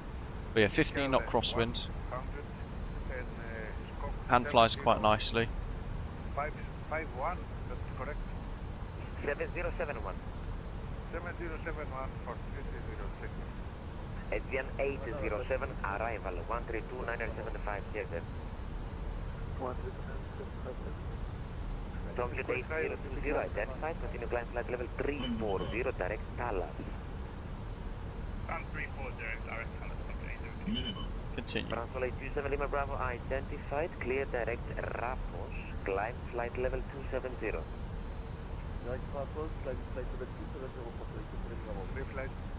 9 knot crosswind. Adrian 936, 10 knot crosswind. facing south. Push the south, Tango, ready to taxi. Dino 0 and 69 Tango, taxi Alpha. Taxi Alpha 2, hold check runway 24. Playing around with these winds, throwing us about.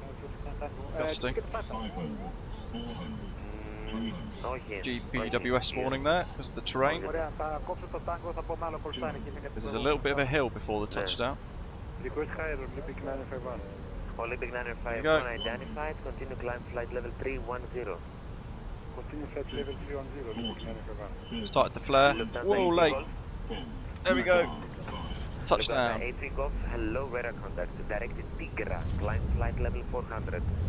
Wind's really playing with us there. Reverses. Agent 256 on runway 27, we would like to return to parking. Future technical program. 256, roger, taxi 2, stand of choice now. Taxi stand of choice, Agent 256. Martina, good evening. Manual Courier brakes. Alpha, flight level 350. Stand by. Osprey 2472, continue approach, traffic on the runway. Continue approach, traffic on the runway, Osprey 2472. Iberia 34 Tango, vacate right on Echo, contact ground 1217. Vacate right Echo, contact ground 1217. Thanks to the ATC. Good night, Bureau 3 for Tango. Osprey Nice 784, switch. clear BOR Yankee 29 right. BOR Yankee 29 right. 27 knots. Bit of a Air right front turn 7 this. Mike You're going to Alpha, scrub the contact speed Rodos, right down. 12. Yeah, contact Rodos 127250. 127-250, Air France 7 Mike Alpha. Lufthansa Means on A3 short Golf, final. direct Tigra. Oh, I'm going to have to get back in the flight deck there because I can't see the turn. I'm Yeah, that's a shame. Air Flaps up. A37, Athena 132. APU start. 975. Going really wide, but we have to because of the length of the jets. 132. Look at that. Ground spoilers disarmed. Look at those strobes. Proper strobe effect. Chania ground, good evening, Osprey. Correction, Iberia 3-4 Tango, Calispera, vacated Echo. Iberia 3 Tango, hello, welcome to Sudan. Take Echo and left on Mike, set number 4. Continue Echo left mic, stand for Iberia 3 for Tango. It's the APU. Strobes off, landing lights off, nose light taxi, runway cam off. Let's put the captain taxi cam on, shall we? Super dark. So it doesn't really help us. Now let's open the window. So you get all of the sounds. And we'll turn the TCAS systems and things off as well.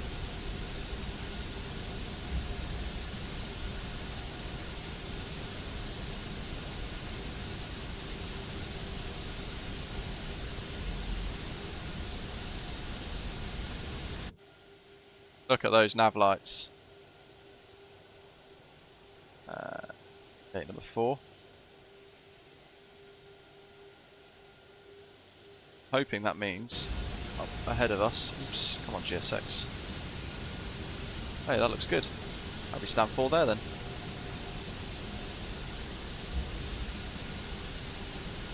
Weather radar off.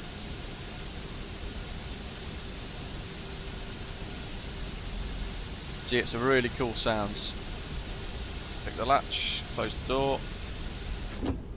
And it's night time as well, so let's pop that into night mode. Dokie, right. Turn that off. VOR didn't seem to want to capture. Maybe that's a bit of pilot error. Tell you what, this GSX is a bit buggered, isn't it? Chania Grand, very good evening, Osprey 2472, exited. Have to restart QATL. On the taxi left. That's a terrible positioning for a default GSX. That's terrible. Christ. Beautiful 29 palms. Chania, look at that. November, right on Echo, and then onto Mike and gate number 6, Osprey 2472.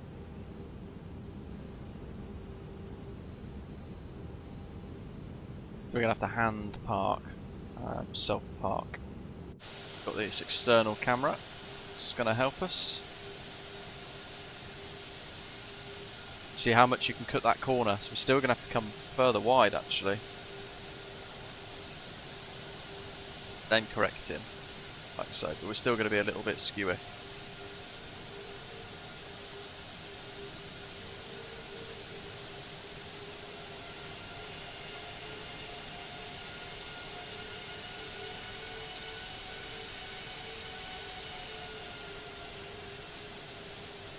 Run out of stand space. Hold on, that says 2. Oh, that's a stop mark.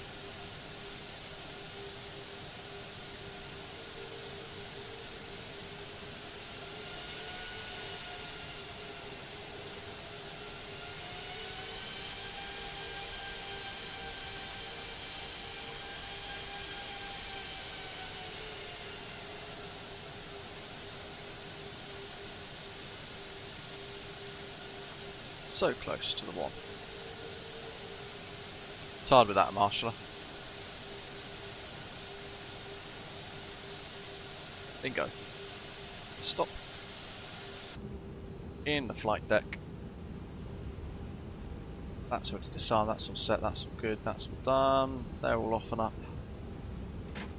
Unlock the flight deck door for a minute so you can hear the clicks.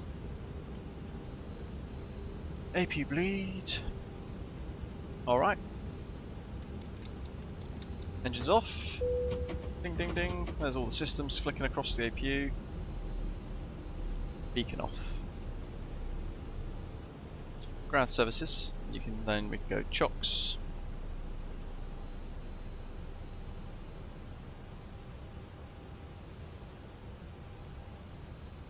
And we could then kind of do GSX and things, but what I want to do first is probably wind the time back a tad.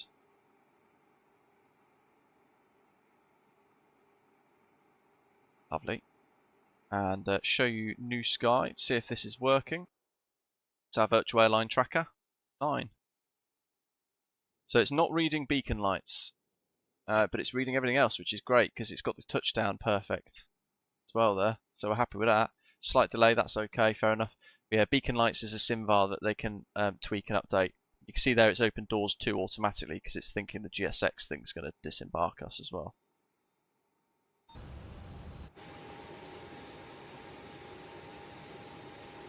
There's Ian.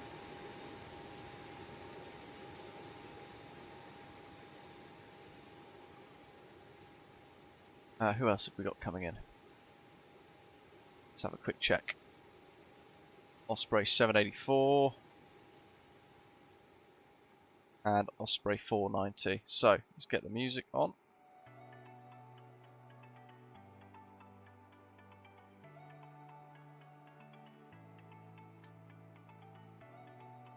Parking up quite nicely. So, do you you want to see a couple of replays? We shall probably explore the scenery first. Watch one of the landings, perhaps. We'll go and have a quick look at this Chania Suda airport for Microsoft Flight Simulator by 29 Palms, and then we'll turn our attention back to the amazing Aerosoft and ToLiss A340-600, which I thoroughly enjoy.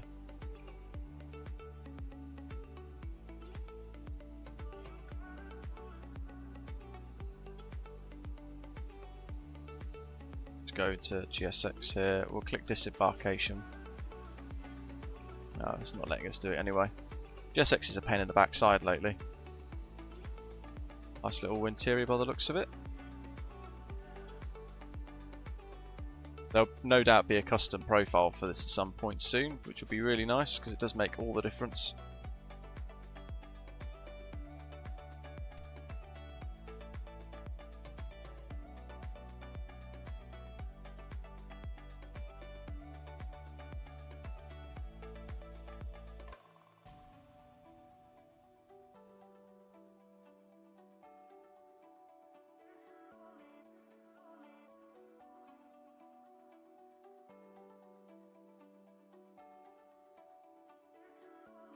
Oh, look at those trees.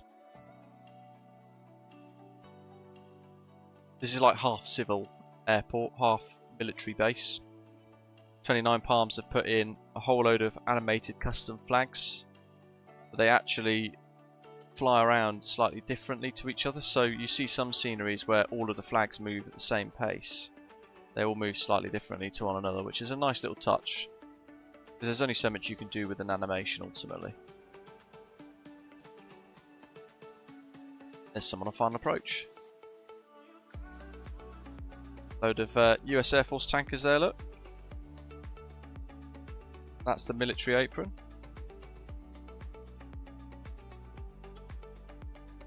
Real cool touch. And then you've got like hardened aircraft shelters off in the backdrop, look. Dotted away. More military bases.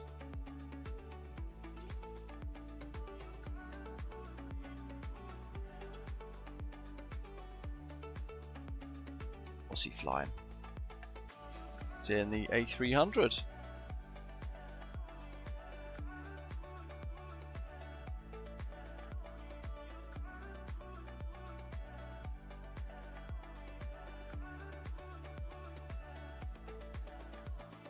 Yeah, true. I mean, some people would like to have kind of... I like to see the environment. Airports that are quite small like this, this is where you want lots of detail all around the airfield because you see it all when you're on the apron. So for me, accurate gates for a smaller island scenery like Chania and others around Greece. That's why I love Greek island flying as well, because you get small airports, but you get loads of detail all around them as well, which is really nice. Massive thank you to everyone who's hit the like button so far today. It's great to see so many of you enjoying the stream. Appreciate every one of you. We'll watch this touchdown and then we'll explore a bit more of the scenery. We'll log off VATSIM, we'll go into kind of the secret observer mode, and then we'll get some replays. We'll check out that replay tool that the ToLiss team have put into the A340 because it's genuinely like the best replay functionality I've ever seen in a product.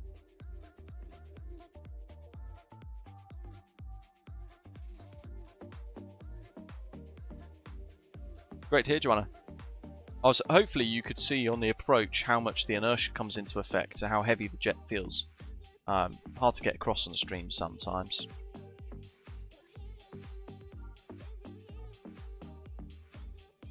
But it's very capable. We had a gusting crosswind that was between sort of 8 to 15 knots roughly, from memory, on that approach.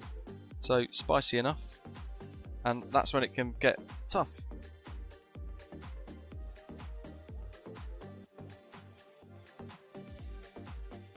Good effort, Carlitos, flying the Osprey Airways A300. There'll be an update for FSLTL coming soon to that for a livery. And it was, wasn't it?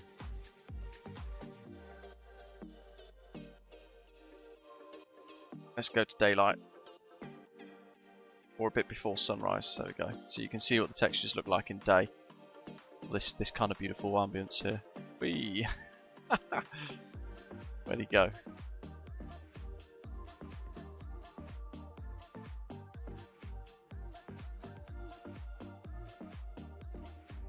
At the gate. Thanks very much for the HPC. Fantastic. So you got little arrivals lounge, quite basic for these tiny airports in Greece, but you can walk all the way through to departures as well.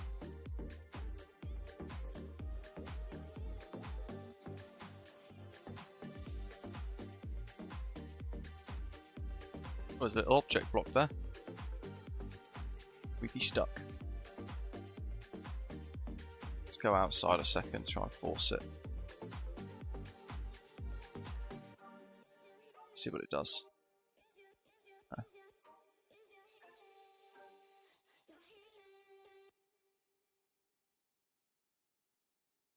One of those objects in that bit, so you can't actually get in there. But we can go in this side, I think.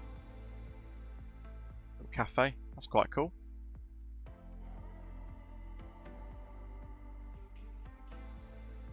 Let's see. But yeah, chops us in a bit higher. Oh, and we're back. So basically everything between those two bits. Oh.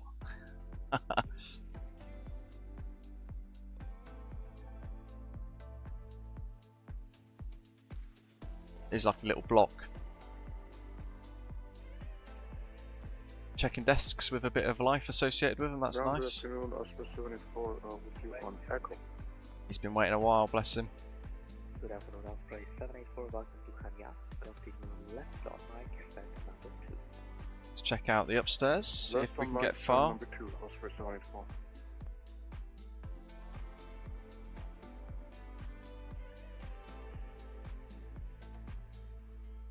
Through security, she's taken too many cigarettes through. Oh, nice, we can actually walk the entire thing.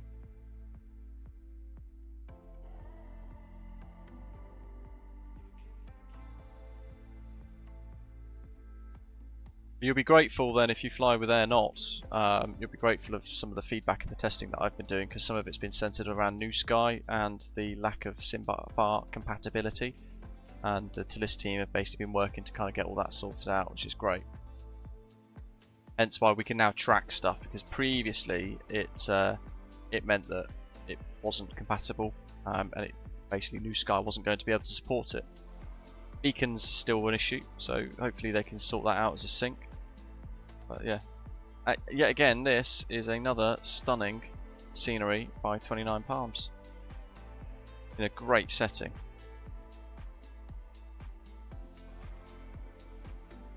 Look at that. Pretty cool, right?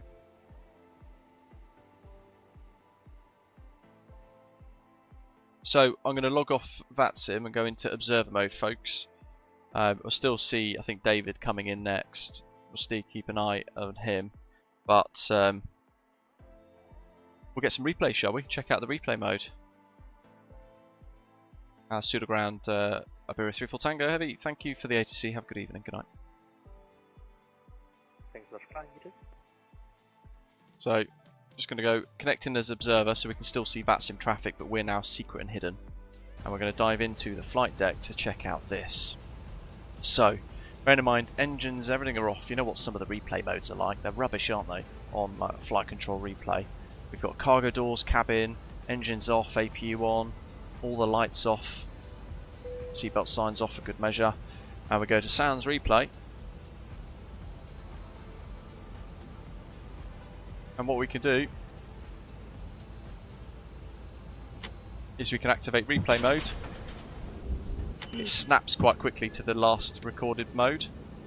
So like, where are we here? There we go, that's final approach. Play. And already it's got engines on, flaps 2, doors closed, all the lights aren't calibrated, but that's okay. We can turn some of them on. This is all still being tweaked. And what we've got, flaps 2 currently. Gear's not down yet. You could now, if I wanted to, I could set this precise scenario and say to the jet, I want it to replicate this all of the time. I can basically save it as a scenario, and then you could just press load, do a landing, press load, go back, do another landing, and you could just go again and again and again and again. Should we do this view? Interestingly, my throttles didn't work for the reversers on engines 3 and 4. That's a Honeycomb Bravo calibration issue I'm still trying to get my head around. But I'll have the wing control system soon.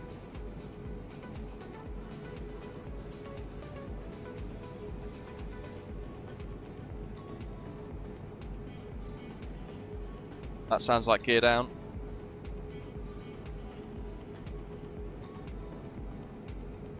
In fact, let's go to this view. Yeah, that's gear down. Lovely. Look at this. Let's go right up against the wing.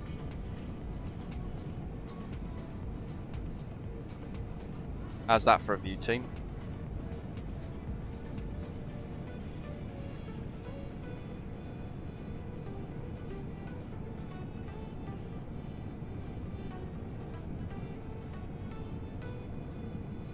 Yeah, there is that. I would probably say not to set them as keybinds for the A340, so you still manually have to flick the switches in the jet on the aeroplane.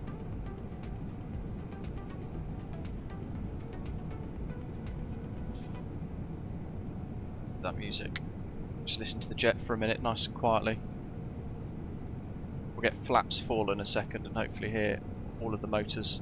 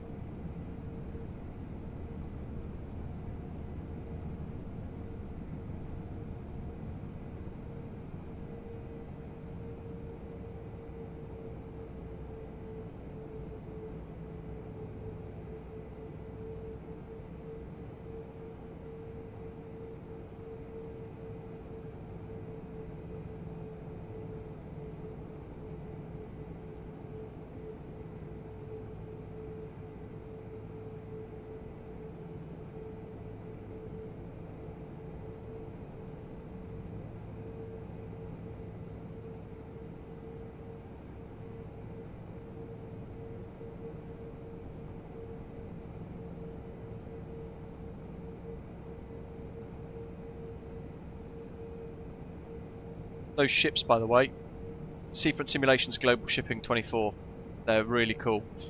Totally animated, and they basically come to life. All of the seas around you. I'm very much looking forward to the Bluebird, yeah. Yeah, absolutely Dominique. Wing Control are like the masters of everything. And crazy good price. See how much there we're fighting that crosswind? Look at those ailerons looking away.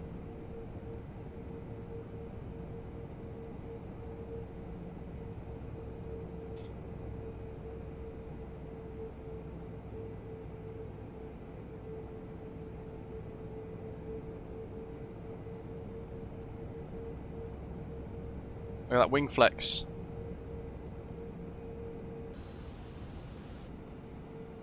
Go to this view a second, just see the bounce of the touchdown.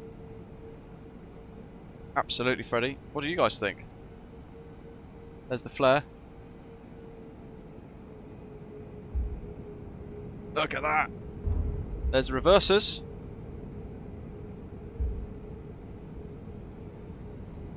There's the US military.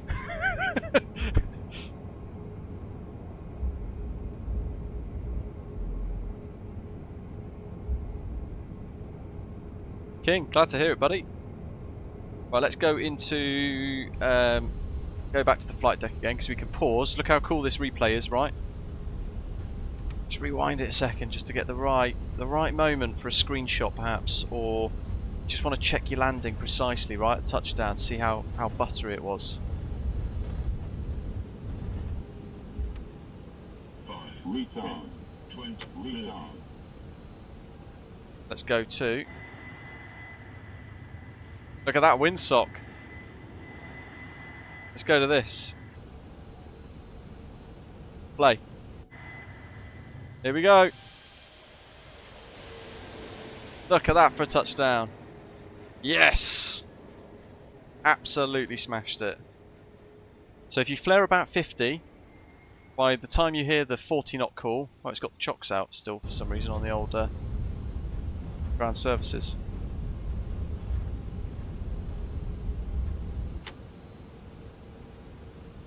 Let's see, we go to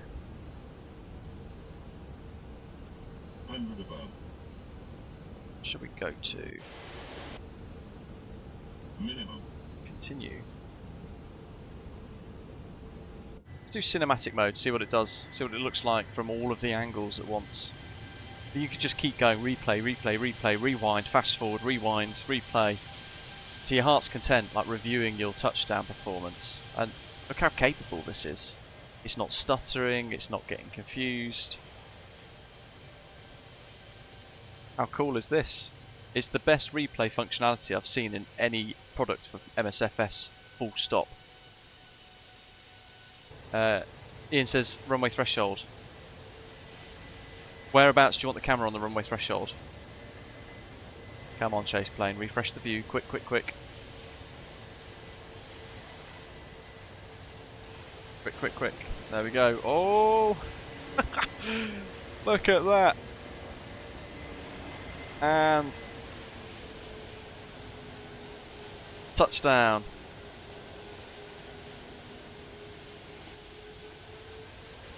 Facing you so you can see the crab. Gotcha. Right.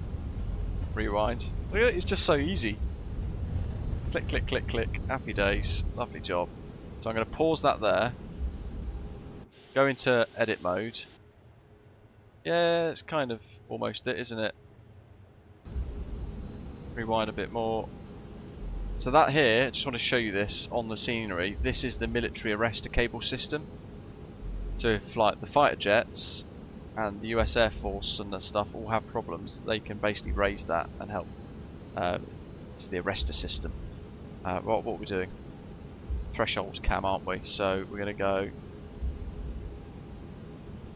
into chase plane, nearest runway.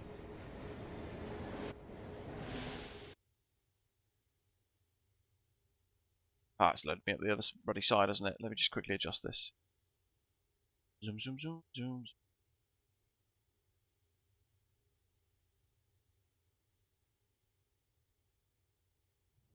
Quick, quick. How about here for like a runway threshold? So we will still see the touchdown and the correction, hopefully. How's that? Save new. Runway. Track aircraft on. Next. LGSA to, what was it, 29 right? I think so. And then we'll have view shortcut. I'll just pop left alt 2 in for now. So that means we can then go into home. We can rewind this. We can go up to like 4 times. 200, 300, 500. Pause, play. Left 2. Look at that. That's a great crab. Look how much I'm working it.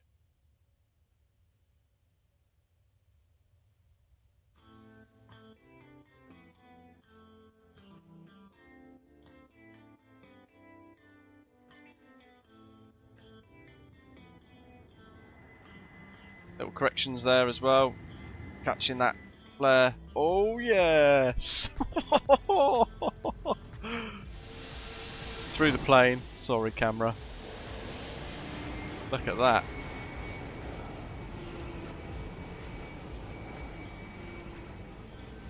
How cool is that, right? It's pretty epic. And then we have like the most incredible views landing into such a great island like here. It's the island of Crete, isn't it, this one? But it's the kind of north-western side, Chania Gulf. Heraklion, LGIR, is a couple of 100 miles up the same coastline, but further east.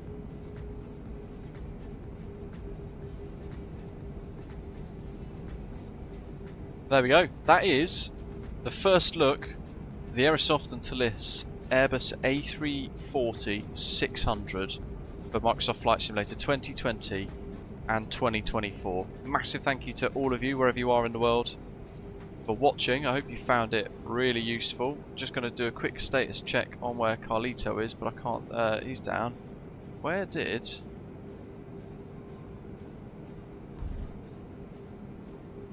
David go? He's vanished, hasn't he? He's gone offline. So he's not flying in anymore. That's a shame. Yeah, massive thank you for all of you, wherever you are in the world. Let's see if we can capture these. Oh, they're already on the motion, aren't they? Crikey. If you want to get your hands on the scenery here, 29 Palms Chania, then check out the links in the description down below.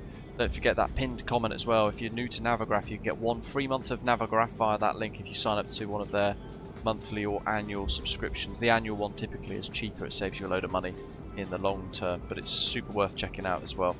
When we get information about the Aerosoft A340 Pro coming out, either pricing or release dates, I will let you know.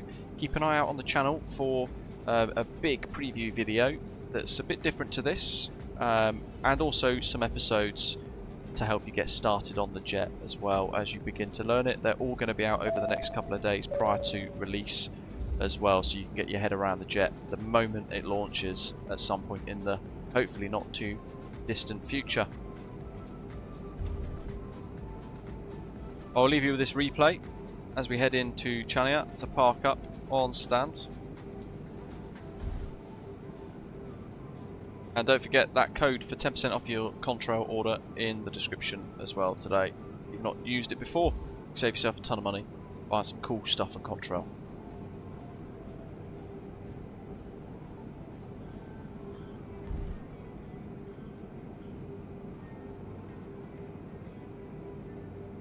That's it. Thank you very much for watching, and I'll see you next time. Have a great weekend, and hopefully you're going to enjoy all of the content coming out for the A340 over the next few days as well. Join us in the comments for those videos and let us know what you think as we progress up to launch. Take care everybody, thank you very much for watching, appreciate every single one of you for watching, tuning in, staying tuned, chatting us, joining us in the live chat, and pressing that like button as well. Great to see you all, appreciate it. I'll see you next time, take care.